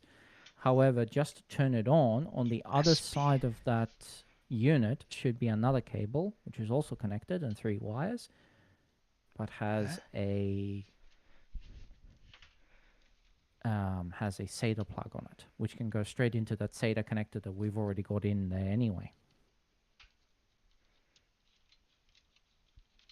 What is this? I didn't see it connected before, so I was a Oh, bit this surprised. one. Oh, yeah, there are 2 things coming out of this. Okay. Yeah. So you want the bigger connector and just plug it into that SATA cable that you've got loose from the power supply. From the power supply. Oh, okay. Yeah, you can just do that quick and dirty just to get it going. Oh, this one into this one. Does the direction matter? It can only go in one way because it's an L shape. It's fine. This is just a fan controller. It can be hot plugged. It's not going to be a problem. Ish. It plugged in. Oh. Did the fans turn on? Yeah, the fans all turned on. Oh. Haha, excellent. Front fans all are on. Back fan also Okay. on. CPU fans also on. Yes. Beautiful. How What much airflow does it feel like it's pulling in? I mean, how do I? Ooh, quite a bit. And just hold your hands on the outside and inside and see how much is getting pushed through. Yeah, I don't know how to describe. I don't know how to quantify this, but I do feel it. Yes. Good. That's the main thing. You want we Awesome. mainly want to just make sure that the air is going in the right direction. Awesome. About this much airflow. Okay. Anyway, that's good. Hopefully they're not running too loud because without the USB plug in, it's probably just going to run the fans at max power. Okay. Do I want to plug it into USB? We'll do that later. Okay. Right now we Alright. need to get some output going on the monitor. So for the time being, How do I do that? just hit the reset switch for now, and we'll see if it figures out which port it's trying to get the visual signal through. So reset on the computer, right? Yeah. Okay. Pass through of the PWM signal if that is coming from the board. Well, there's no wire connecting the PWM repeater to the motherboard at the moment. Reboot and select proper boot device, or insert boot media and select the boot device and press a key. Okay, cool. So we've hit the bootloader. So Yes. that's good. What I want you to do is hit that reset key again and then mash delete Okay. button on your keyboard until we get into the BIOS.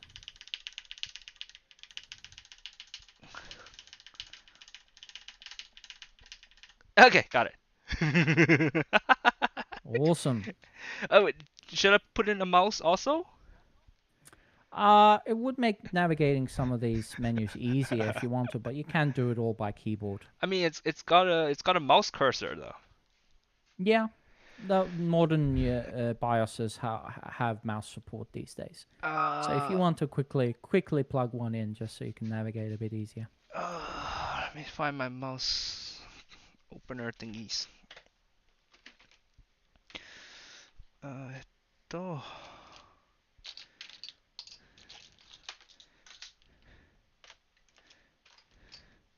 That's right. You have one of those weird mice. Ew. Yeah, all of them are weird. Do you find that the ergonomic advantage is worth it? Are you used to these sort of things? Well, I mean, it does a little bit. It helps a little bit. Okay. Okay, my Well, if problem it's is worth it, good. I don't know which header is for which mouse. I have a lot of mice. Okay.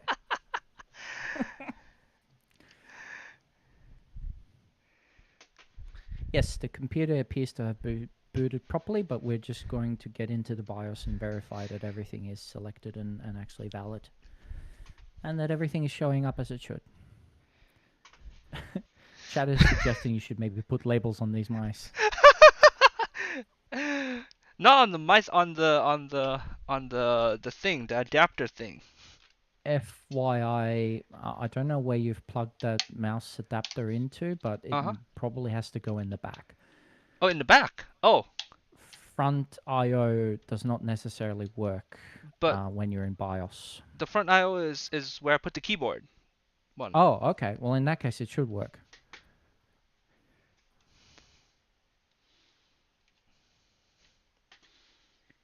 Is the mouse maybe not functional because the table's a weird surface? No. My table is fine. Does this mouse maybe need a specific driver for that weird ball thing to work? That I would not be able to answer. Okay. We may need to use a more standard type of mouse to make sure that there's no weird driver missing. I don't have any standard mouse. Well, okay, maybe this. The thing is, I don't know which header is plugged into my computer. No, like I don't know which header plugged into my computer is the correct one. Oh, okay. Well, yeah, I would just pull them all out, plug them all in, see what happens. Alternatively, we forget about the mouse for the moment and just use the keyboard.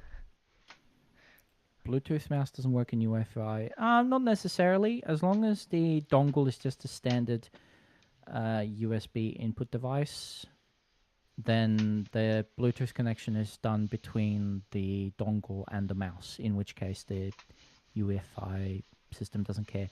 Oh, yeah, that's a good point. You may want to restart. So just hit the reset switch again for the mouse to work. That could be it. Oh. Because if you don't have it plugged in during boot up, it may not get detected. Okay. So just hit the reset button again when you think you've got the right combination of mouse and dongle. No, hold on. Okay, let me try to find the one. Try to for this one. Yeah, that's a good point, Andrew. I didn't consider that because I don't usually hot plug mouse during this process. I do everything by keyboard. Let me see. Oh,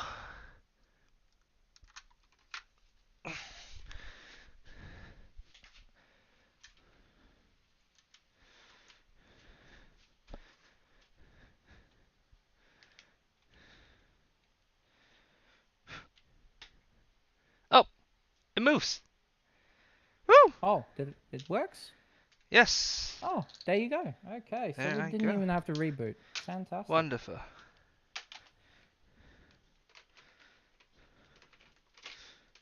Okay, well, now that you're in, actually no, sorry, gotta do the hacker voice. Hang on.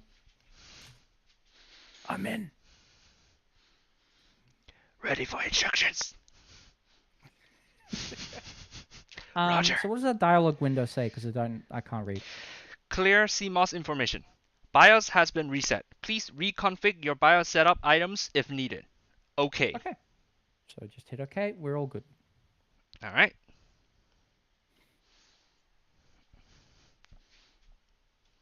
There you go. Okay, so what we're looking for is to see that the CPU has been detected properly. So we're looking for Ryzen 7 5800X3D. Does it say that? I can see It does say Ryzen that. 7. Yes. Here, right? Okay, fantastic. Our RAM looks to be set, so we just need to see if the RAM is at 32 gigs, which it is. It has And the we 2. need Yep. we need to see if it's detecting your storage, which I see that there is a boot drive listed and we do have only one connected, so that should be good too. Awesome. Okay. Okay, you can set the monitor down for now. All right. Easy mode. Yeah, we'll stick to easy mode. Okay, now in the menus you should find somewhere to be able to set up RAM or speed profiles or something along those lines. I don't recognize this particular menu, so it's a bit hard for me to guide you, but somewhere you will have motherboard settings. Motherboard settings. Just list me what those menu options say. English, help, advanced mode, smart fan, load optimized defaults, QFlash, save and exit, favorites. Okay, we're going to go into advanced mode. Okay. Yep. Mm. Wait for that menu to pop up. Okay, fantastic. Looks like you might be in the right menu already. Okay, so extreme memory profile. I would like you to change that from disabled to whichever profile it shows as available.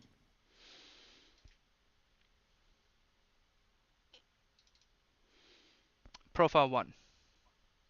Profile 1, select that. Okay.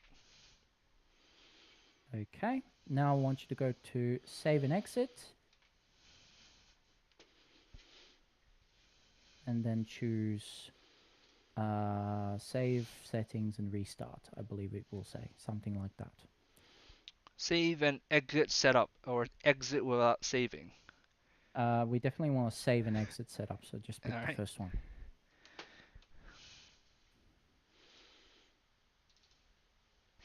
Save configuration and reset, yes or no? Yes. Yep. That's a yes on that one, and we should... And now mash del again. Oh! I love this part. Yeah. No one has figured out a reliable way of knowing exactly when to press that button only once. Everyone just mashes it until you get in. All right. So okay, we're back. Now looks like that profile has stayed on, so that's good. We're done. The BIOS is now set up with... we won't touch much else. Technically, we could muck around and do overclocks and whatnot, but for the moment, we're not going to stress about it. Yeah. What you want to do is go to System Info. Okay. And we just want to see if the CPU temperature is what we expect it to be. Which hopefully it says what it is down there. CPU temperatures is 34 degrees. Okay, that seems reasonable. That would suggest to me that the thermal paste application you've done is good, and that the mount on the cooler is also sufficient. So wonderful. Good job, you did it. Thank you.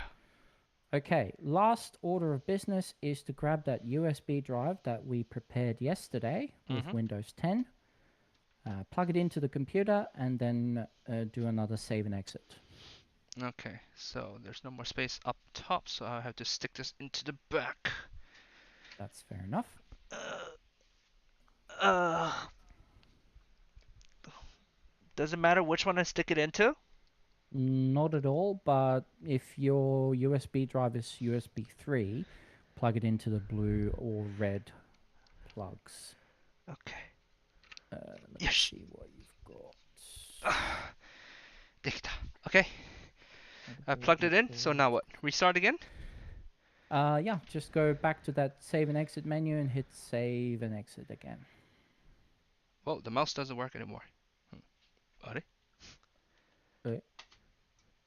You can navigate using the arrow keys if you have to.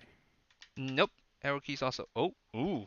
Oh, okay. Oh, okay. It's not very happy about doing that, I guess. Fair enough. Okay, It's save and you exit, can get right? through them. Save and exit, and then it'll reboot, and hopefully it'll just boot straight into the USB drive without us having to do anything. Do I have to press del again? No. So Okay. just let it do what it needs to do. For now, this should just automatically detect that there's a USB drive and just try and boot from it, because the storage drive that's been left in there is blank and has no boot information. F12 is our boot menu option though, if we need to do that. But for now, let's just see what happens. Yep, Ooh. looks like it's booting in just fine. All right. Beautiful. So, okay. language So install. this is the standard Windows formatting menu. So just start going through that. Set your stuff the way that you want it to be set. Region, time zone, stuff like that. Okay, time and currency format. Time and currency format. Okay, time. I don't like the U.S. time. Time would be the UK. Where's the UK? I'm not sure what kind of time zone they'll set it to. It might set it to London time. We'll be using Windows 10 Pro. And yeah, this is basically roll credits. The computer is confirmed to be assembled correctly and will run as it's expected to. Now we're just going through the nitty-gritty details of installing Windows. Okay, and it says install now, so... Yep, install now. Hit that as well. Setup is starting. What we're going to do is we're just going to use the entire 1 terabyte for the OS drive. So we need to get to the menu which allows you to choose that storage drive to make a new volume on it, which should just be a button that says format. Hold on. The screen I'm getting is activate Windows. So I should use the details that you sent me the other day, right? No, because we don't want to do that publicly. So you can just press the button that says skip for now. It says I don't have a product key. Yeah, that's fine. Okay. It will I don't have a product key. To yeah, we did actually have a product key, but we're going to pass that. You'll want to pick Windows 10 Pro 64-bit from this menu. Pro. Okay, not Pro N, right? No, Pro. Just regular Pro. Okay, yeah, next. That's the product key I got you. So. Aw, thank you. You're welcome. Consider that my contribution to this channel. You've contributed a lot for 4 hours, more than 4 hours. Okay. I have not read the thing, but I accept the license terms. Yep. Millions of people on the planet have done that, so that's okay. What type of installation do I want? Upgrade or custom install Windows only? Install. Custom install, yeah. We're starting fresh. We're not bringing anything over. And yes, I did get him an official license key. So where do you want to install Windows? So drive 0 unallocated space. So this is the one, right? Yeah. So there should be a button that says format or something along those lines. Format is grayed out. Okay. So can we create... just hit the button that says new. New. Okay.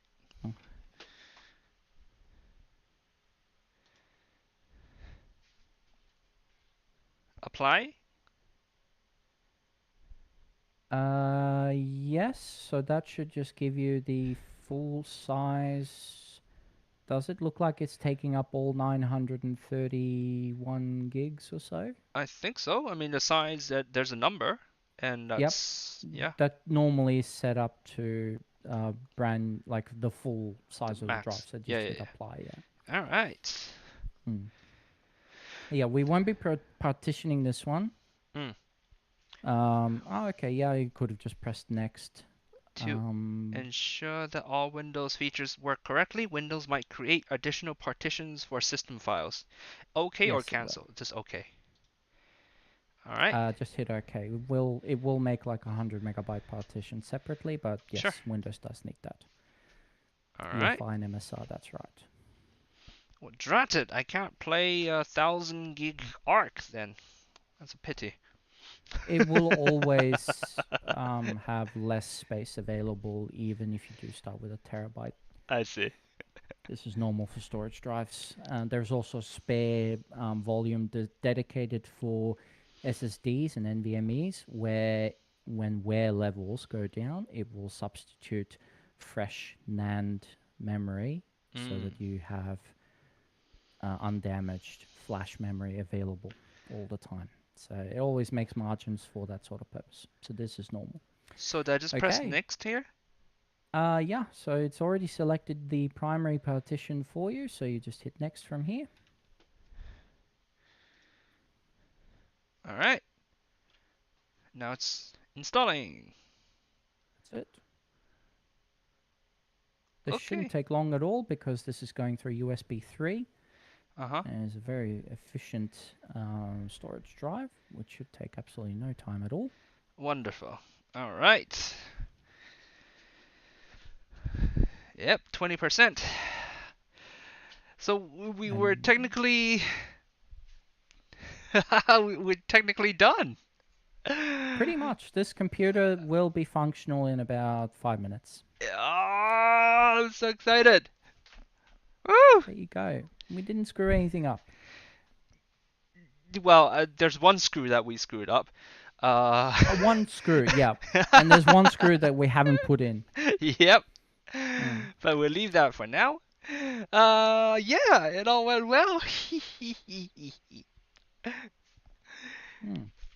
Yeah, everything else beyond that is basically off-stream, setting stuff up. Andrew is making some good points here. If you're using the entire drive, you don't... no, sorry, I've read that bit. If you're going to do backups, it's better to have a smaller partition with your OS and really important stuff, so you're not backing up games and junk. This is true. However, that is why there is a separate 2 terabyte drive that he's going to be using for games and larger files.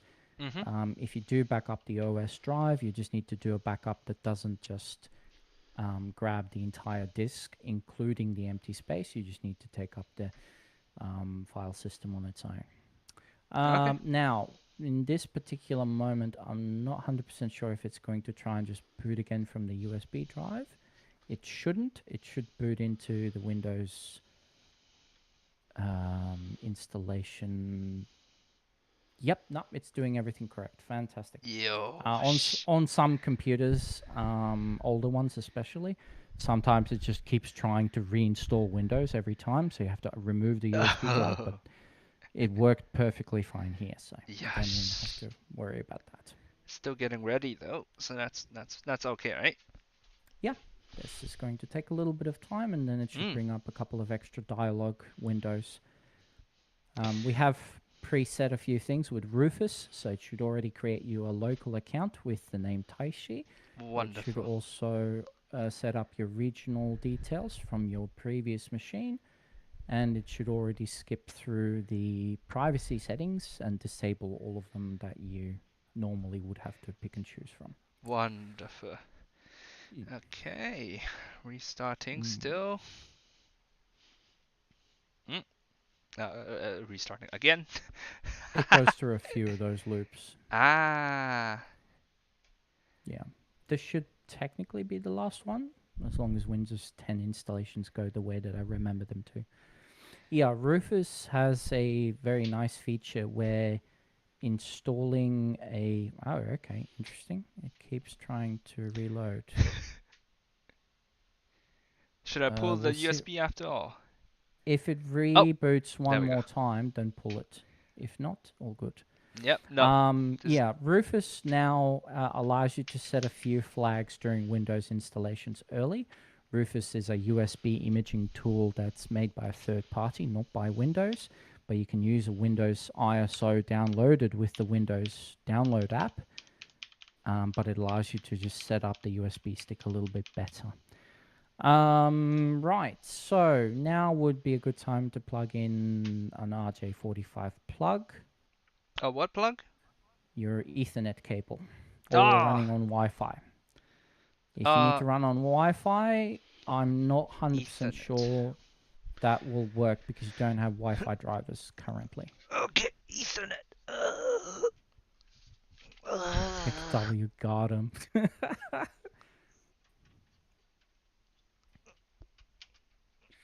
Yeah, Rufus does a few things for Windows 10, but on Windows 11, it'll also allow you to disable the TPM 2.0 feature and the 4 gig RAM limit.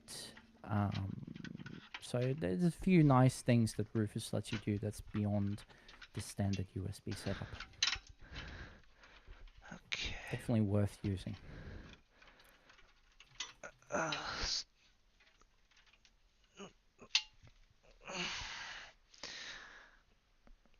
Okay, I need to unloop my. I use zip ties to tie up my LAN cable. Hold on, give me a sec.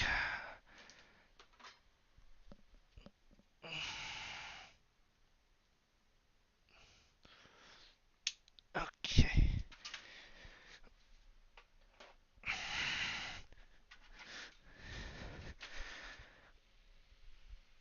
Okay. From the back.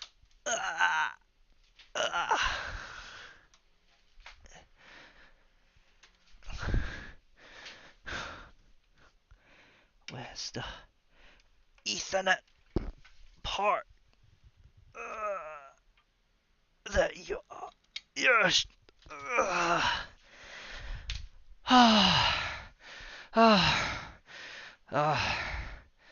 So tiring. Okay, I stabbed in the Ethernet thing, but it still says not connected. That's okay. Choose Ethernet regardless. No, it's not letting me. It's not letting me choose it. It's not letting you. Oh, there what we are go. the other options? Unidentified network, no internet. Oh, okay. This takes a while for the Ethernet stack to wake up. There we go. I can't select it.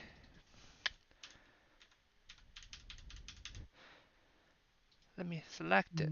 Come on. Should I disconnect the Wi-Fi? Let me disconnect the Wi-Fi.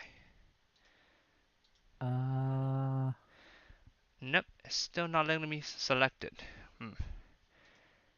Interesting. Why wouldn't it let you do that? The button in the corner just says next, yeah? Yeah. Okay.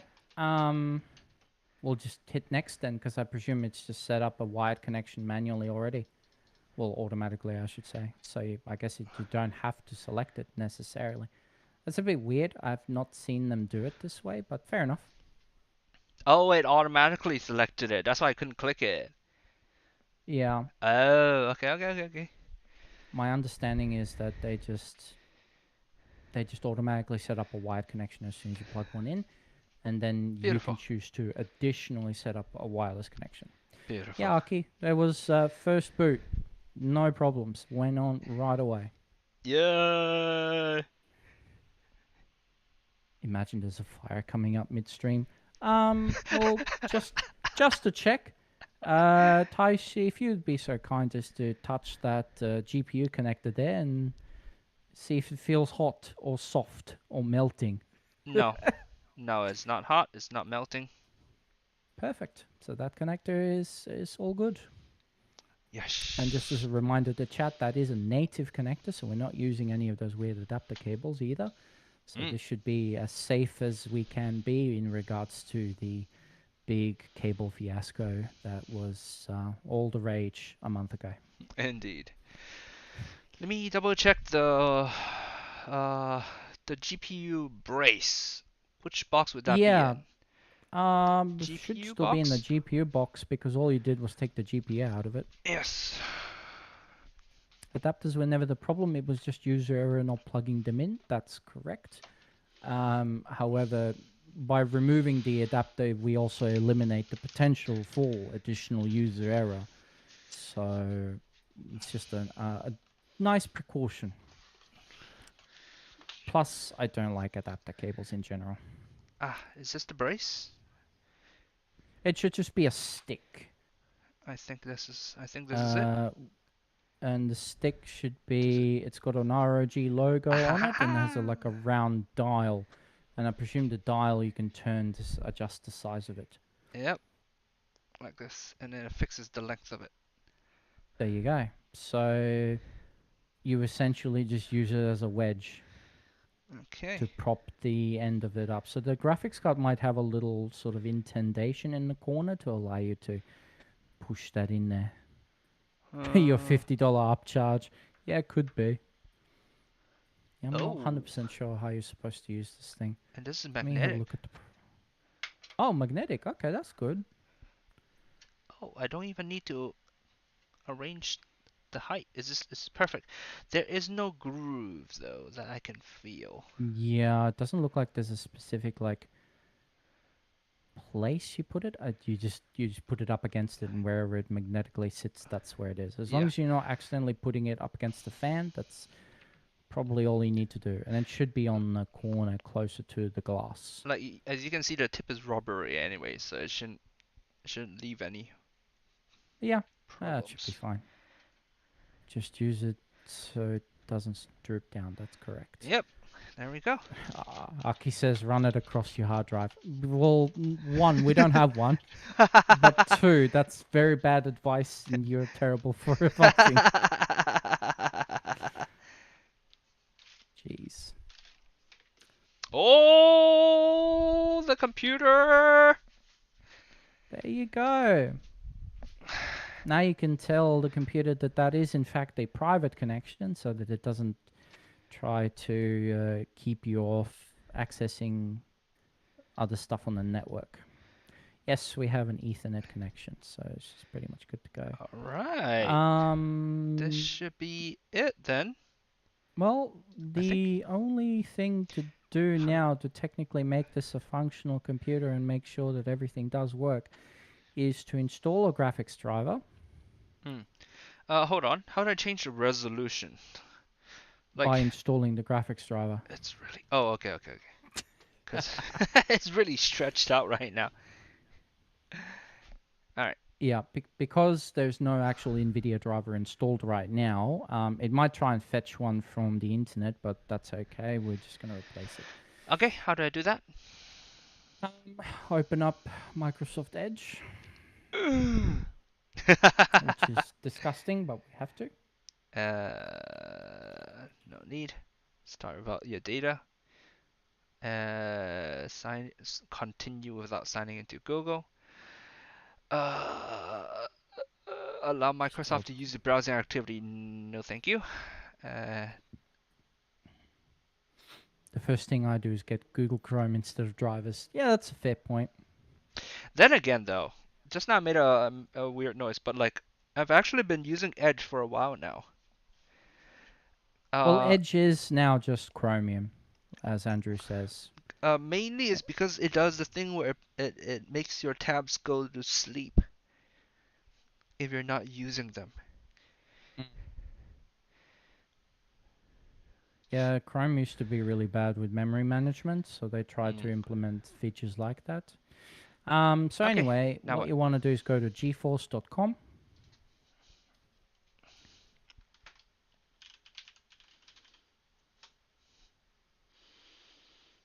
Hold on, I've been wearing my Bluetooth, my GoPro the entire time, and it's just heavy on my head now. yeah, take it off. You're not going to be able to use it anymore anyway.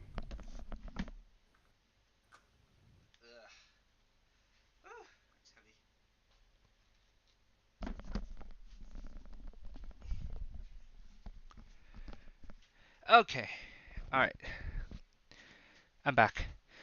Okay. Top right corner of this website should have a button that says drivers. right corner. Yes, drivers. Automatic driver update or No, we manual want to driver get search?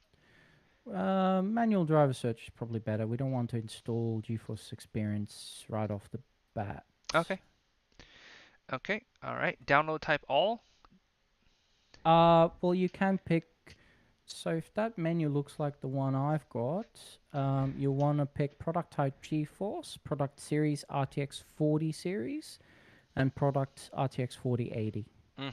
Yep, I got all of that. And operating system Windows 10, 64-bit, download type game ready driver. Game ready driver. And Okay. yeah, and when you hit search, it should really just bring you the one option, which should be version 527.56. 527.56. Yes. That's the one. Get download. Yosh. Download that. Download now. All right. Wow, there's so much stuff to do even after finishing building a computer, huh? Oh yeah, there's a fair bit to set up. One thing I'm going to teach you is how to use Ninite.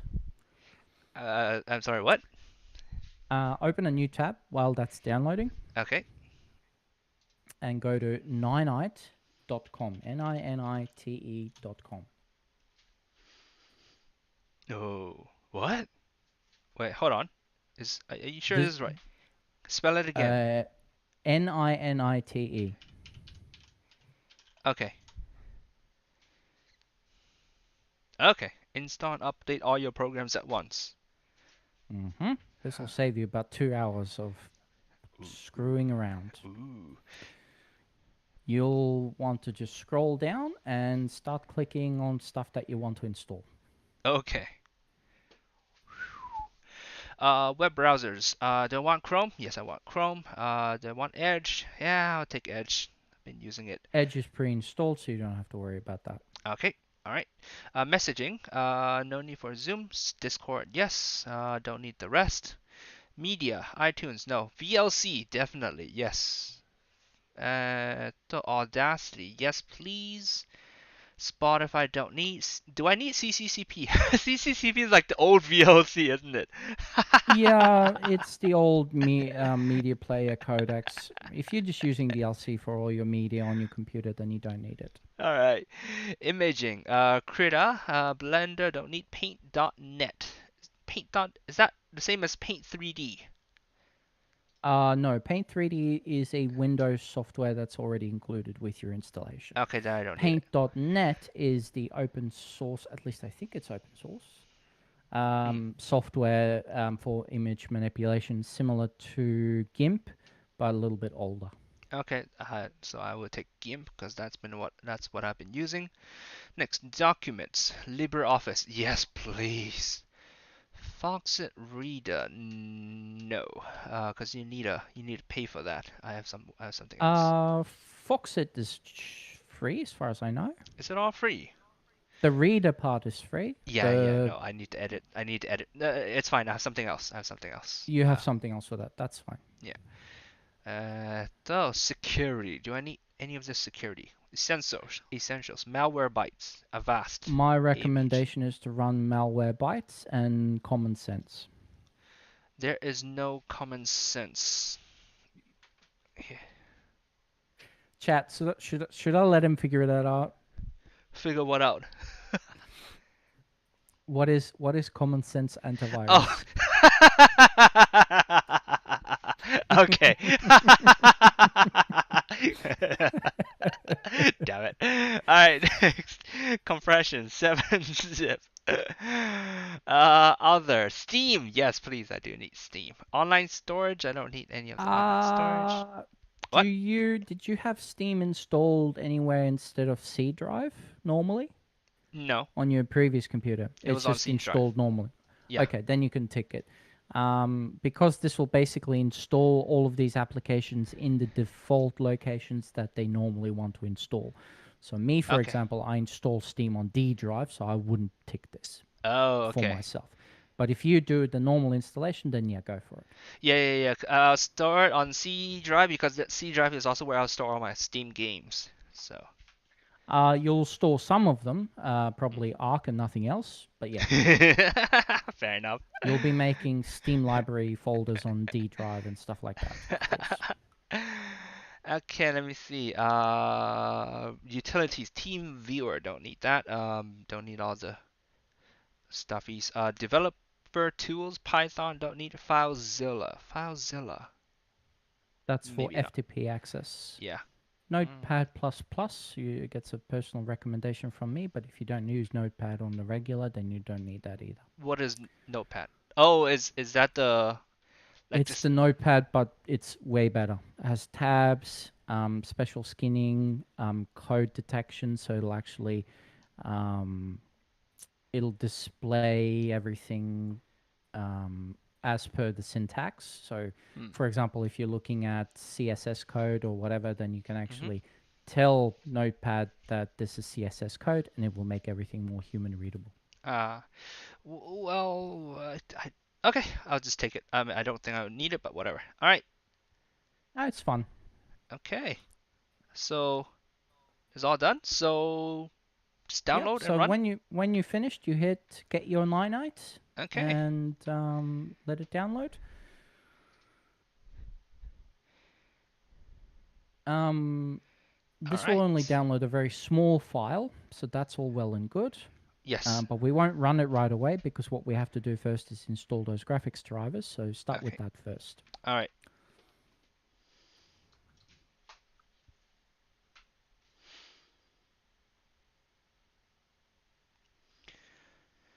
Yeah, runtime plus plus generally don't need that.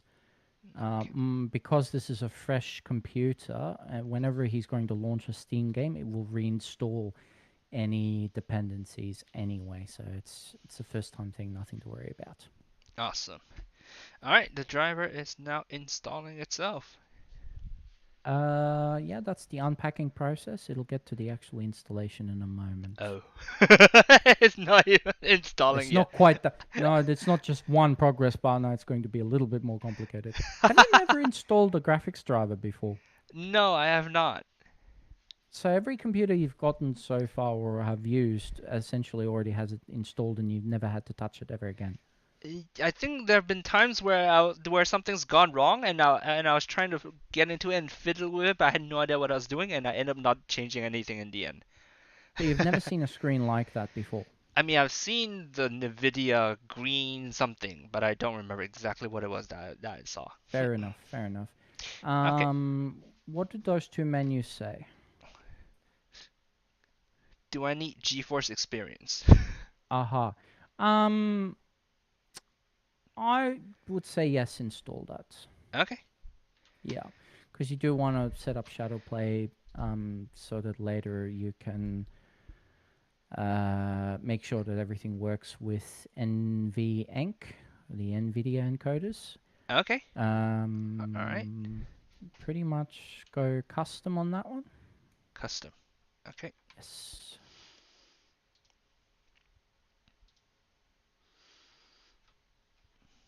And yeah, once you do have GeForce Experience, you will be able to get Express downloads.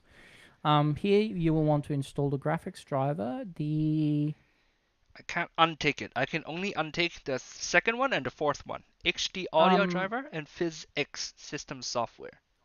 do you use any of the audio plugs on any of your monitors? Audio plugs, like the Like, headphone do you, jack. yeah, do you ever like plug any audio devices directly into your monitors at all? I mean, I haven't done it before, but I usually just use the monitors like sound out system. Like, Oh, okay. Then yeah. leave HD audio installed. Okay. PhysX is optional, but there are still some games that use it, so it's up to you if you want to leave it on. If you Okay. want to be safe, just leave everything ticked and hit next. All right. Should I click perform a clean installation? No, because this is already a clean installation to start with. I mean, you can never be too clean, or else you might Yeah, catch COVID. I don't know. that's true. Yeah, yeah. Hey, Computers look, get COVID. I know We this know this. guy. I've seen his face before. Yeah. Jansen or something, right? That is, yes, Jensen, I think is how you pronounce his name. Sorry. Yes. I don't know his first name. I think that's his last name. I believe it is his last name too. Yes. Jensen, our boy, and his leather jacket. Yeah, he And his always leather wearing a jacket. leather jacket. Why? Yeah, that's his thing. You know how Steve Jobs was always a turtleneck? His is a Uh leather jacket. huh. Do all tech people need like a special fashion statement thing? Everyone seems to have something. Yeah, it's weird. Awesome. What about Bill? Not Bill Nye. Bill Gates. Does Bill Gates? does Bill he? Gates. I don't know. Bill Gates used to wear something. He just hasn't done a keynote in such a long time. True.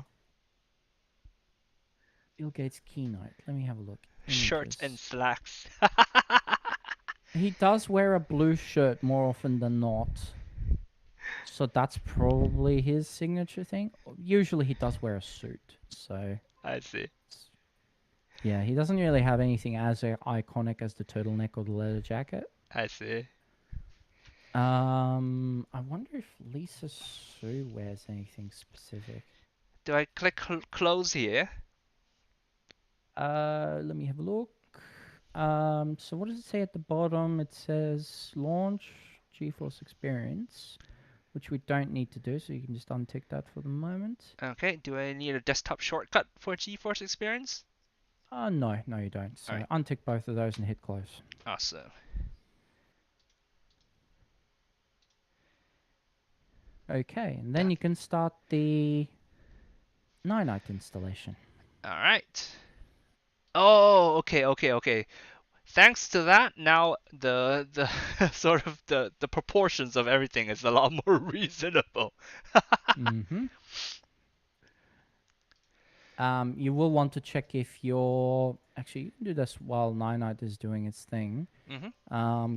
On your desktop, hit right-click and go to your actual desktop. So you'll have to minimize all of these things. Mm-hmm. Right-click, go to video. Is it display settings? Display settings. All right. Display settings, and then go to advanced display settings. And then read. So it's a little bit further down. It's next to the words multiple displays. Yeah, just below multiple displays. It's a little link. And now tell me if the resolution and refresh rate line up with what this particular monitor can do.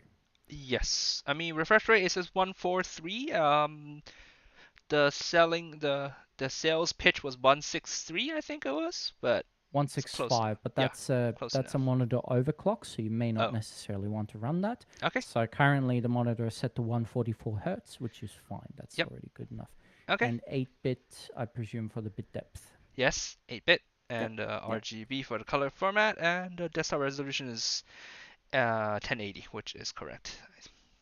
There we go. So that's set up. Wonderful. All right. Let's have a look at how Ninite's doing. Nanite is installing everything. Oh wow.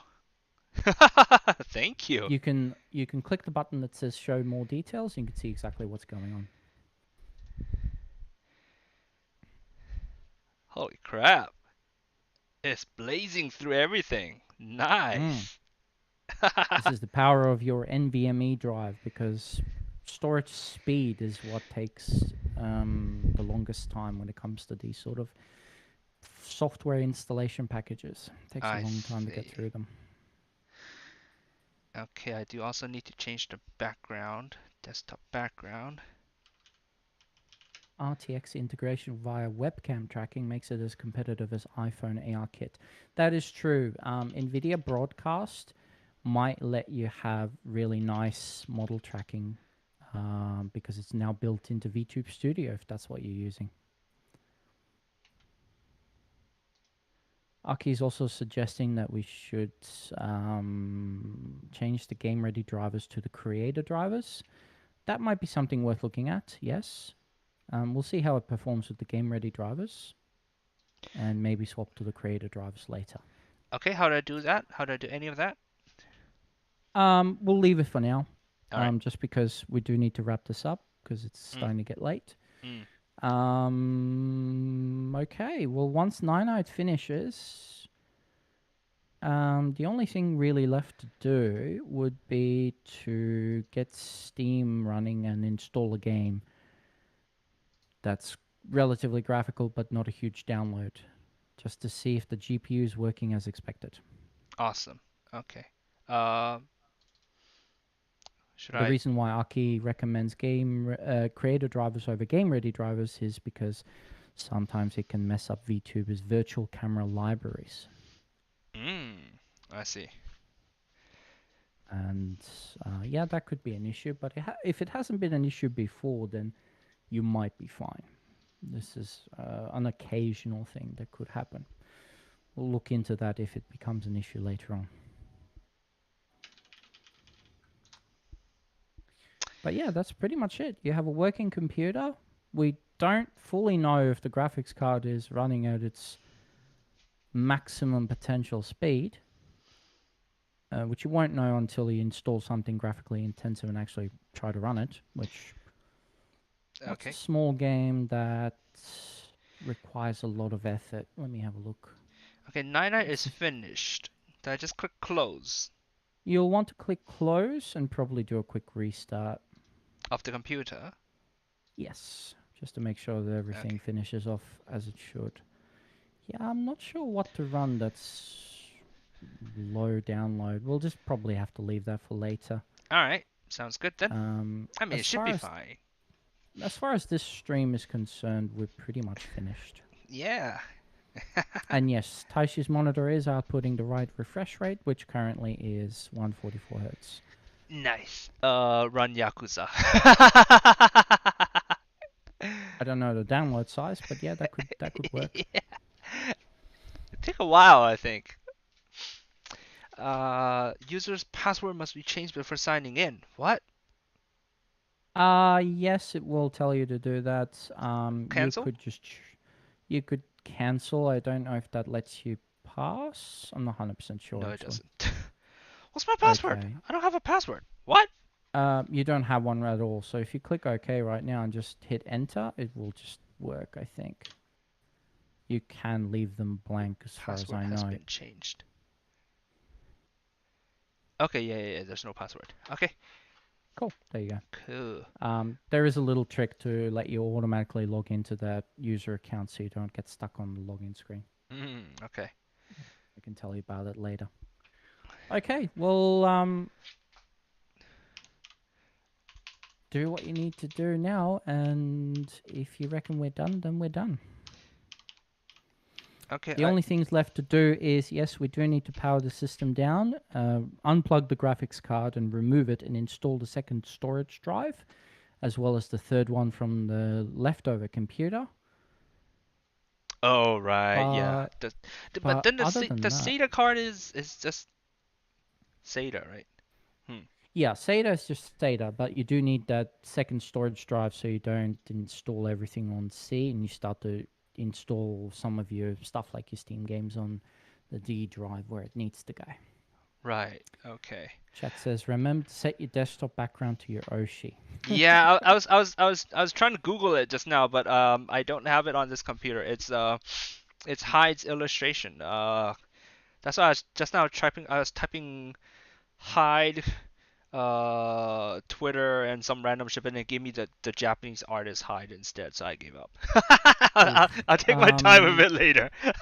His Twitter handle is Tabako with a double K, so you could look for that. But yeah, Hyde's artwork is definitely wallpaper worthy.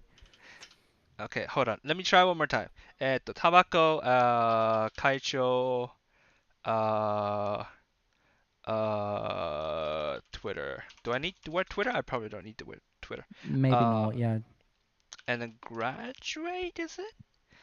Googling VTuber art on stream. What could go wrong? Yeah, that could go wrong very easily. I don't see it. God You'll damn. have to look for it later. Yeah, then. I'll look for it later. That would have been Too a hard cool to way to find. end the stream. I mean, technically we can end the stream with this.